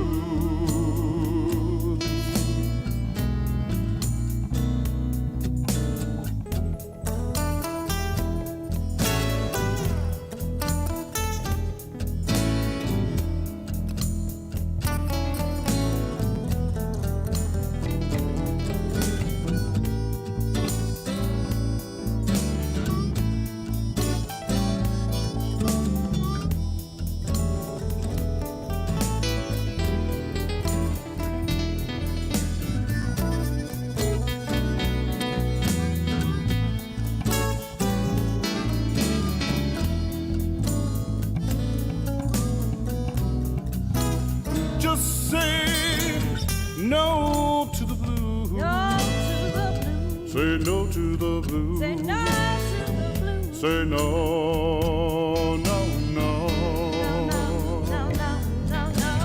Say no to the blues. No to the blues. No to the blues. No, no, no, no, Say to the no. blues. No, no. Ain't got time today, Mr. Blues. Go away and stay. Just say no to the blues. Just say no to the blues. Say no, no, no. No to the blues. Say no to the blues. No.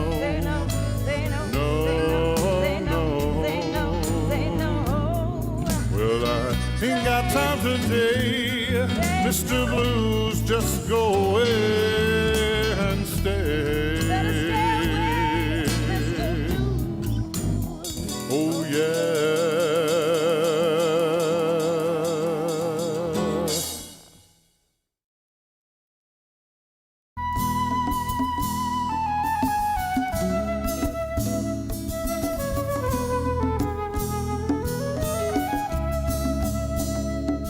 When I think of all the friends that surround me, it comforts me to know I'm not alone. I feel the guidance and the leading, whispering the words that lead me home, whispering the words that lead me home, whispering the words that lead me home.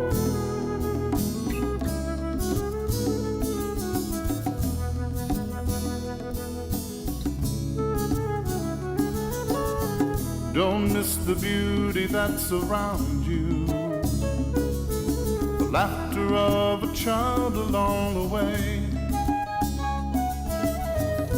Light appears in the details, the path is shining brighter every day. The path is shining brighter every day. The path is shining brighter every day.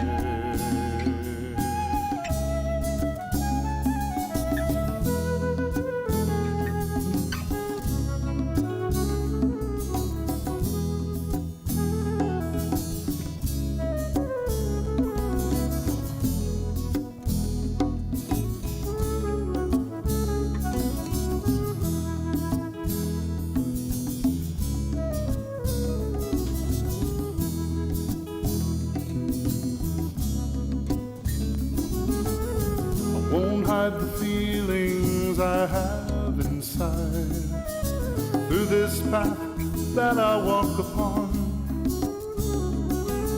The goodness of great spirit that sets me right, and I'm thankful for the road and my guiding light,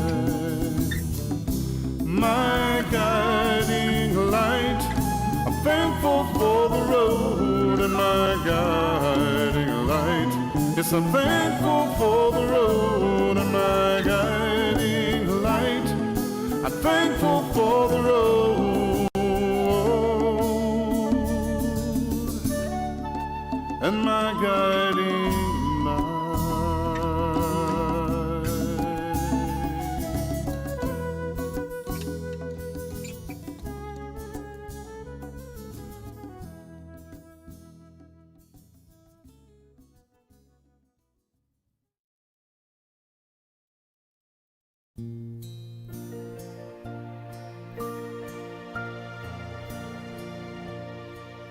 In the stillness and the quiet, I reflect upon my life, looking for answers to the questions that I find. I let the peace enfold me to heal my anxious mind. I I find rest within the moment, in the tie that never binds.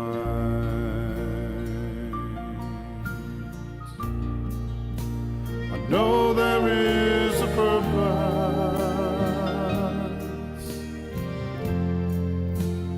for this life of mine, to walk the path of living, taste the joy of giving, are answers that I find.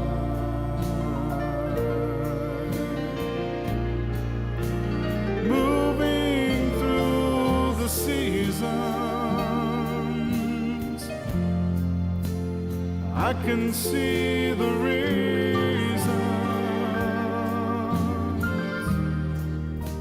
the journey that is mine, walk with the divine, learn the lessons of love.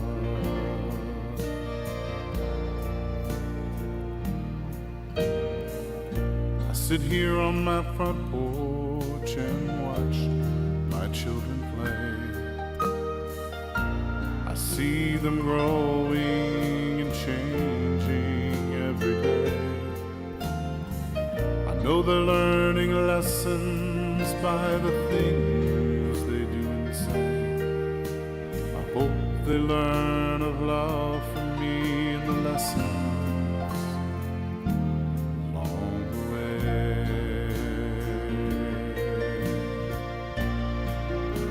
I know there is a purpose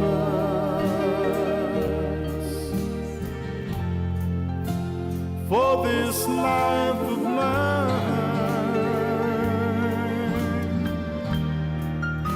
to walk the path of living, and taste the joy of giving, are answers that I find.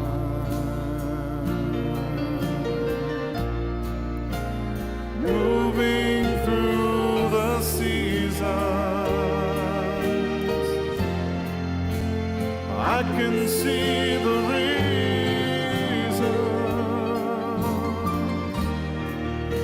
this journey that is mine, to walk with the divine and learn the lessons of love. Moving through the seasons, yes, I can see the reasons,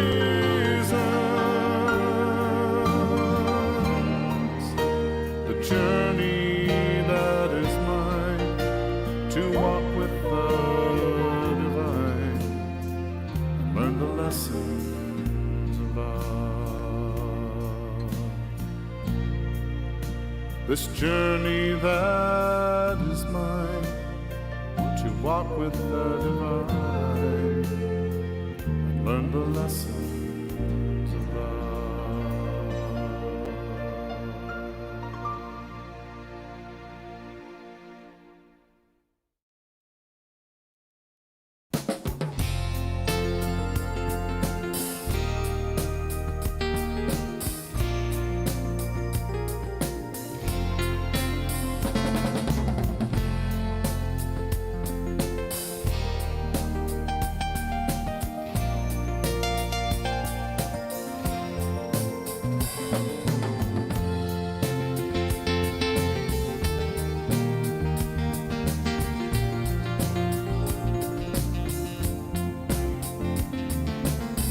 Everyone listen to the words I have to say.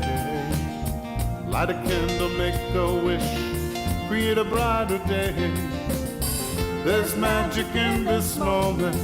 This is a brand new moment, a special moment in your life. There's magic in this moment, filled with potential moment, a magical moment in your life. If there's something that you're wanting, or maybe that you need, Magic is here right now, it starts from planting seeds. There's magic in this moment. This is a brand new moment, a special moment in your life.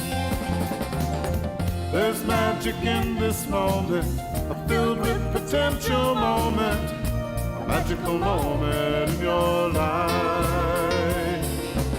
Seize the day, take a chance and see. Believe the best, don't sweat the rest. This is what you'll see.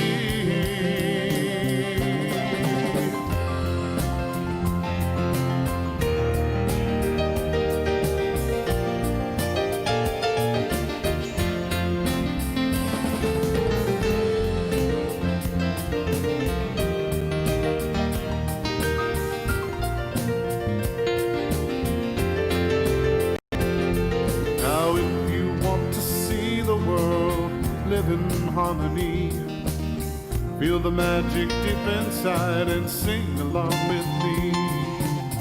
There's magic in this moment. This is a brand new moment, a special moment in your life. There's magic in this moment, filled with potential moment, a magical moment in your life.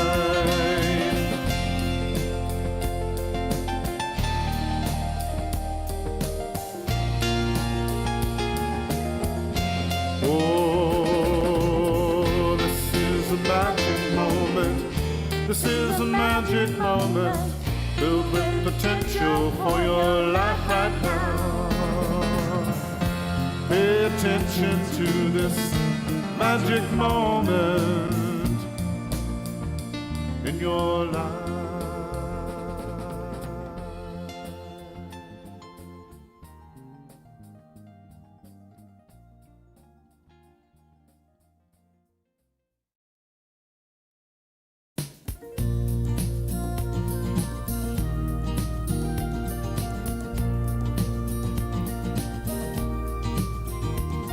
I'm awakened by the birds greeting the day.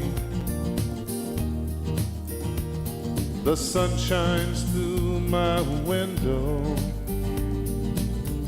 sending me its ray. And I'm reminded of my Creator's many gifts from above, lifting my heart and reminding me of the love. I hear a spirit voice speaking inside of me. The things you speak of and you I already see, like an eagle soaring high above, spotting things in the land unseen. You, my child, all these things you have, and a heart I see as clean.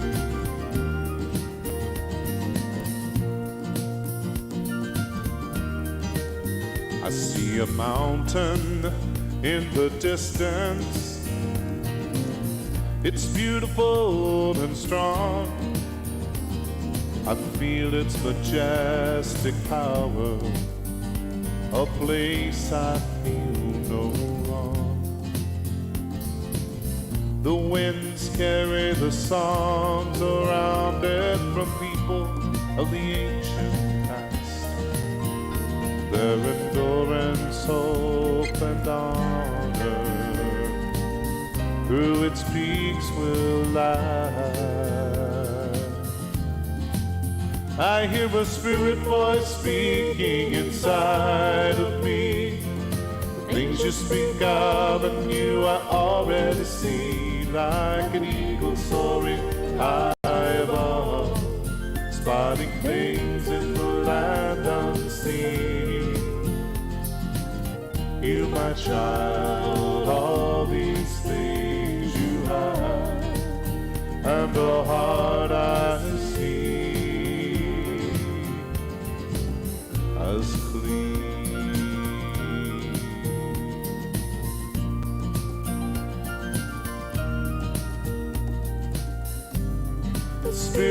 of nature and the blessings of Mother Earth. I want to be part of that love, to share its word. I hear a spirit voice speaking inside of me. The things you speak of and you I already see, like an eagle soaring high above, spotting things in the land unseen. You, my child, all these things you have, and the heart I see as clean, as pure and clean.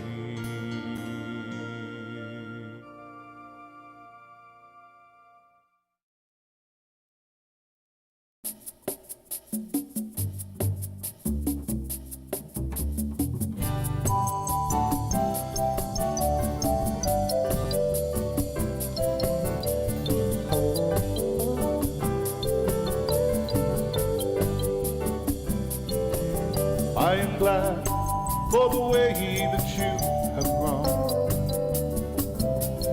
From my heart, I want to let you know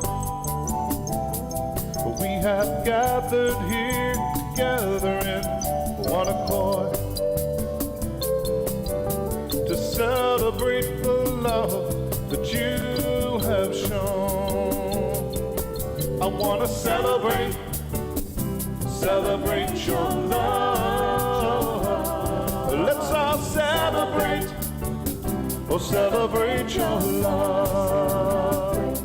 I just want to celebrate, oh celebrate your love.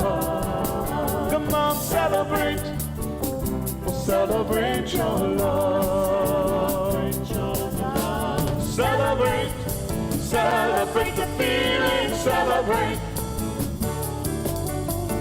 Celebrate, celebrate the feeling, celebrate.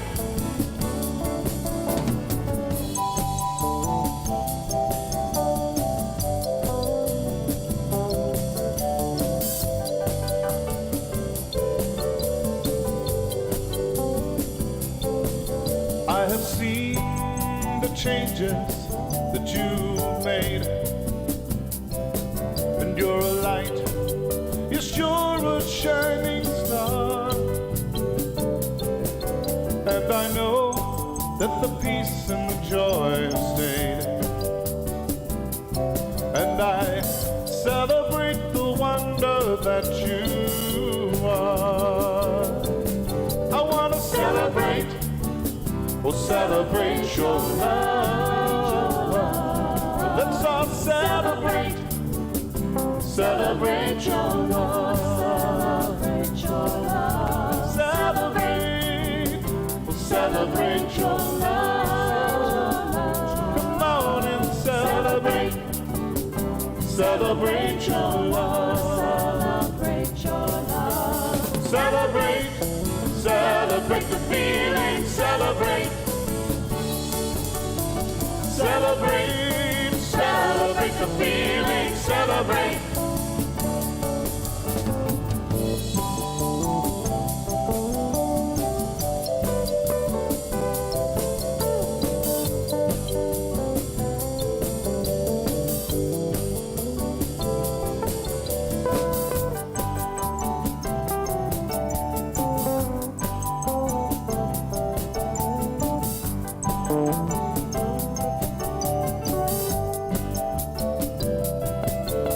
Celebrate, celebrate the feeling, celebrate.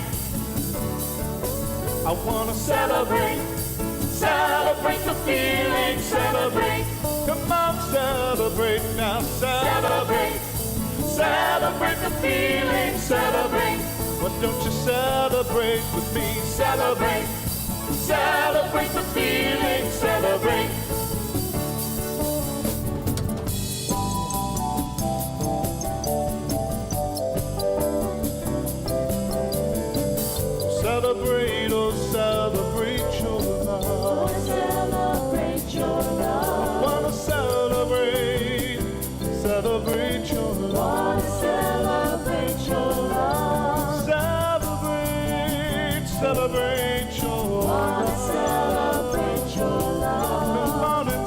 celebrate with me, celebrate your love.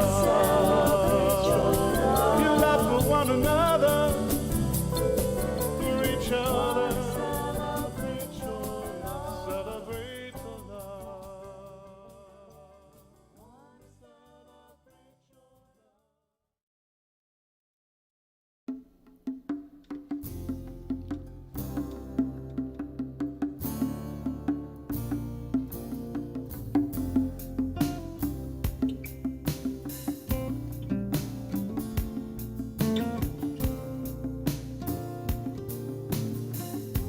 The river flows down the mountain,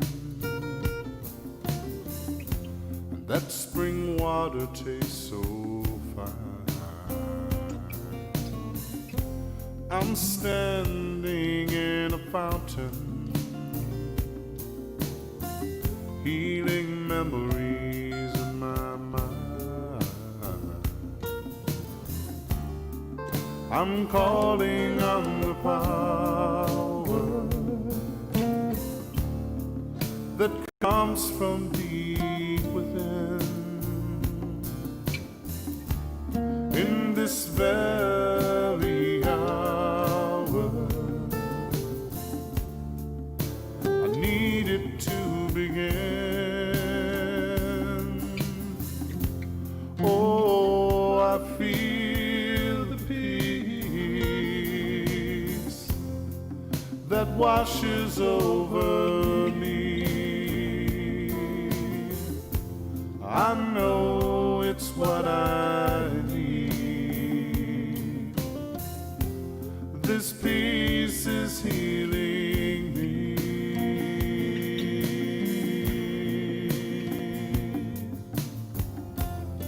And the leaves, they start to change. I hear the wind call my name.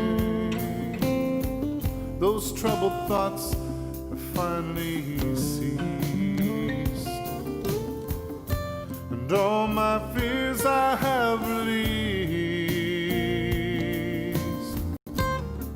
I'm calling on the power that comes from deep within. In this very hour, I need it to begin. Oh, I feel the peace that washes over me. And I know it's what I need. This peace is healing me.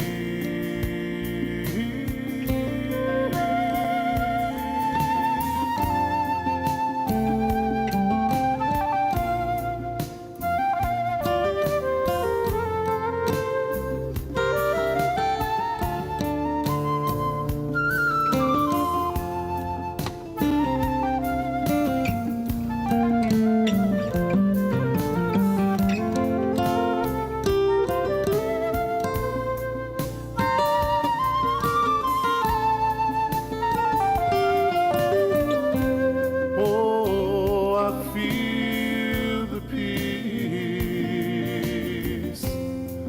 that washes over me. I know it's what I need.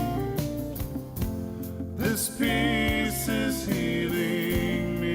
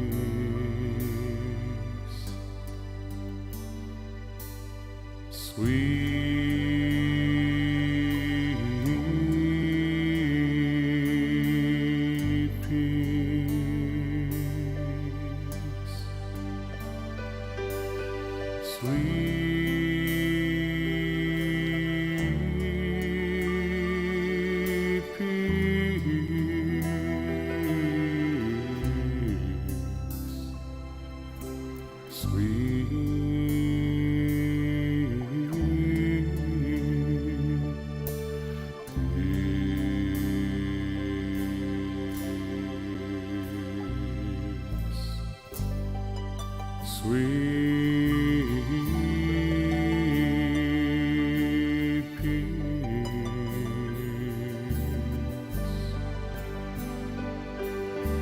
sweet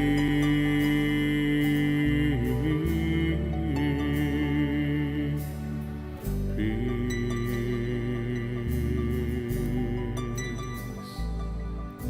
sweet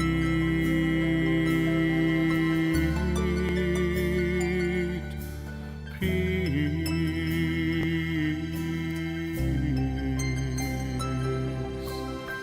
sweet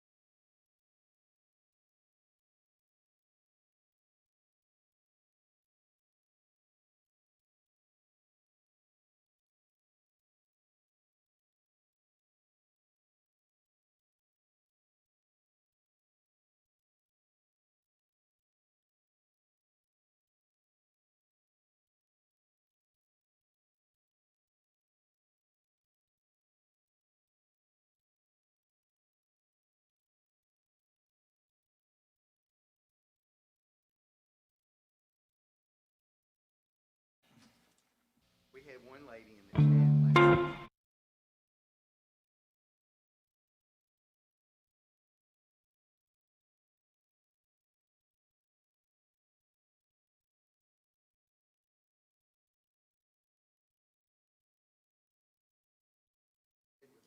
Oh, yeah. Her hair was cut real short. Yeah, bless her heart. Deep down inside you, go to the light and turn it on. You can stop searching all around you. Go to the light and turn it on. Let your love light shine in the face of darkness. Let your love light shine on someone in need. Darkness is the absence of light, so just go turn on your light.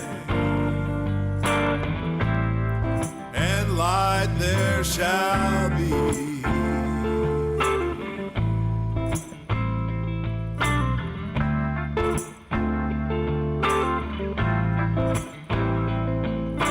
Don't wait around for what already is. Just go to the light and turn it on. What you've been seeking, it isn't so far. All that you want, you already are.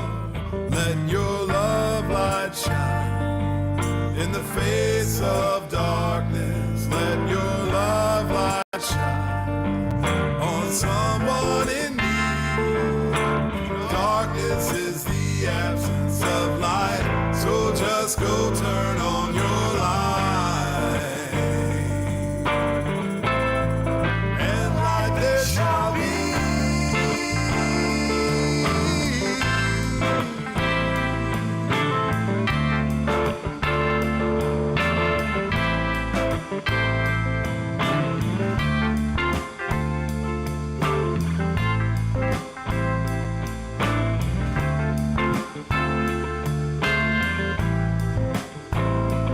Let your love light shine in the face of darkness. Let your love light shine on someone in need. Darkness is the absence of light, so just go turn on your light. And light there shall be.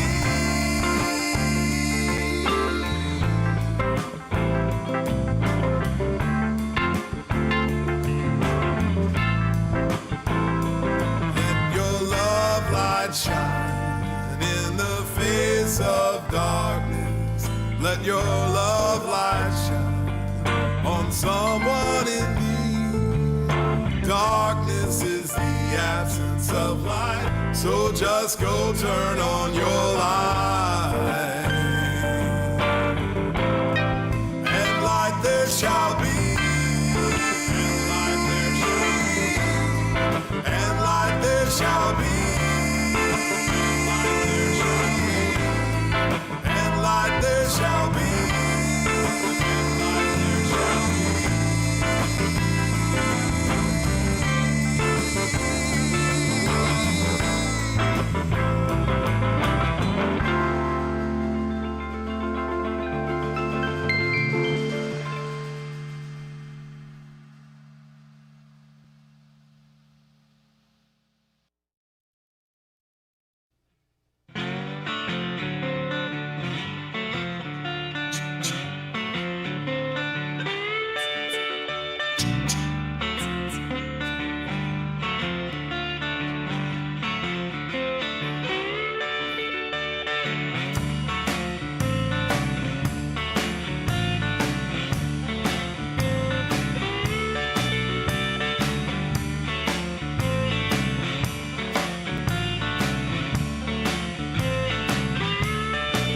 Well, if you want to go to heaven, I'll tell you what to do. Find a lucky penny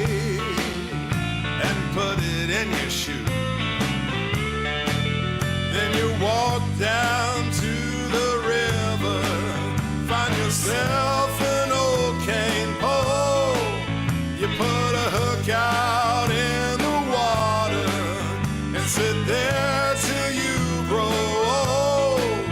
And if somebody asks if they're biting, you say, hey man, I don't know.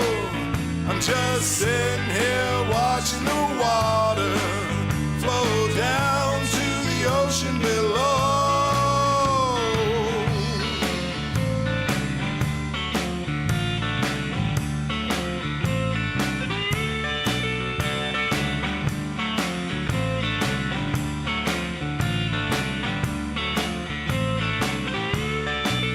Well, if you want to go to heaven, let me tell you what to do. Open up your eyes and look around you. Then you walk down to the river, find yourself an old cane pole. You put a hook out in the water and sit there till you grow old. And if somebody asks if they're biting, you say, hey man, I don't know. I'm just sitting here watching the water flow down to the ocean below.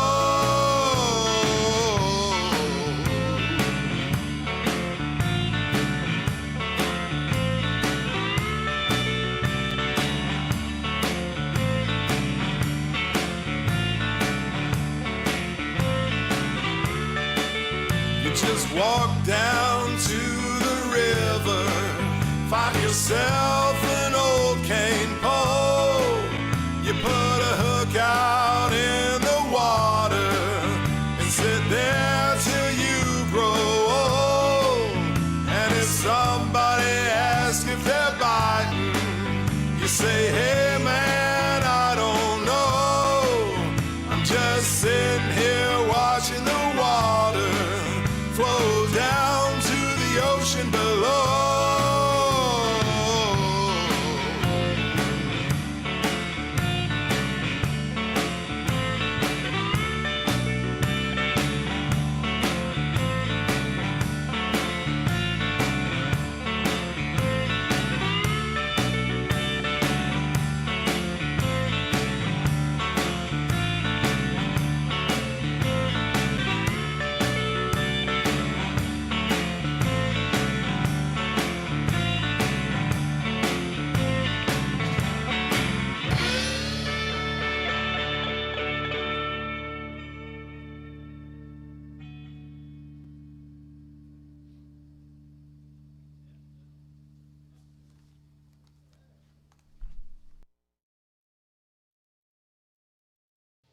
We are all one human family.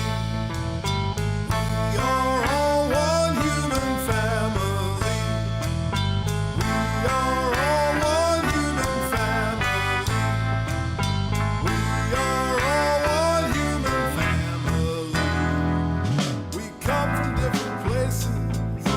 We got different faces, soul to soul and heart to heart. We had different teachers, we had different preachers, soul to soul and heart to heart. Soul to soul and heart to heart. I can't tell us apart. Soul to soul and heart to heart. I can't tell us apart. We are all one human family.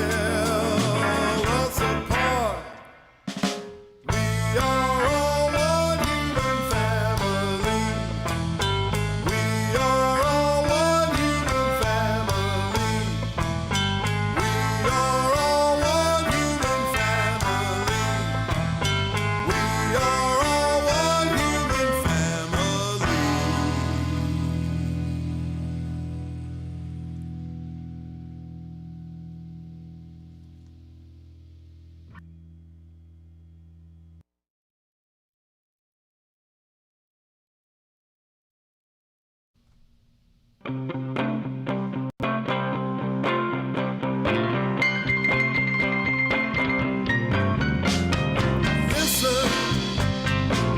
I got some news for you.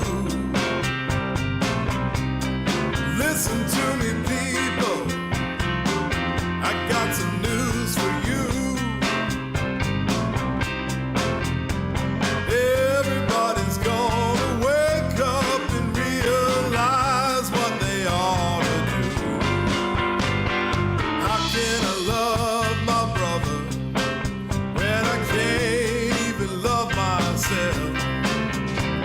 How can I love my sweet little sister when I can't even love myself? I gotta open my heart, open my mind, and start thinking about somebody else. Listen, I got some news for you. I said, listen, I got some news for you. Everybody's gonna wake up and realize what they ought to do.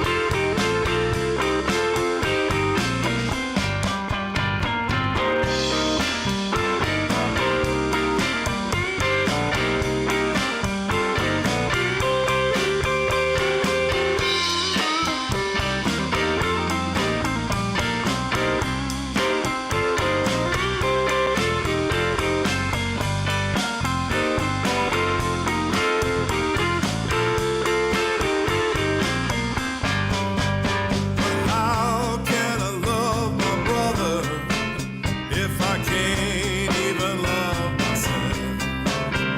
Well, how can I love my sweet little sister if I can't even love myself? I gotta open my heart, open my mind, and start thinking about somebody else. Listen, I got some news for you. I said, listen, I got some news for you.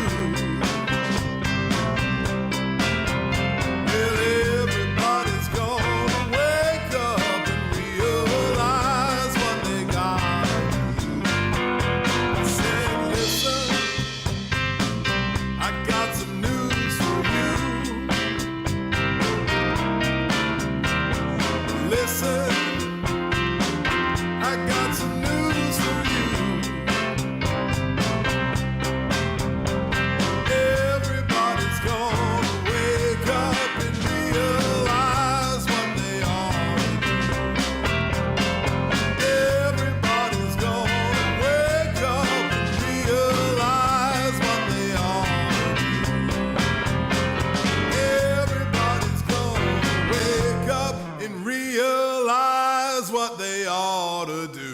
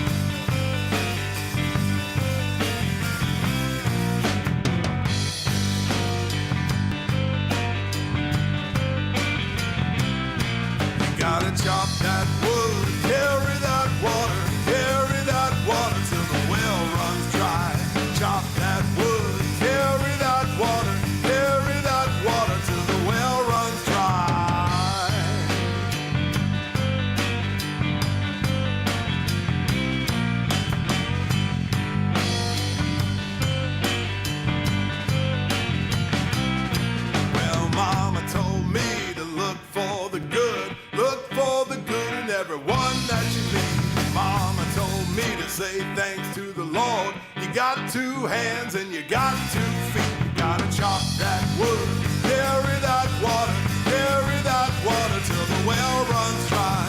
Chop that wood, carry that water till the well runs dry.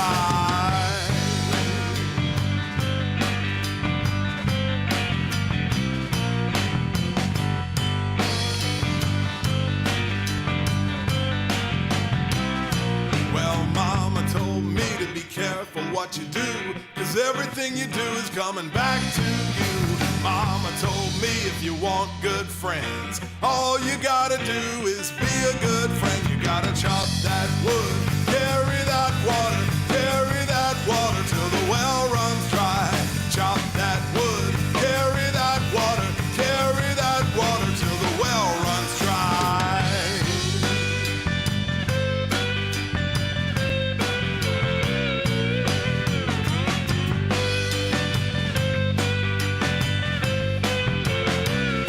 Well, I wish I had a mule to plow this dirt. You only reap what you sow, and it's a world full of hurt. When I die, all I want them to say, he chopped wood and carried water every day. You gotta chop that wood, carry that water till the well runs dry.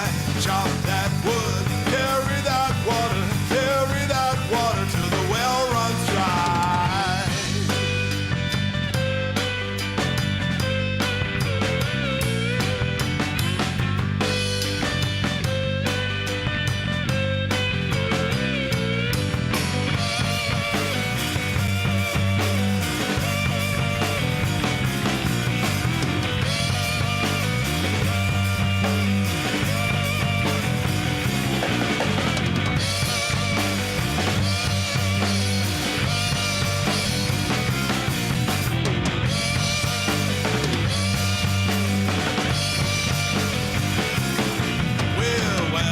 Die, all I want them to say, he chopped wood and carried water every day.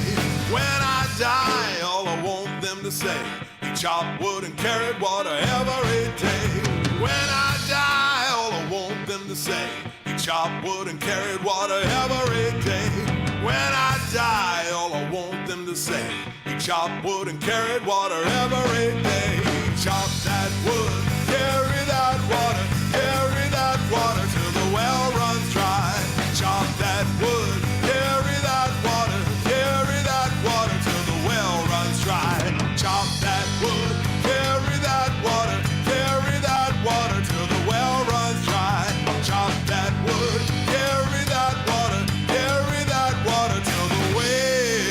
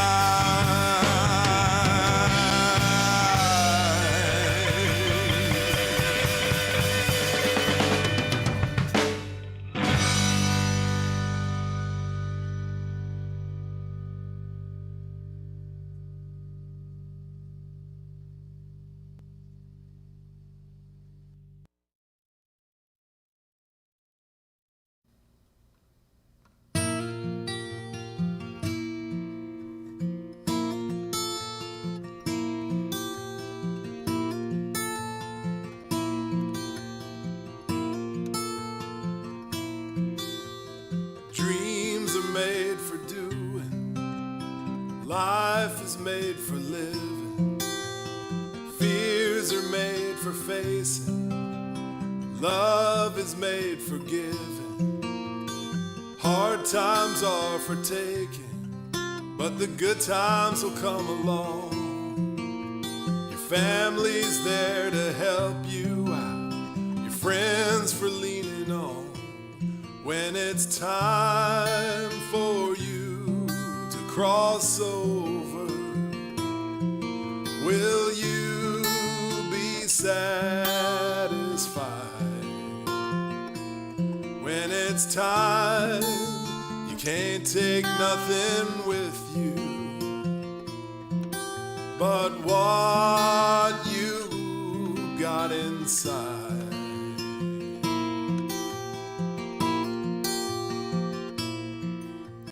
Hills are made for climbing, and holes are made to fill. Shoes are made for wearing out. Don't give up until a clock is made for ticking, a body's made to die, a song is made for singing, a soul is made to fly. When it's time for you to cross over, will you be satisfied? When it's time, you can't take nothing with you but what you got inside.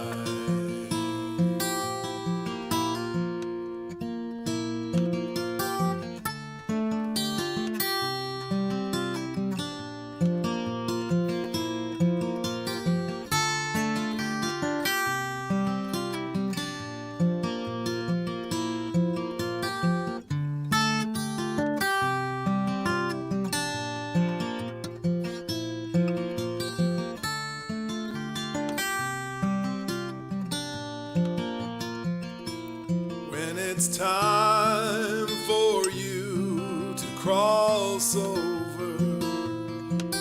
Will you be satisfied? When it's time, you can't take nothing with you but what you got inside. What you've got inside. What you've got inside.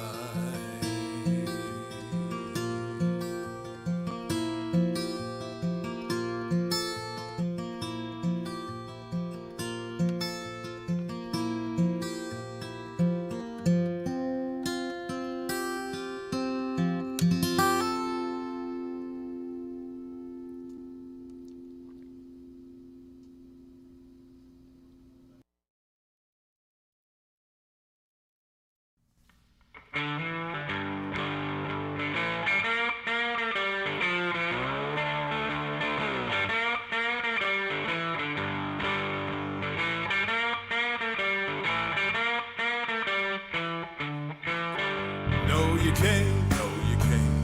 You can't take it with you, no, you can't. No, you can't. You can't take it with you, no, you can't. No, you can't.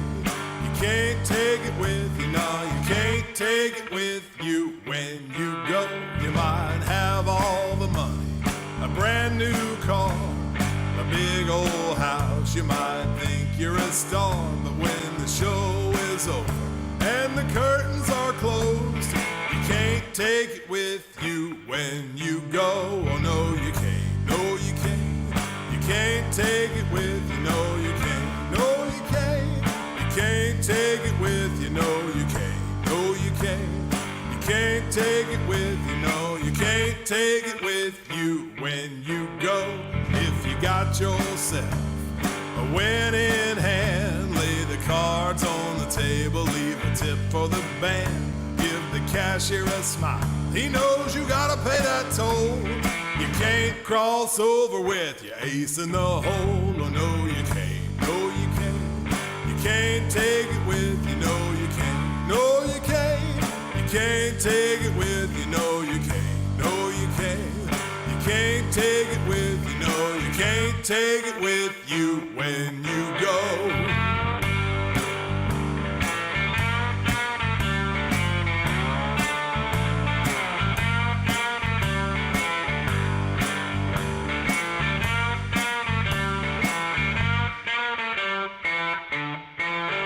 When you got your ticket in your hand and you're on that train to the promised land, you'll be all dressed up and they'll lower you slow, but you can't take it with you when you go.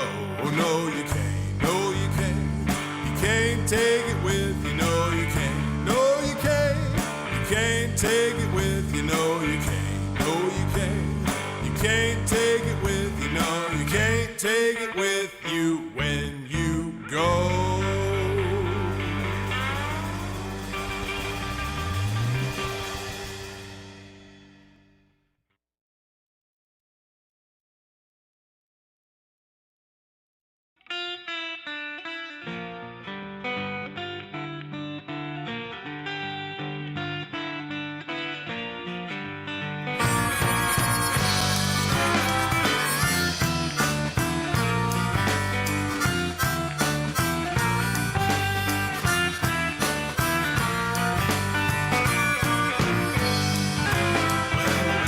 Floor's a wooden floor, don't matter where it's at. In a barroom or some backwood church, don't worry none about that. Don't let it get you down, it happens to us all. Don't let it get you down, you can't walk until you crawl. Well, I got that get down glory, I got that get down glory, got that get down glory, I got the get down glory.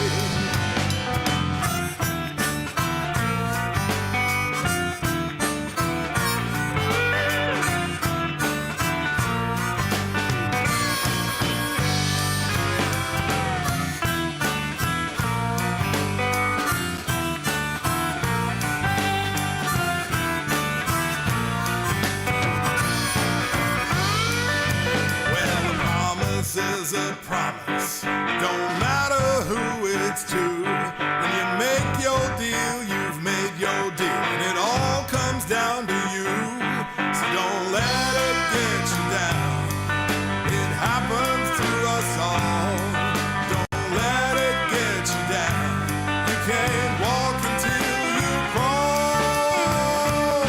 I got that get down glory, I got that get down glory, I got that get down glory, I got the get down glory.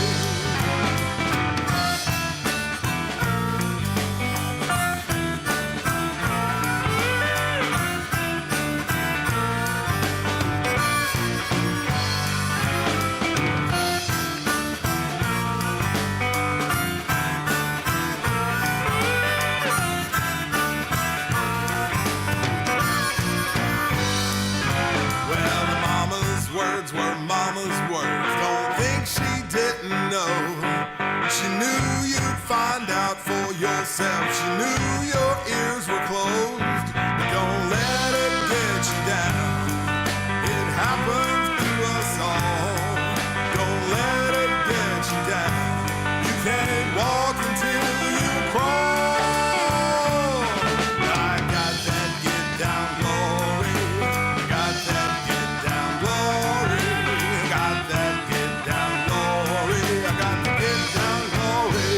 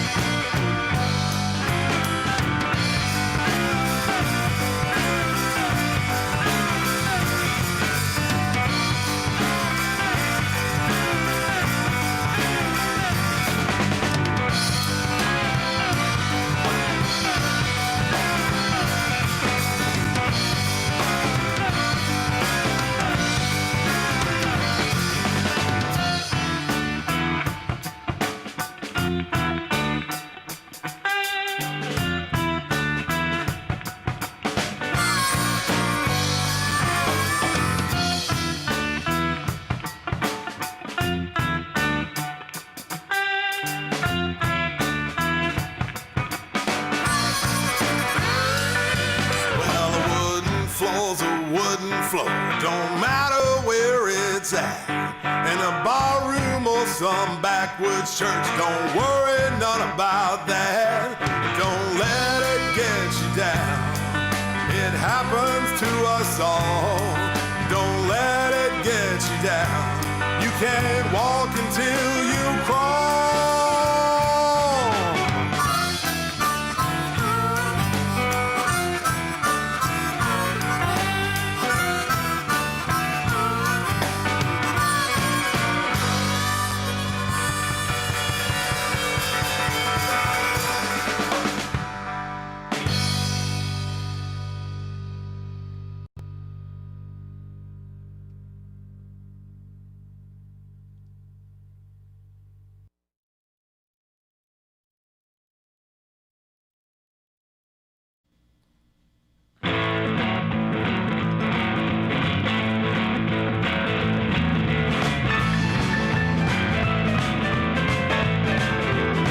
Up above my head, I hear music in the air. Up above my head, I hear music in the air. And I really do believe there's a heaven right here. All in my room, I hear music in the air. All in my room, I hear music in the air. And I really do believe there's a heaven right here.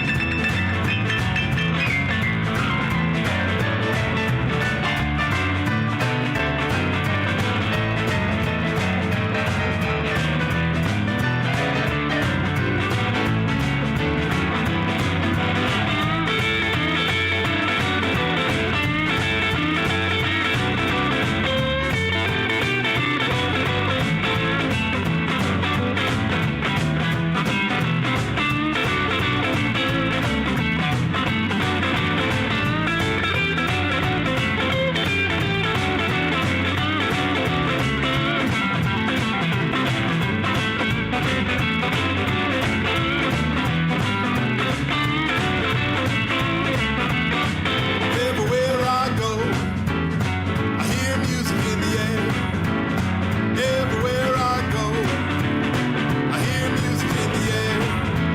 And I really do believe there's a heaven right here. All above my head, I hear music in the air. Up above my head, I hear music in the air. And I really do believe there's a heaven right here.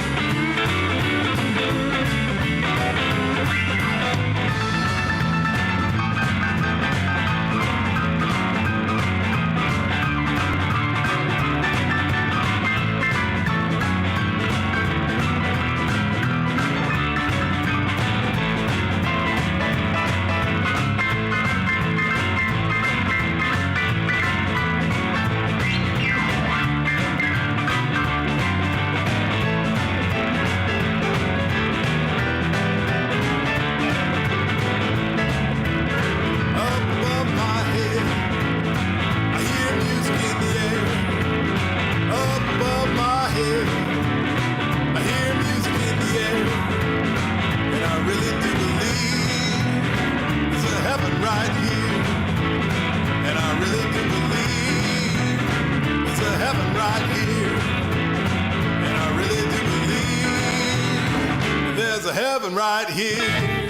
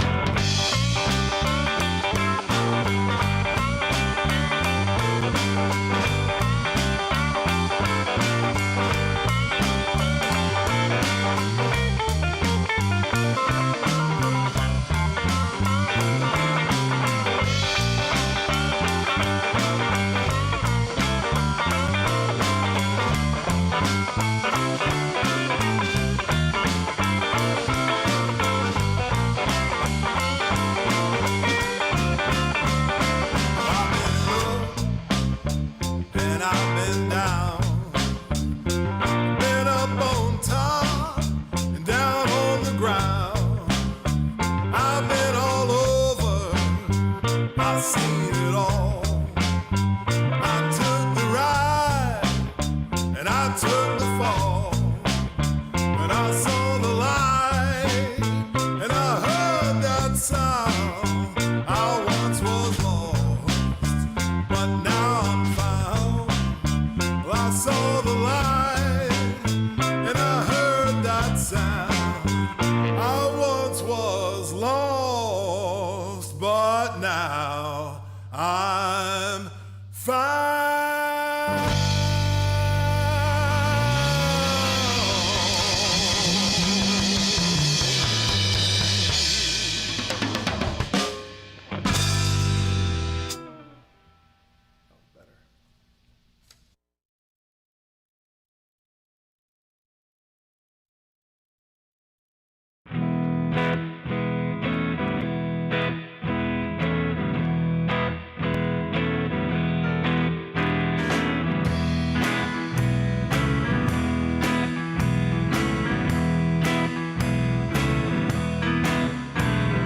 This may be the last time.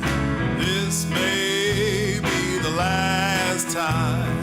This may be the last time. Maybe the last time. I don't know.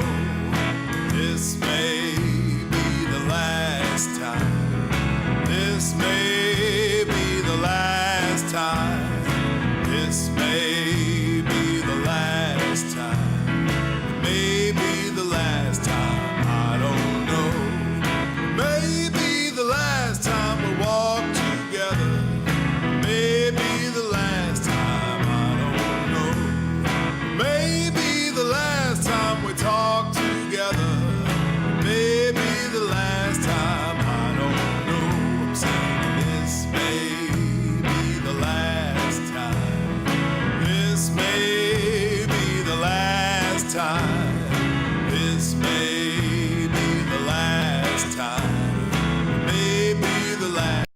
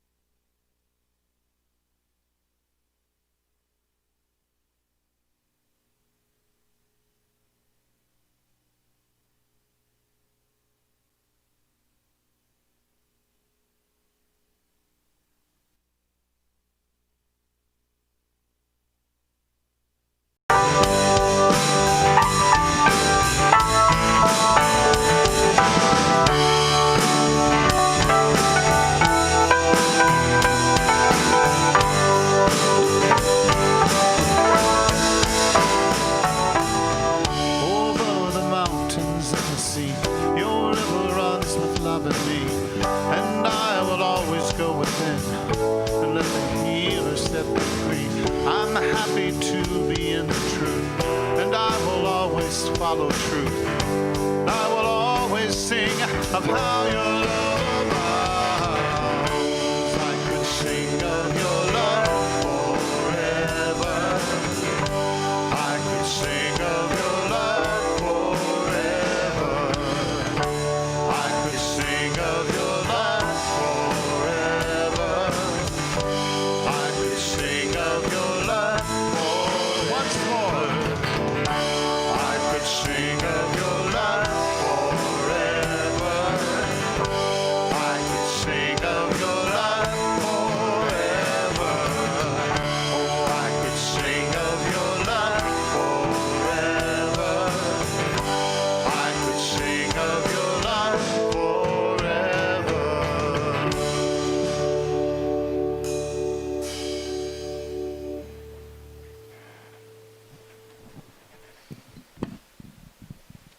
You've heard it said that you cannot outgive God, but you'll never know that as a truth unless you put it to the test.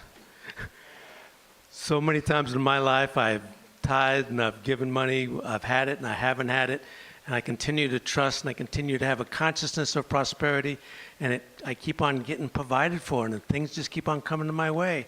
So I have experienced time and time again, you cannot outgive God. So right now, in this time of our service, I'm going to ask you to try to put that thought, that consciousness to the test. We want you to go ahead and make a contribution either by text, by PayPal, the push button, by sending it in by a check to the address on the home screen, any way you choose to contribute.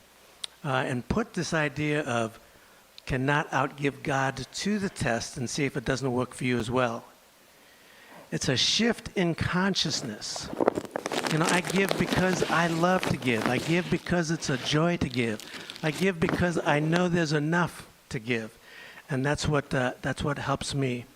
So right now, let's go ahead and just take our love offering in our hands, or establish that amount in your consciousness and see it being given to this UMass event to support it, so that we may know that we're being heard and recognized and supported, and that this money may go towards other things that we have in this region, including next year's leadership training, next year's Canuga event, scholarships that we give throughout the region, and all the different ways that your money goes to work for Spirit in this region. So if you've got your amount in your mind, let's bless it. Take this opportunity to let it go. Send it to us in whatever way you choose. And we say, thank you, God. Thank you, God. And so it is. Amen.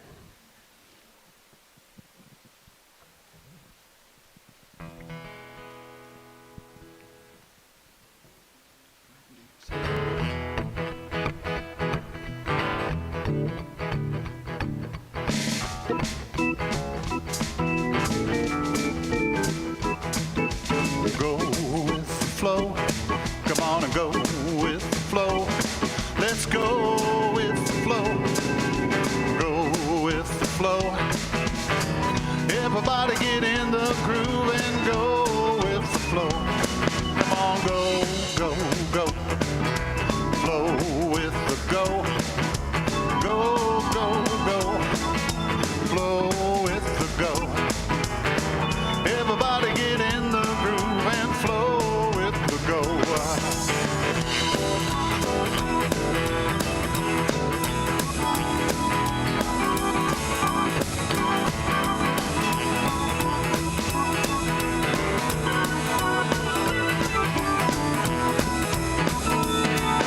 Well, praise everyone.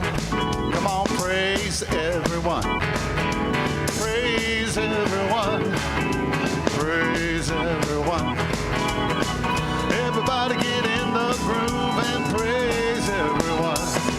Well, affirm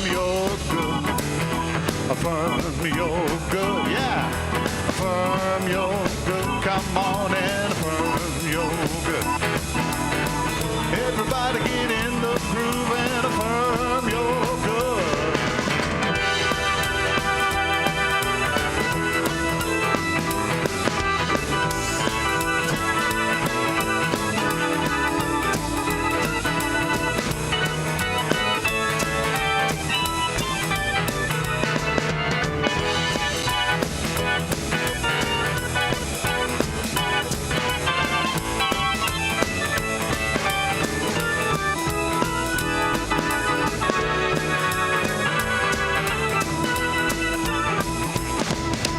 Get up and move.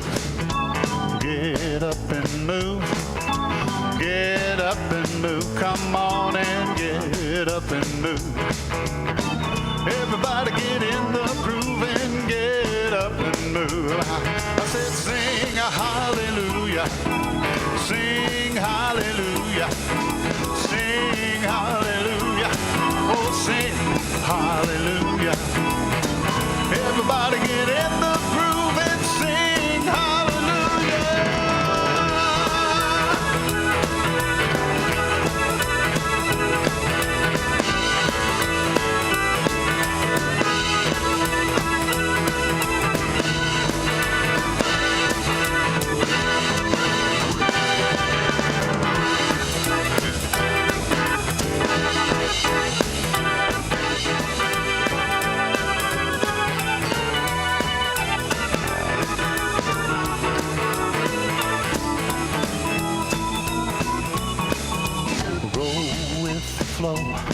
Let's go with the flow. Come on and go with the flow. Why don't you go with the flow?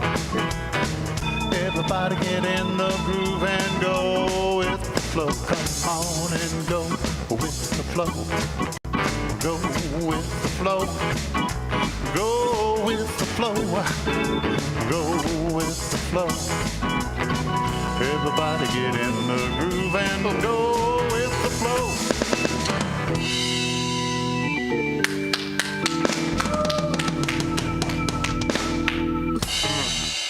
Yes, indeed. All right. Not only that, but we're singing hallelujah, right? All right. I love it. I love it. You've already seen our two keynote speakers this evening. And then we're going to have a little pause with a little music, and we'll bring in Paulette Pipe from Lee Summit, Missouri. But right now, I want to introduce you to Reverend Bronte Colbert. She served as a minister of Unity, Athens, Georgia, since 2004. She is an accomplished speaker, a spiritual counselor, and law of attraction coach, and a published author and poet. She is the vice chair for the Interfaith Clergy Partnership of Greater Athens, an organization that she helped establish. Bronte has a blue kayak and a little white dog named Mr. Pancake. She loves exploring our national parks. She also loves being a guest speaker at Unity churches and exploring unity and the metaphysical principles. You can join her on Facebook at Reverend Bronte Colbert. Please welcome our very first keynote speaker this evening, Bronte. Hey, thank you, David. And good evening. So good to be here, and greetings from Unity Athens also. It's just a great pleasure to be talking tonight about our hearts and our connection to spirit. Are you feeling that connection, that wonderful music from the band? So very grateful for them, and for Reverend Therese Lee, who will be up right after me. So let's take a moment and feel your heart. Just feel your heart.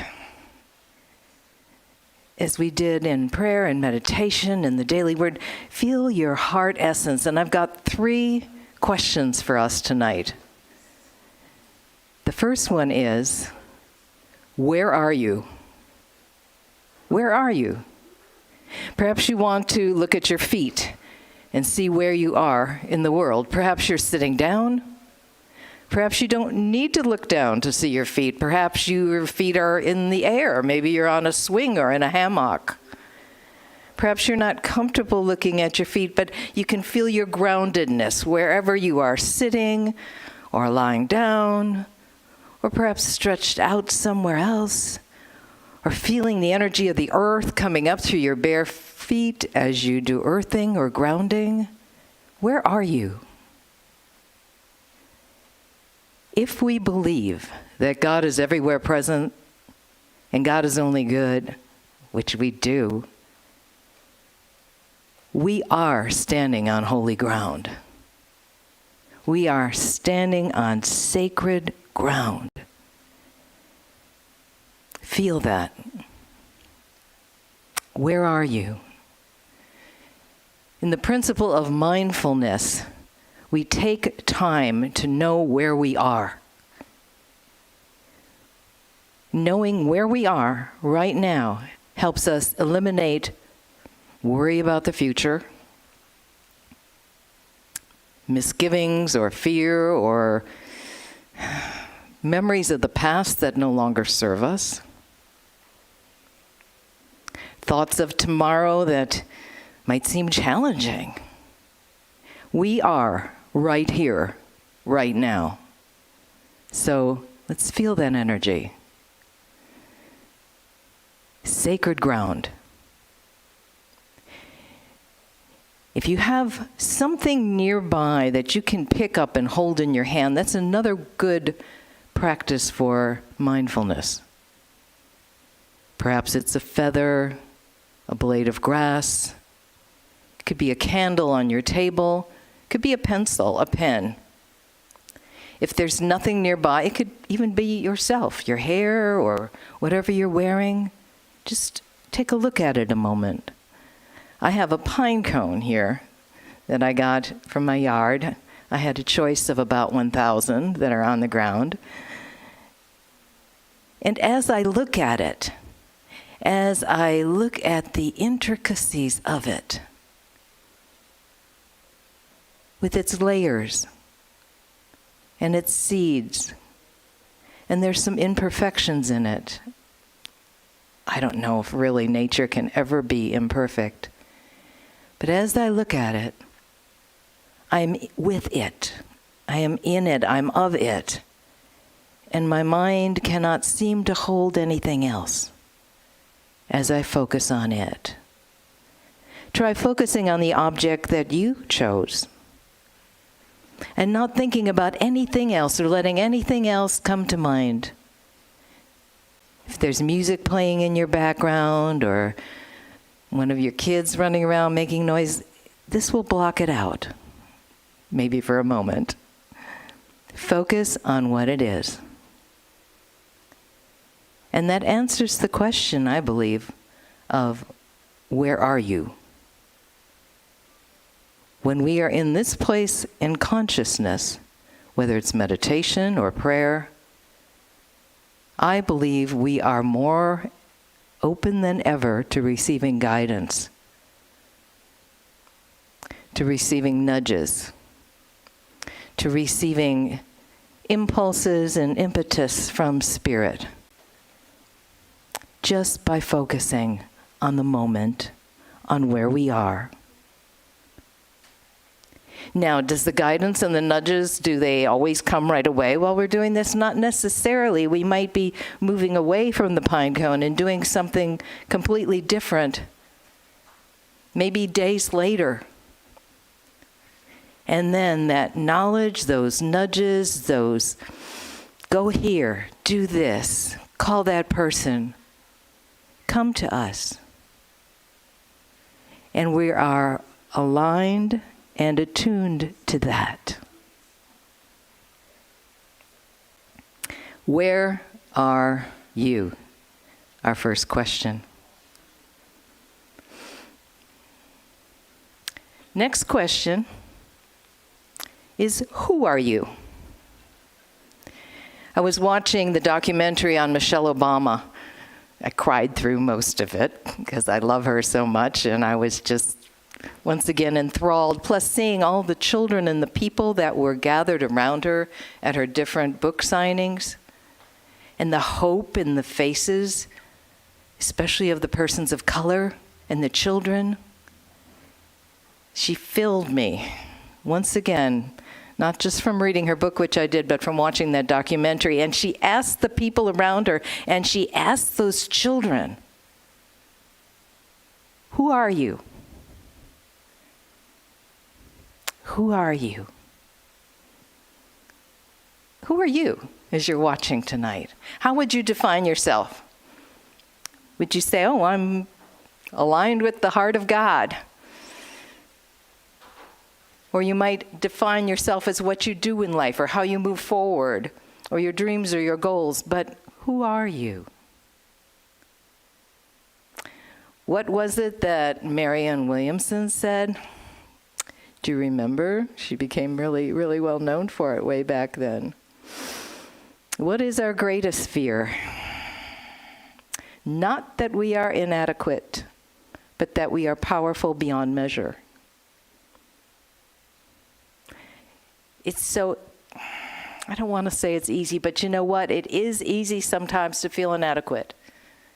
To feel inadequate of the roles that we're put in, to feel inadequate about something that's coming up. But we are powerful beyond measure. It is our light, she says, not our darkness, that frightens us the most. What are you afraid of? What can you break through in this who are you to do more of? I remember the very, very, very first speaking engagement I ever had. Actually, the first time was probably in grade school, where I wouldn't even put my hand in the air if I knew the answer to a question, because the minute I knew that I knew the answer to the question, my heart would start pounding, and I probably turned bright red, and I would get all nervous, and I'd just pull my hand back down, and you know what? All that went away. And I see some heads nodding, and yep, out there through the screen too. But my first real speaking engagement, I had practiced for days. I had wall charts. I had note cards. I tried to memorize everything I was going to say. And the room was crowded. And I was so shaky. I could hear my voice shaking. Could hear it shaking. But I remember saying if you could focus on one person, it would really help. So I focused on one person that was sitting kind of up front, staring, mouth open, looking excited. And I was thinking, wow, I've really got this. And it really helped me get through that presentation, which was at the public library in Mequon, Wisconsin, talking about the first children's story ever published in a magazine. And that whole audience was either 4 or 5 years old, including that child that was staring at me with that very excited expression on his face. And I went up to him afterwards and I said, thank you for paying attention. And his mom said, well, actually, the library was under construction at the time. Behind me, I didn't realize there was a whole pile of hard hats that were on the floor. And it was from the construction workers, but that child thought that he was going to get a hard hat if he really paid attention to what I was saying. But I moved through it. Who are you? Where are you? Who are you? Who are you? How do you present in the world? Confidently? I think so. Who are you? You could say, I am a child of the Most High, which isn't really up high, because that force of love, that infinite beingness, that is spirit, that is God, is everywhere present, not just up high. Sometimes I think it's up high. I know Dale Worley, when he was giving his talk last night, a beautiful keynote, was mentioning how powerful it can be sometimes, even though we, know God is within us and we don't beg, but just to kneel down by the bed or wherever and give it up to God. I have a technique that I use when things aren't going the way I want, especially when they're really, really not going the way I want. I yell, fix this, to the God that lives in my attic. Now, you might say God doesn't live in your attic, but I always raise my eyes up and say, will you please fix this? It's been going on since March. the God that lives in my attic doesn't usually reply, but I always feel better because I put up that call. Fix this. I don't want this. But God is everywhere present, is it not? It is genderless. It is within all of us. And that's the thing, too. There's the rub. If God is all good and in me and aligned with me, it means it's in everyone else also. Where are you? Who are you? How are you identifying with that spirit? I don't believe we need to connect to the heart of God. The connection is always there. It's the alignment that sometimes we forget. So how do we align with spirit? I think there's some steps. The first one being gratitude and appreciation. Just thinking of things that we're grateful for, that make us happy, that we've accomplished, that we've seen in our lives. Alignment through appreciation.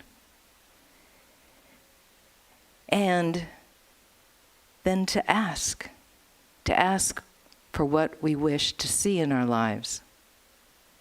And to align with that also. And then to appreciate more and more every day of all that we are and can be and can have. Who are you? Where are you? What would the third question be? What do you want? Do you know what you want? Some things you want and receive. Some things perhaps you've been really, really wanting and they haven't showed up in your life. Or if you're like me, there's things I want to do more of, and yet I don't seem to do that. I took a watercolor painting class that was given at our center via Zoom. Zooming everywhere, aren't we?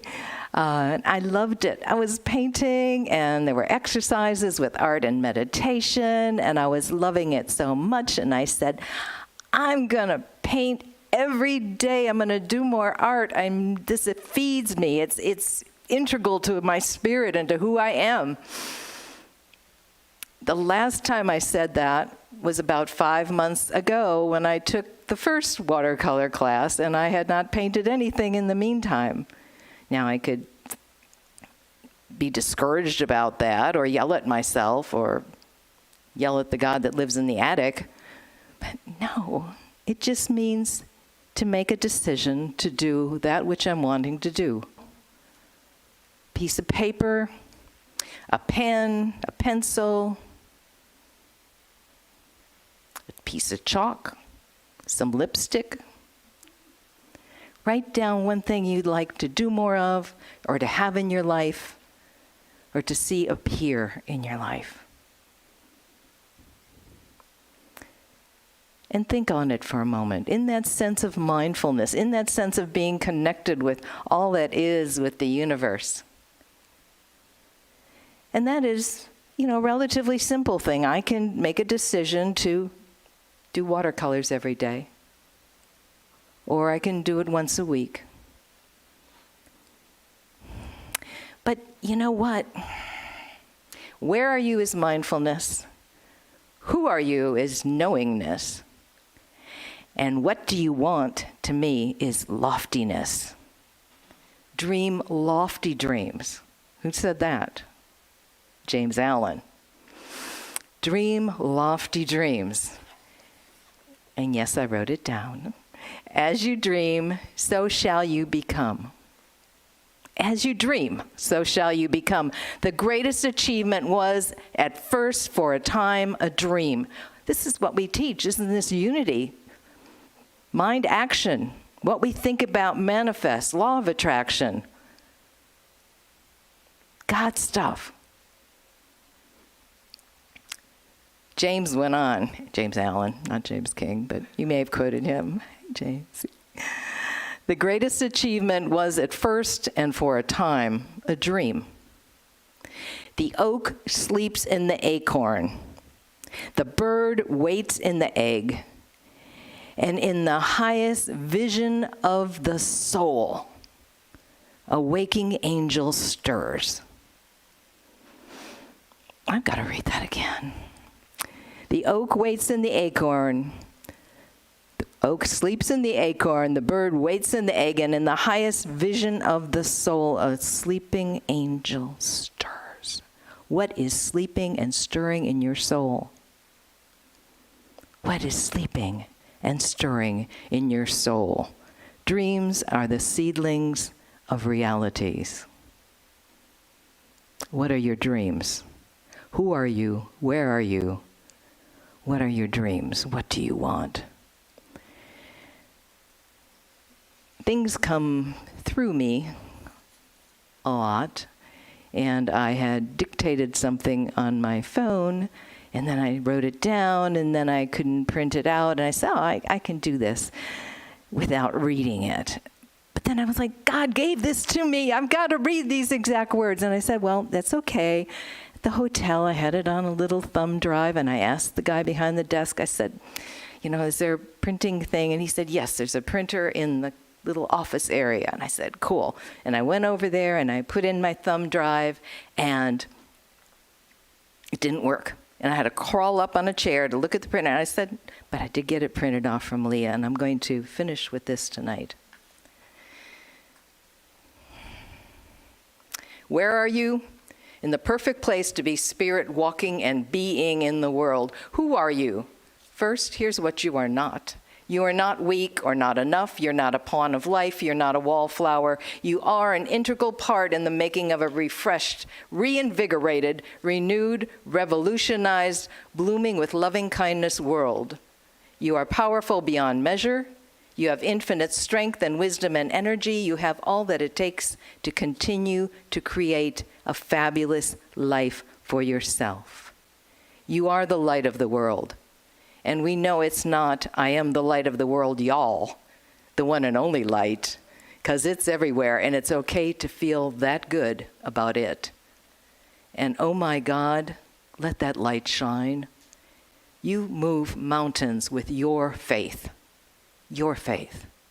You move mountains. Your move begins with love. You move hearts with love. You move the evolution of human consciousness by being the truth and love and consciousness that you are. Where you are, who you are, and what you are dreaming. Those big, lofty dreams. Why? Because you're magnificent. Your life matters. You are part of the divine, holy all. And I see it, and others see it in you. In you. In you. Right now. You are not alone. Put your hand up to your screen wherever you are watching from, and feel that energy of this entire group, from us here at Unity of Greenville, from each and every one of you, wherever you are. Put your hand up to the screen and feel that light and love pouring through. That is who you are. We are so blessed tonight to have Reverend Therese Lee. And David's going to come up and introduce her. Yes, let's give David Torres a round of applause. Yes, don't go away. We've got two more great keynote speakers tonight, Reverend Therese Lee. We also have Paulette Pike's going to be coming into us from Lee Summit. And tomorrow, don't forget, we've got Doug Dewar and we've got James Blake from UWM and UWH. And then we'll have some breakout groups. We'll have some connecting within ourselves as we break out into groups. And I'll lead that, and that will end our stuff except for Friday morning. We've got a closing ceremony going on Friday morning. So there's always more to do and more to come, and stay tuned. So if you're going to go now and come back quick. As I introduce Ms. Therese Lee. She was ordained in 2006, and today she serves Unity Spiritual Center, Hilton Head Island, South Carolina. She also serves Unity World Headquarters as the co-founder of the Unity Village Nehemiah Work Retreats, Her personal mission is to love out loud. Her greatest joy is being Nana Lee to 7, soon to be 8 grandchildren. Teresa is a certified grief recovery specialist, and tonight she will share with us this authentic solution process that effectively assists us to deal with losses of every kind, a method that helps us with our broken hearts and sometimes overwhelming pain. This is the grief recovery method. Please welcome Teresa Lee.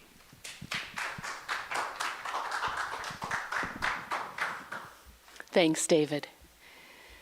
So when we were talking about what would the keynote messages be as we experience the heart of God, and everybody was coming up with all these different ideas, right? We had the 3 last night, we have 3 tonight, 3 tomorrow night.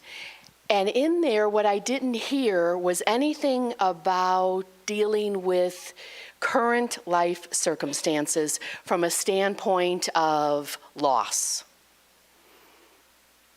And I'm sure you're thinking, really? You're going to talk about loss? Because some of the feedback I got was grief. Ew, why would we talk about that? Well, that's why we're going to talk about it. So I am proud and honored to be the minister at Unity Spiritual Center in Hilton Head. And I will let you know that tomorrow at 3:30, right here, I will also be doing a workshop on the grief recovery method. And so you can tune in and join us tomorrow from 3:30 to 5. I found Unity 34 years ago. I was a child. And I have been a Unity prayer chaplain for 19 years and a minister for 14 years.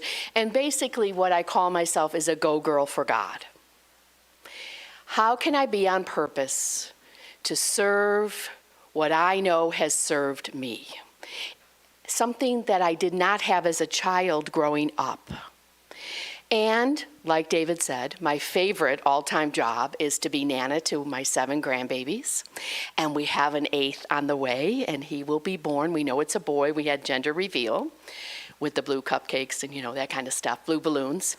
And he will be arriving in January. So I'm so grateful to be Nana Lee. And I'm grateful to be part of the UMass community, as well as sitting on what it is that we're going to do for this retreat. And I'm honored that you are tuning in tonight to be with us, to move from our head to our hearts as we talk about in unity, to get out of our mind and come to our senses, yes? And so what we know, all these workshops, every Sunday when you're listening, every class that you go to, we keep getting tools for our tool belt, right? To live life every day, to have joy as God lives in, through, and as us. And that's what this whole week is about, giving you more tools to be on purpose. And tonight I'm going to give you another one. Another one that helps us stay located in our heart space and allowing the intellect to have its way when necessary, but not to always be thinking at the expense of not feeling. What I know about Unity is that I know nothing. Dorothy Pearson, who some of you may know, who's now with God, who would be well over, I think she'd be 101, 102 this year. She told me while I was in ministerial school, as she called me into her office, she was also a feisty redhead, "You know nothing." And I believe it. I believe it. And so every day as I sit in my prayer time in the morning and ask God in the attic or wherever God is, this is what Dorothy used to say, "Hello, God?" Because as close as your breath is where God always is. What is the will of you that I shall be today? And so breathing into this great work that I'm doing now to supplement all of my ministry work, I am a certified grief recovery specialist. When I first heard this term, I was a brand new widow, and someone handed me this book, and I was like, I won't even say what I said because I can't say it on anywhere around anybody. And I was like, fine, great. And, kind of just looked at it and thought, I will never be recovered. What does this mean? I don't have an addiction. What does this mean? And I kind of put the book away. Fast forward to last year when it was brought to my attention again, and I went for the certification work. Having loss in your life, everybody has it, yes? Every single day, there might be a loss in your life. It could be that you went to the refrigerator and your brother ate your brownie. It could be that COVID is having its way with you, yes? It could be, I don't want to wear a mask. It could be, oh my, when will the church building open? So there's many ways that loss shows up in our life. What I didn't realize was that we have to name it.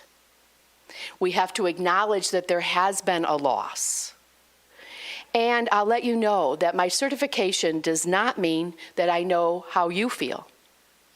It also does not mean that I am here to fix you. Everybody breathing? Isn't that great news? Because there is no way that I can understand what another widow thinks, feels, or is experiencing.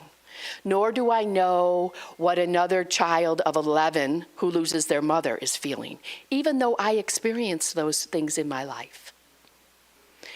It doesn't matter. So what's so great about this grief recovery program is there is no comparison. Loss is loss, whatever it is. You lose your keys, you're experiencing a loss, which means there's going to be some kind of emotion attached to it. So tonight is going to be about awareness. It's not about therapy. And that's a term I learned by my colleague, Reverend Dr. Gary Simmons. So we're going to be aware of what it is we're feeling, so then we can, in fact, possibly, if we so feel like it, do further work. Because it's never too soon to heal your heart. But first we have to admit, oh, maybe I am having a little heart pain. Maybe I am experiencing some grief. What it means to be a grief recovery specialist and the work that I do is that I will be a heart with ears. I am committed to listening from my heart, and assisting you, whatever that looks like, to take further action as you are willing, if in fact you choose to no longer have a broken heart. Imagine. When I first learned this, I thought, okay, I'm listening. Following any significant losses in our life, there is going to also be an emotional reaction. We know that about cause and effect, don't we, as metaphysicians? And once a loss has occurred, our life is forever changed. The wonderful news, the great news, the exciting news is that sadness and pain don't have to be a new normal for you. Even with COVID, there won't be a new normal. There's just going to be something different than what we knew it was. Yes? So I have a question. How many of you have ever pretended that you're okay? Yes, I see hands up. I'm looking. I can see them through the screen, right? Be honest, be truthful, stay in church, right? So regardless of the situation, we have sometimes acted as if everything was okay. Now this is different than faithing it till you make it. You're just pretending to just kind of have a mask on, different from the ones that we're wearing these days, that make it okay for you to get through the day. We might be experiencing this with COVID. It could be that a pet has died. Maybe you lost your job, or your friend lost their job. The church buildings are closed. You went to the doctor, and the doctor had a diagnosis. Oh, wait, it's almost October, and guess what? COVID is still here. So we pretend we're okay. Are we? So here's what I do know. that I think you already know. It sometimes gets covered over with fog. That loss happens, period. Grief is normal and natural. What? I want you to take a breath. I just learned this. 8 years of understanding that loss happens. However, grief is normal and natural. Well, where has that been hiding? That's not how we deal with it in society, do we? We don't even deal with it that way within Unity, sometimes within our own families. It was never something I learned as a child, as a young adult, as an adult, never learned it forever.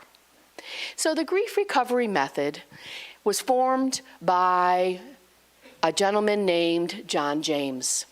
The organization is now called the Grief Recovery Institute. John James lost a son when he was a baby. The baby died. It happens, doesn't it? Sometimes in vitro, they haven't even taken their first steps. And what happens? Everybody kind of just doesn't know what to say or do. Well, John decided, I got to get some help here. I'm not dealing with this very well. And what he found out is all of the help that he was receiving was of an intellectual nature. And what he realized himself was that his brain was not broken. His heart was broken. John's brain was not broken. His heart was broken. His son was dead. So the Grief Recovery Institute, fast forward 40 years, has come up with two great definitions. Grief is the normal and natural emotion and emotional reaction to loss or change of any kind. Who'd have thunk it? Grief is the conflicting feelings caused by the end of or change in a familiar pattern or behavior. Nowhere in either of those definitions is the word death, is it? Because grief happens because loss happens. What I learned all of this, it gave me permission to understand, guess what? I wasn't going crazy because Tom had died. My heart was broken. I wasn't going crazy because my house had to go into foreclosure right after he passed. I was scared. Fill in the blank, whatever it was. I was afraid. You can also probably add in there shame and guilt and all those other things. And how could I tell anybody that my house had to go into foreclosure because I might tarnish my husband's name? So what did I do? I went within. Going within showed up on me as fluff. I just gained a lot of weight. And I'm grateful as it goes away. So grateful. So unacknowledged loss and feelings means grief happens. And it settles in many different ways. So loss includes death of people, death of pets, right? It also includes 40 other kinds of losses that the Grief Recovery Institute was able to, they continue to identify because COVID wasn't on the list last year. It certainly is on the list this year. And then, of course, tomorrow, when you join me in the workshop, you'll be naming your own losses, and then we'll figure out how it is that you will want to take action with those. Some of the intangible losses that we probably don't even associate with loss is loss of control. Anybody else have a control gift? Be honest, yes. Loss of safety, loss of self-esteem, loss of faith, loss of trust. There's so many that are intangible, right? And would show up differently amongst all of us. So what I've learned is that we don't focus on the type of loss. We just acknowledge that there is a loss, because putting the focus on a type of loss is putting the focus in the wrong place. And we don't compare losses, because it robs the dignity of each of us who have experienced a loss. And most importantly, because I do not know, I will never know how you feel. Even if we've shared the same experience. You know this, right? Yes? I'm one of 11 children, and we could all tell you about the Christmas of whatever it was. Let's just make up a year. The year was 1976. You're going to have 11 versions of what, and plus my parents, of what that Christmas was like, right? It's the telephone game. We don't know. So there's no mind reading. We just know that loss happens and grief is normal and natural. That's the takeaway for tonight. Oh, that sounds pretty simple, doesn't it? Grief is as individual as you and I are, and there are no stages of grief. So this is the big difference. There are stages of death and dying that you're very familiar with, I'm sure, especially as ministers and hospice workers. Those were all created by Kubler-Ross, right? After somebody gets a diagnosis. However, they don't apply to the stages of grief. They don't apply to the stages of grief, because grief is different and it's not always associated with death. How's everybody doing? So guess what my favorite day is? The Day of the Dead. And I wear my masks, shirts, and I just love it, because it's a great way of knowing that when, in fact, my front axle broke on my car at Chautauqua when I was speaking for Unity up there, guess what? I got the Michelin tires on my new car that I bought. So I had a loss. It stunk. It actually did stink big time. However, the blessing was I got Michelin tires, which I promised myself I would give myself that year. So be careful what you wish for, because we're not quite sure how they're going to get here, right? So unresolved grief. As I've done this work, what I realized is grief in my life, or loss in my life, started a week after I was born, when my grandpa Donlin passed away, got his angel wings.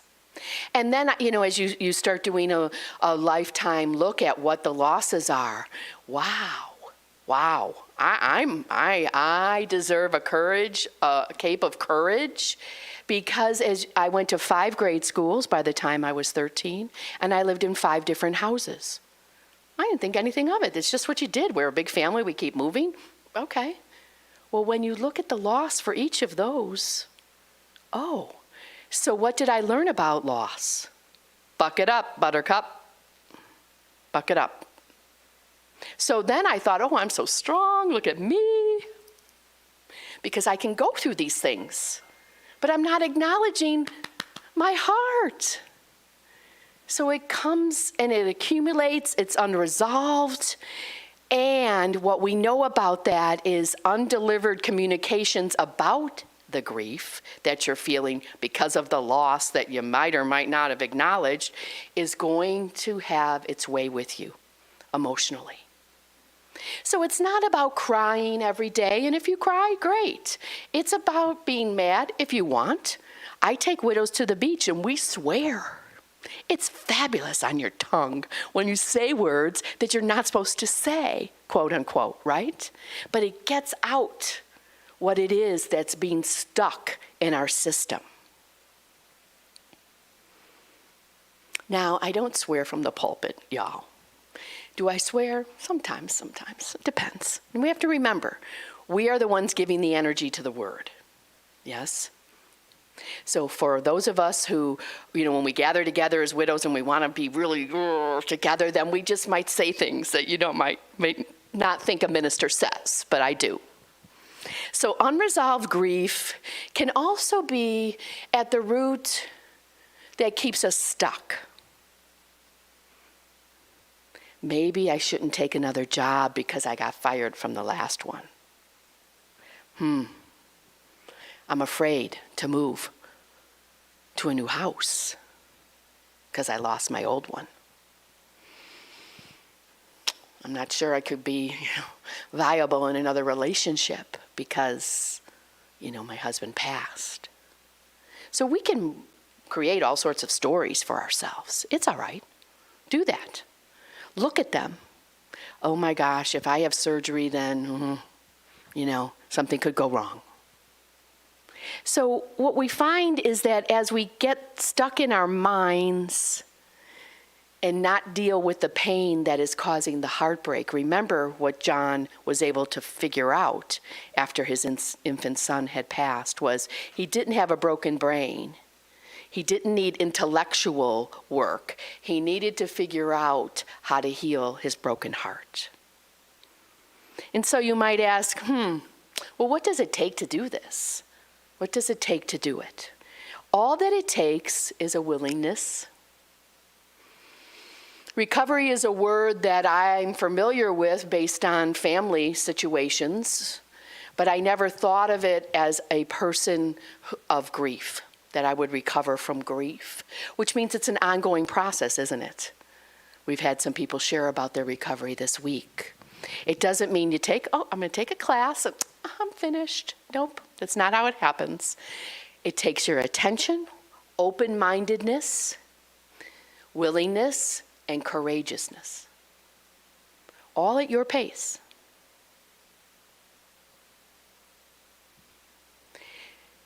The theme of this week is experiencing God, right? And we started with the meditation that said God is. Dale talked about the omnipresence last night. So how in the heck do we experience the heart of God when my heart is hurting? Well, we know in Unity we don't blame, because blame is be lame. Take a moment, as Bronte was talking about. Get centered. And think. And then move into your heart. COVID is here. What does that make me feel? I'm solo distancing. I live alone. Grateful for my home. After being home free for 8 years, I'm grateful that I have a house that is mine. So what else then? So what's there to be unhappy about, Therese, right? I can hear my father's voice. Well, guess what? I'm not seeing anybody. I talk to my plants. They're growing, by the way, fabulously. So what else? So I have a list and I write it down. Oh, I miss seeing. I miss seeing. I miss seeing. I miss doing. I miss being. Write it down. Get it out. Figure out how you might, in fact, join a Zoom class. It might not even be from a church that you currently attend, or you're in another region and you heard that we were having this retreat. Get online. Fill the need for what it is that you feel and I have identified that you're missing. What do you do about the fact that your grandbabies, right, for most of us this age, are being homeschooled now? What? How do you be homeschooled? They weren't that last year, right? So there's a loss there. We have to wear masks all the time. So you can see I don't have freckles over this part of my face because I have a mask on most of the time, right? We have to identify what the loss is. And then we realize, oh wait, God is.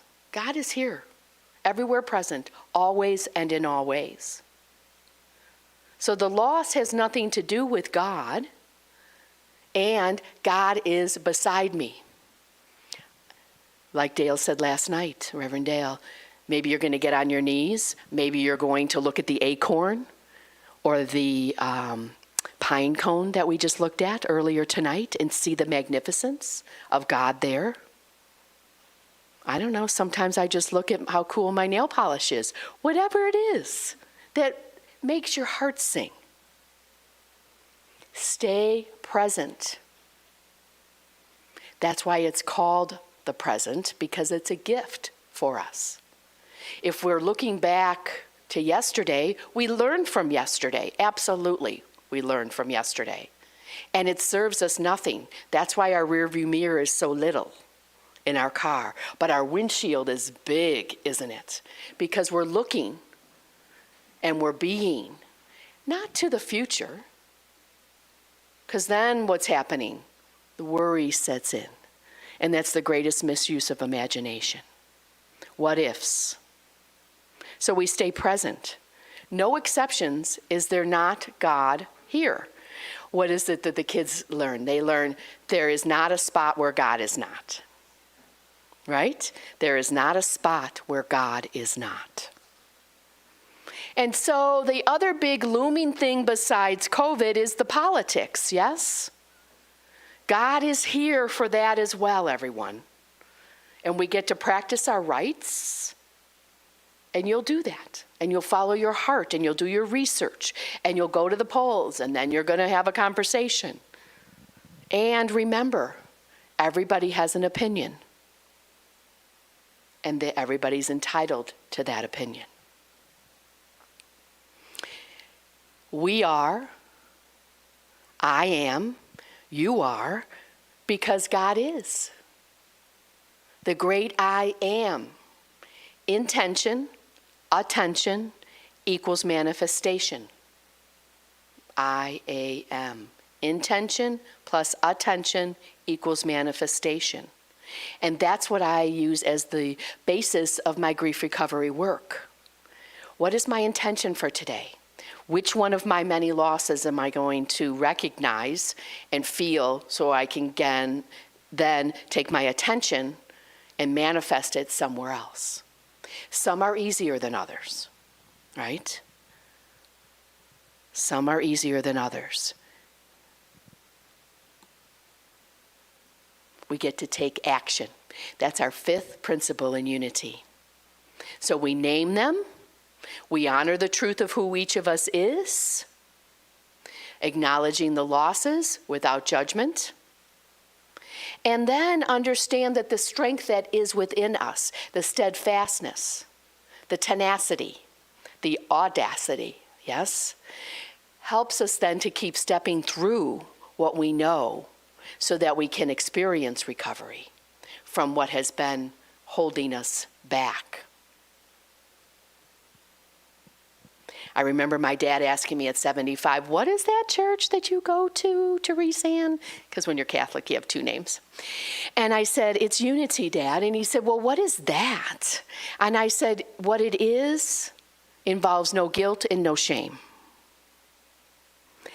And he said, is that all you ever learned as being a Catholic? I said, it was, Dad. And he said, okay, I'm glad you're going there. So unity means unity within ourselves as well, doesn't it? Head, heart, physicality, spirituality. This is where God is, and this is how we experience God, by being authentic and real. You know, Jesus, he was swearing at a fig tree and he was raising a glass. Authentic and real in every moment. The best description of the grief recovery method comes from one of my mentors, whose name is Jay.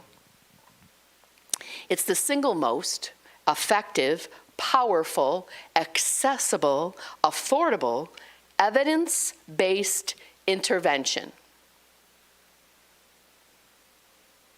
that we use to create a meaningful and lasting healing of our grief based on loss, and allows us a true re-engagement with life.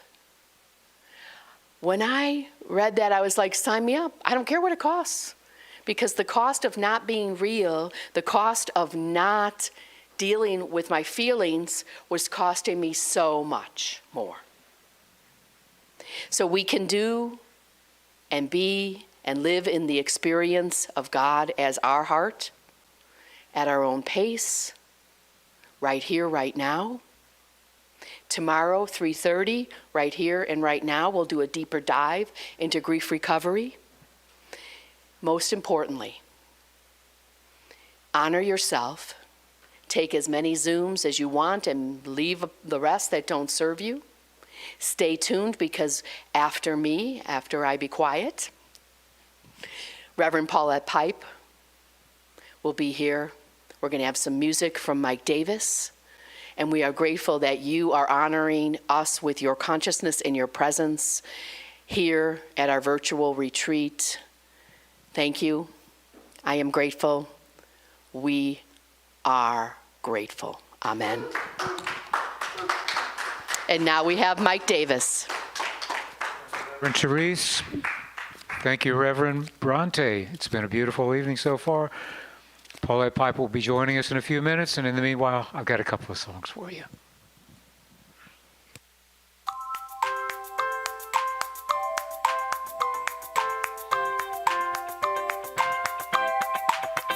I have walked through the fire. I have walked in the water. I have walked on a rainbow. I have walked into the heart of love. I have walked on the mountains. I have walked in the forest. I have walked through the desert. I have walked into the heart of love. And I have walked like a seeker. I have walked as a pilgrim. I have walked to forever. Walked into the heart of love. Faith, keep the faith. You got to have faith.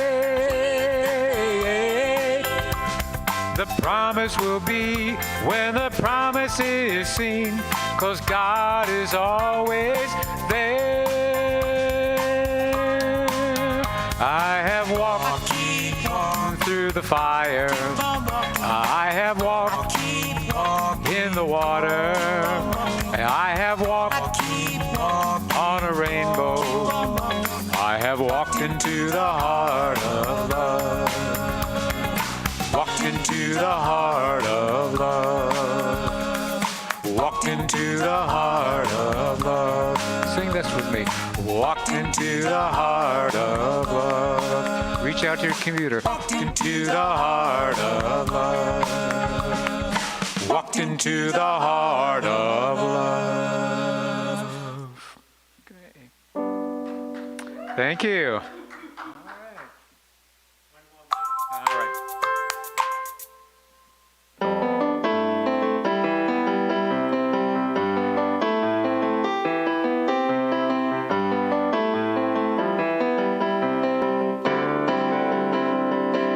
Two small fish and a basket of bread,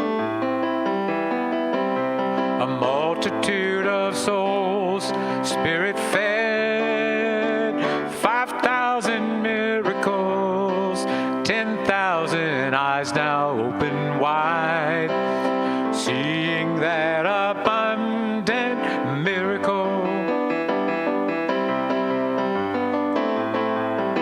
A grassy field and the sky overhead, a trusting crowd of souls, spirit fed, 5,000 miracles, 10,000 eyes now open wide, seeing that abundant, being that abundant, believing that abundant, miracle, miracle, miracle, miracle, miracle, miracle, miracle, miracle, miracle, miracle, miracle, miracle, miracle, miracle, miracle, miracle.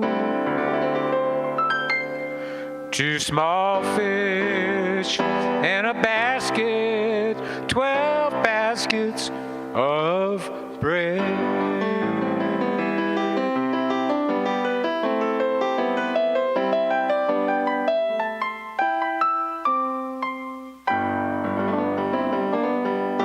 All right, thank you, Mike. Wonderful, wonderful. Blessings to all.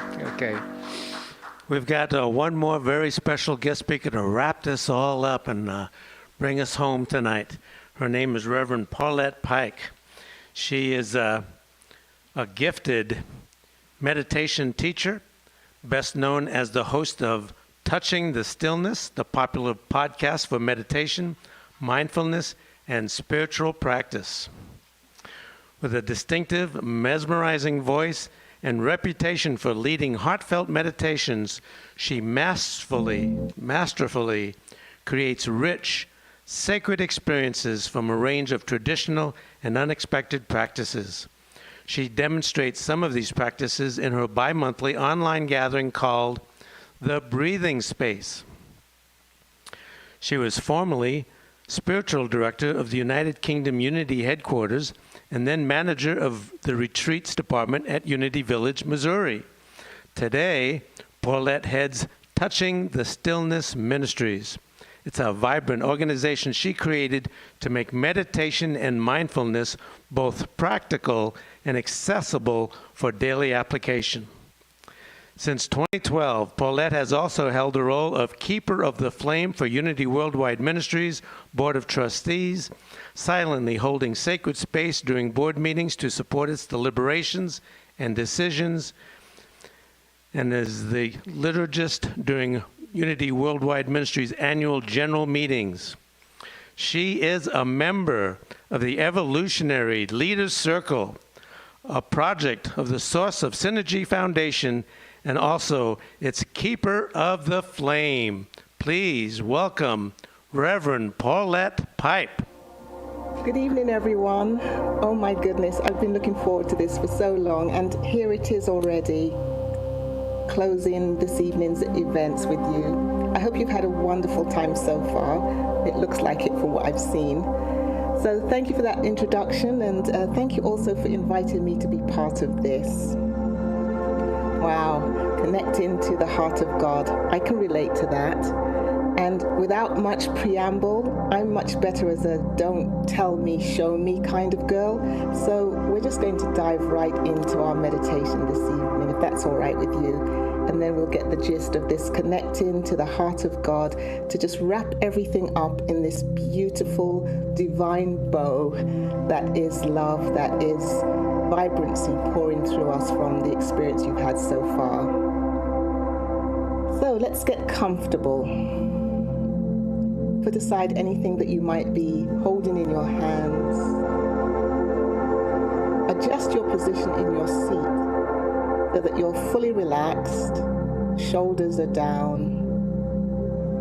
You've got your chest open so you can take in a full and entire breath.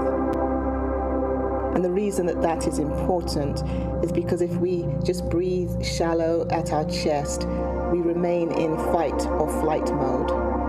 We want to relax completely. Take in the full breath. Expel every drop of air. And the inhalation will take care of itself.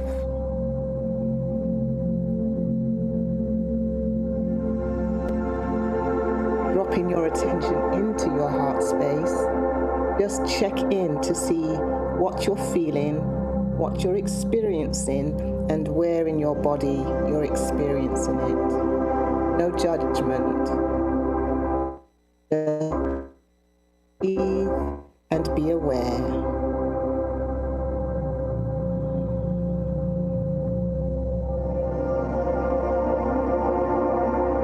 Allow your feet to make contact with the ground.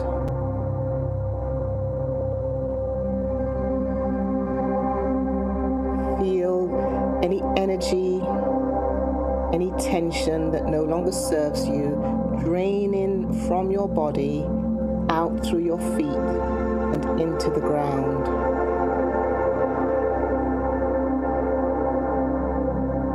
To support that elimination process, I invite you to place your palms face up and then extend your thumbs to the side of your ring finger, the inside of your ring finger on the very bottom pad.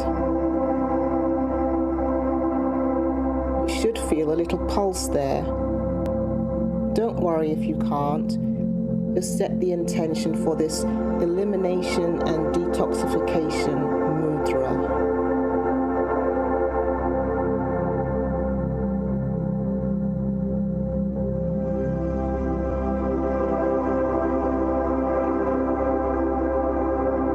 So you can feel all the energy draining through your body, out through your feet, and energetically letting go of everything that no longer serves you with this mudra for detoxification.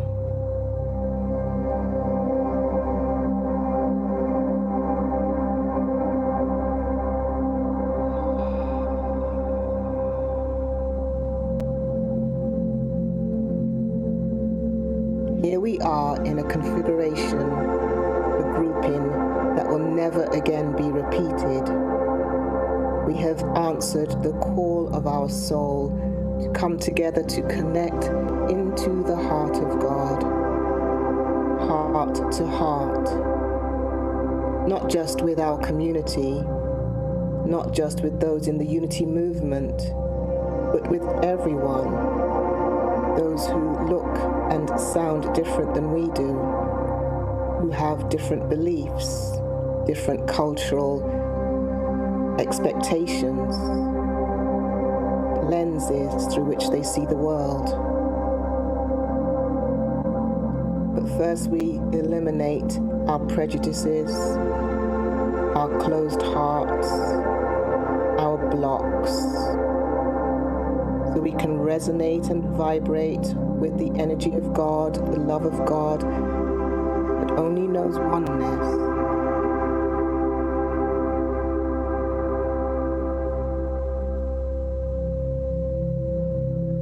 Is the same divine DNA within each of us. And anything unlike that oneness drains away as we breathe in and breathe out.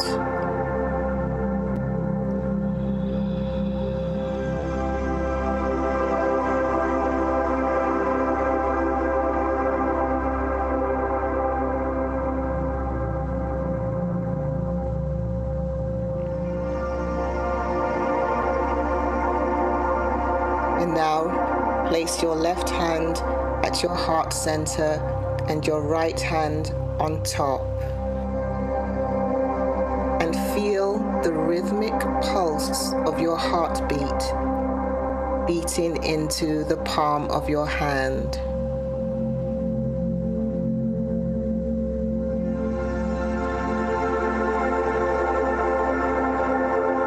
When we were in our mother's womb,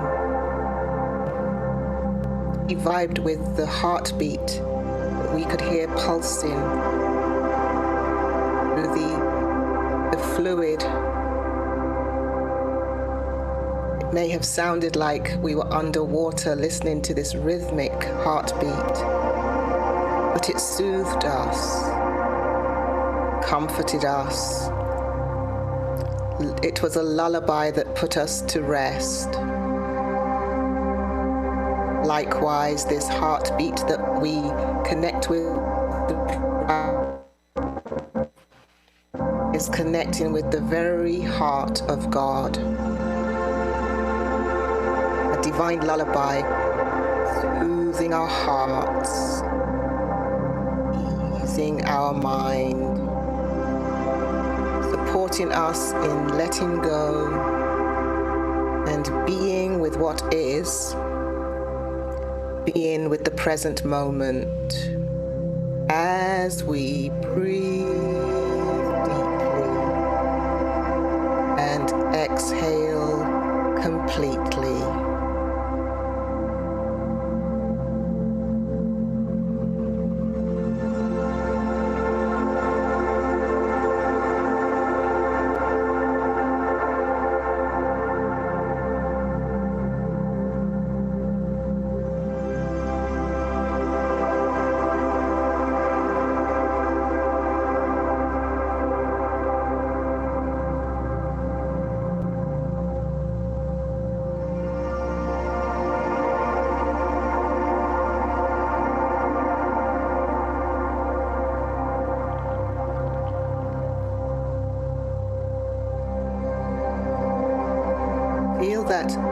pulse from your heart, beating in rhythm with universal heartbeat, the heartbeat of God.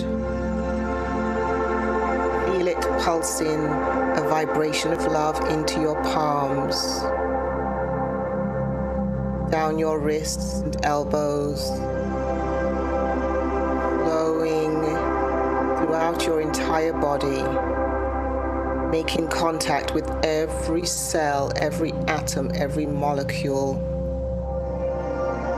Hear the echo as each cell, each molecule, each fiber, system, and body part resonates with the heartbeat, the divine call of the heart, calling us deeper into the stillness,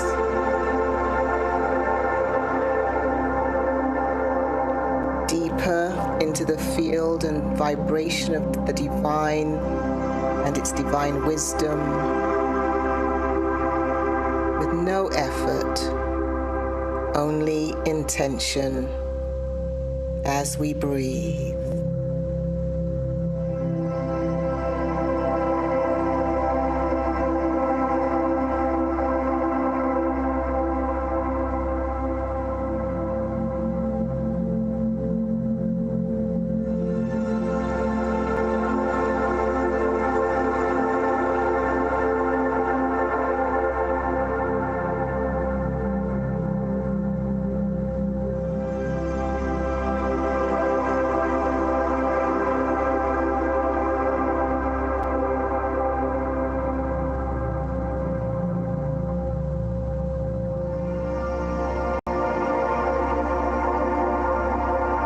As we rest here, allow these words you hear spoken, the words of Charles Fillmore, to echo and vibrate as the loving truth of your own heart, being spoken to your heart that is resonating with the heart of God.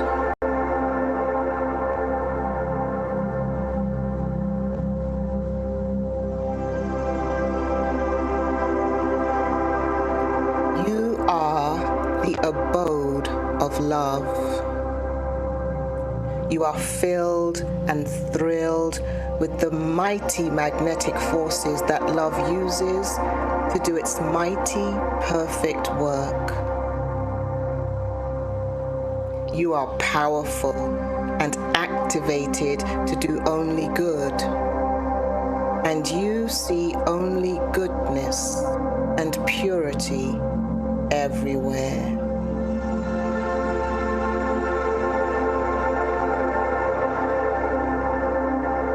Feel your heart responding, receiving this acknowledgement, this affirmation of its role, of its place, of its intention and capacity.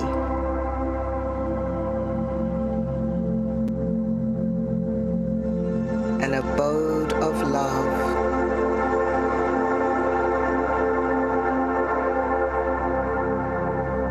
Filled,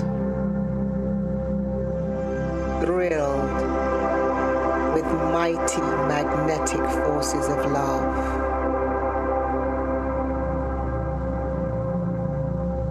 Love your heart uses to do mighty work in the world.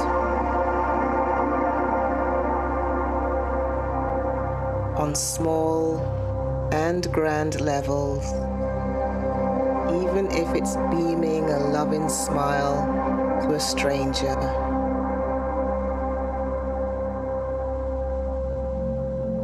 This heart and abode of love is powerful and activated to do only good and to see only goodness and purity everywhere.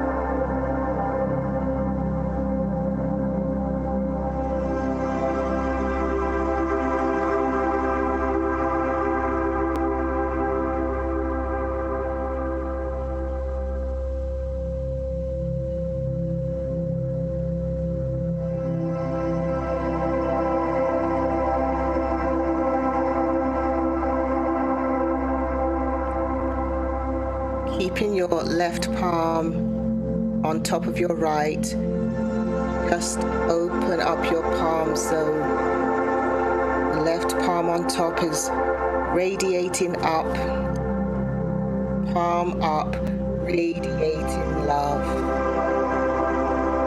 echoing the heartbeat of love that was pulsing into your palm. Hold that palm up now, cradled by your right hand, and let that energy fully fill the atmosphere.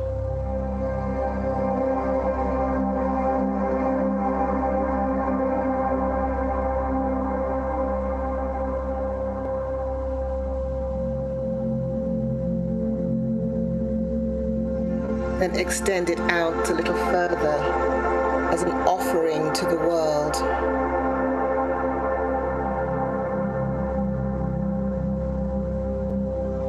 Moving from our heart to the hearts of our neighbors, our communities, our family and friends,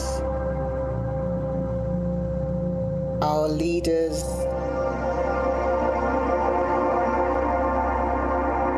our neighbors around the world.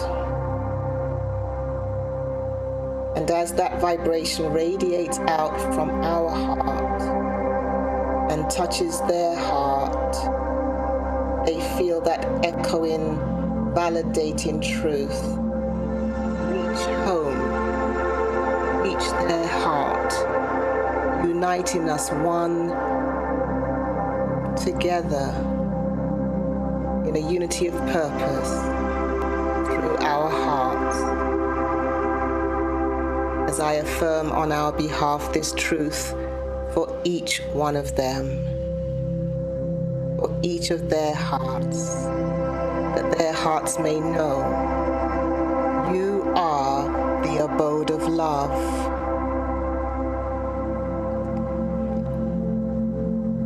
You are filled and thrilled with a mighty magnet.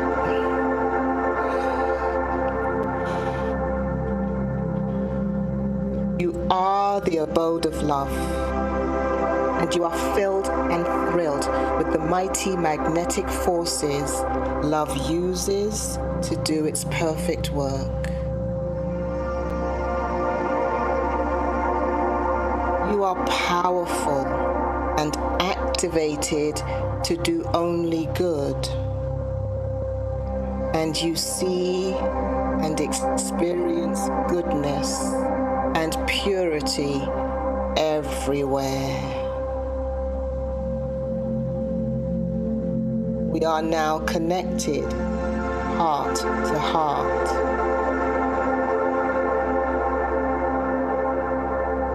We are connected heart to heart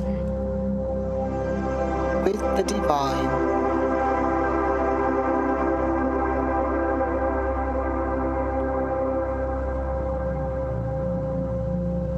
And we breathe into that cosmic heartbeat.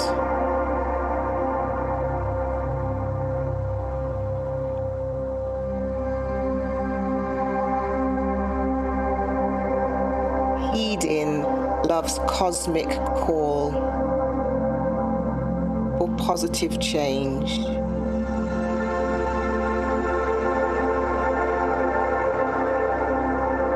Heeding love's cosmic call for neighborly love.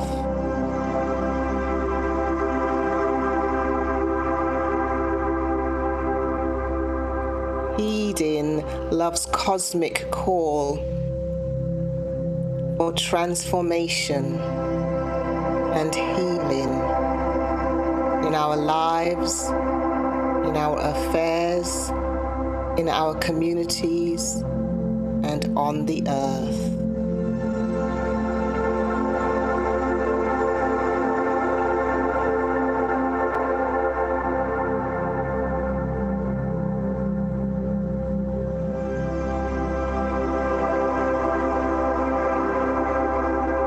We radiate this vibration of love from our individual abode of love, connecting with God's divine love. We radiate that love now to every sentient being with whom we share the planet, to all the vegetation, to every land, to the oceans and the rivers and the streams, to the sky and the inhabitants of the sky, the children who are our future.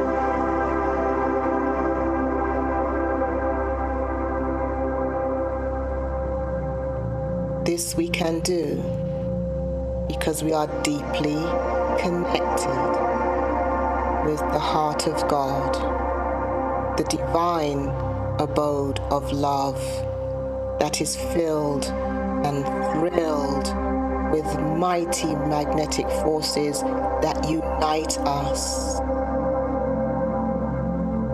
harmonize us,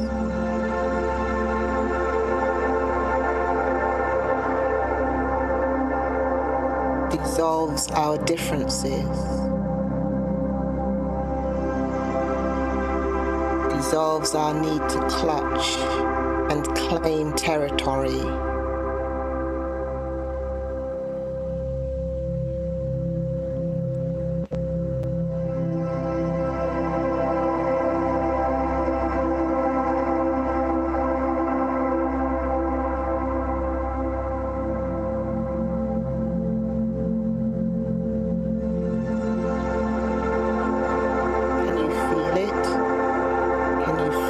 Cosmic healing flowing from the divine heart into our heart, flowing from our heart into the divine. Breathe into that now as we pause once more in the stillness of this moment and breathe.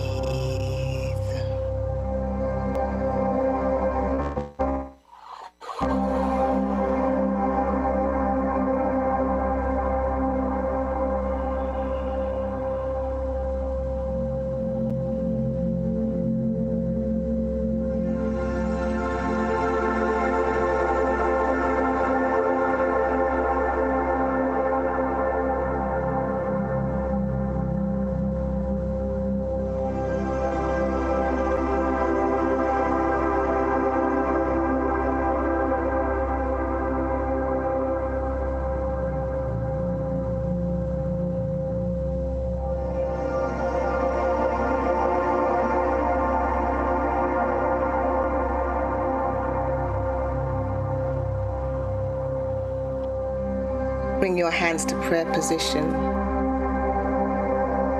Rest your thumbs on your sternum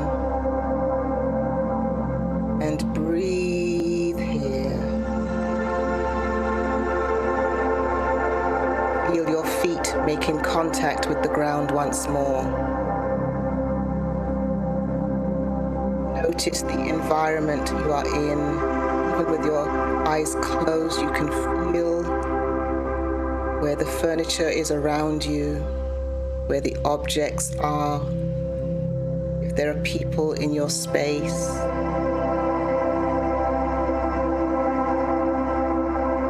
Notice the temperature of the air as it touches your skin, and the sounds around you, the clothes on you, the breath flowing through you.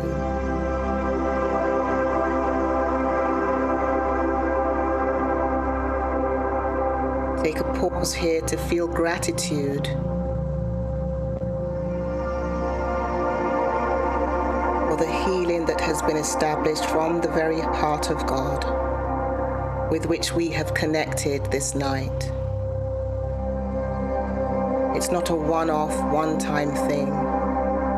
We can return to the abode of love, the divine heart of God, at any time. But for now, we bring our awareness and consciousness back to this time and place with one more breath.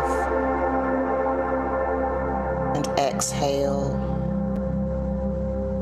And then flutter your eyelids open, but keep your lids lowered. And take a breath here. And as you exhale, raise your eyes.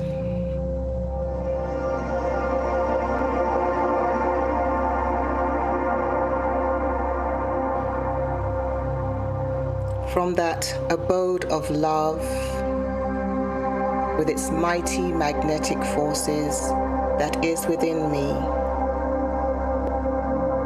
I bow to and acknowledge the abode of love with its mighty forces that is alive in you and that connects us, each one, to the heart of God.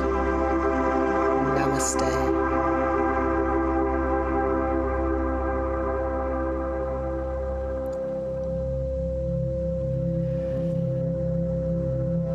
Thank you.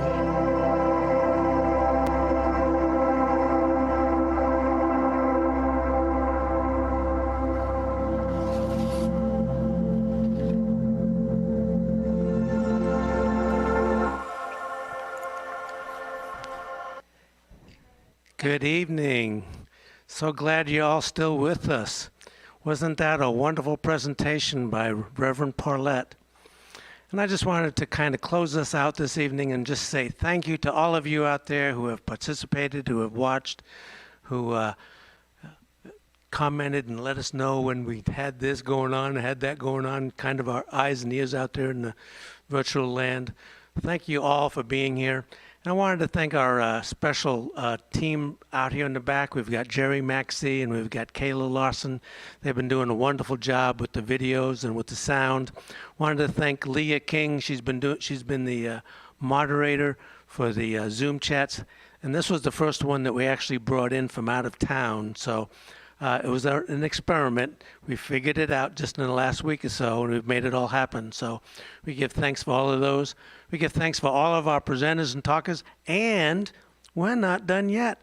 Tomorrow afternoon, we'll start again at 1 o'clock. We'll have a little pray-in. We'll have our first workshop at 1:30 with Ron Lindham, and they'll go from 1:30 to 3. And then from 3:30 to 5, we'll have Therese Lee again talking about grief recovery. So that will be coming up from 3:30 to 5 tomorrow. Then at 6:30 we'll have our chat again, and then at 7 o'clock we'll have more music with with Dale Worley and his Heart Connected band, and then we'll have Doug Dewar from Unity Worldwide Ministries share a little bit what's going on in his world, and we'll have questions and answer period. We'll have Jim Blake from Unity World Headquarters. He's going to share what's going on in his world. And he's got a lot of things that he wants to share with us and resources that he has. So that will be there. And then all of you who are out there participating, we're going to have you all come together, and I'll kind of lead it and facilitate it. And we'll have breakout groups, and we'll talk about our own experiences of conscious connections with God as spirit, as self, as others, as mindfulness, as connectedness, and as grief. So that's all tomorrow. And then Friday morning at 10 o'clock, we'll close it out with a closing ceremony. We hope you all attend to that. But in the meantime, I just give you my gratitude and my thanks for just being with us. And we'll see you tomorrow. God bless.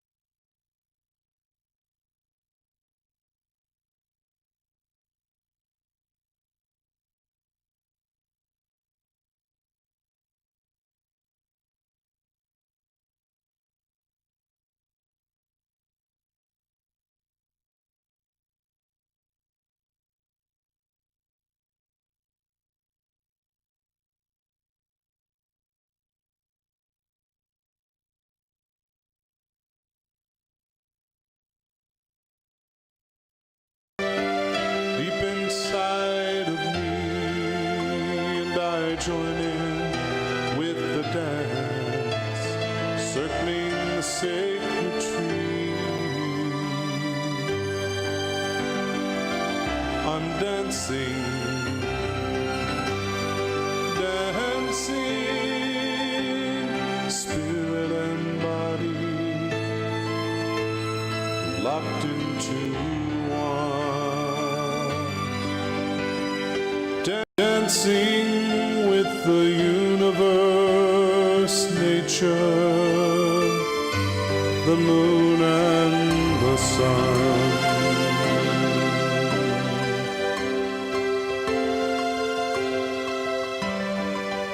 The galaxy is swirling, dancing with the sea, the whales and the dolphins, they say, come and dance with me, playing and laughing until the dance is done, and entering into peace and harmony as we become one.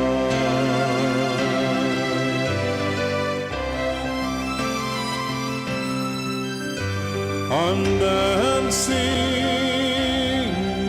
yes, I'm dancing, spirit and body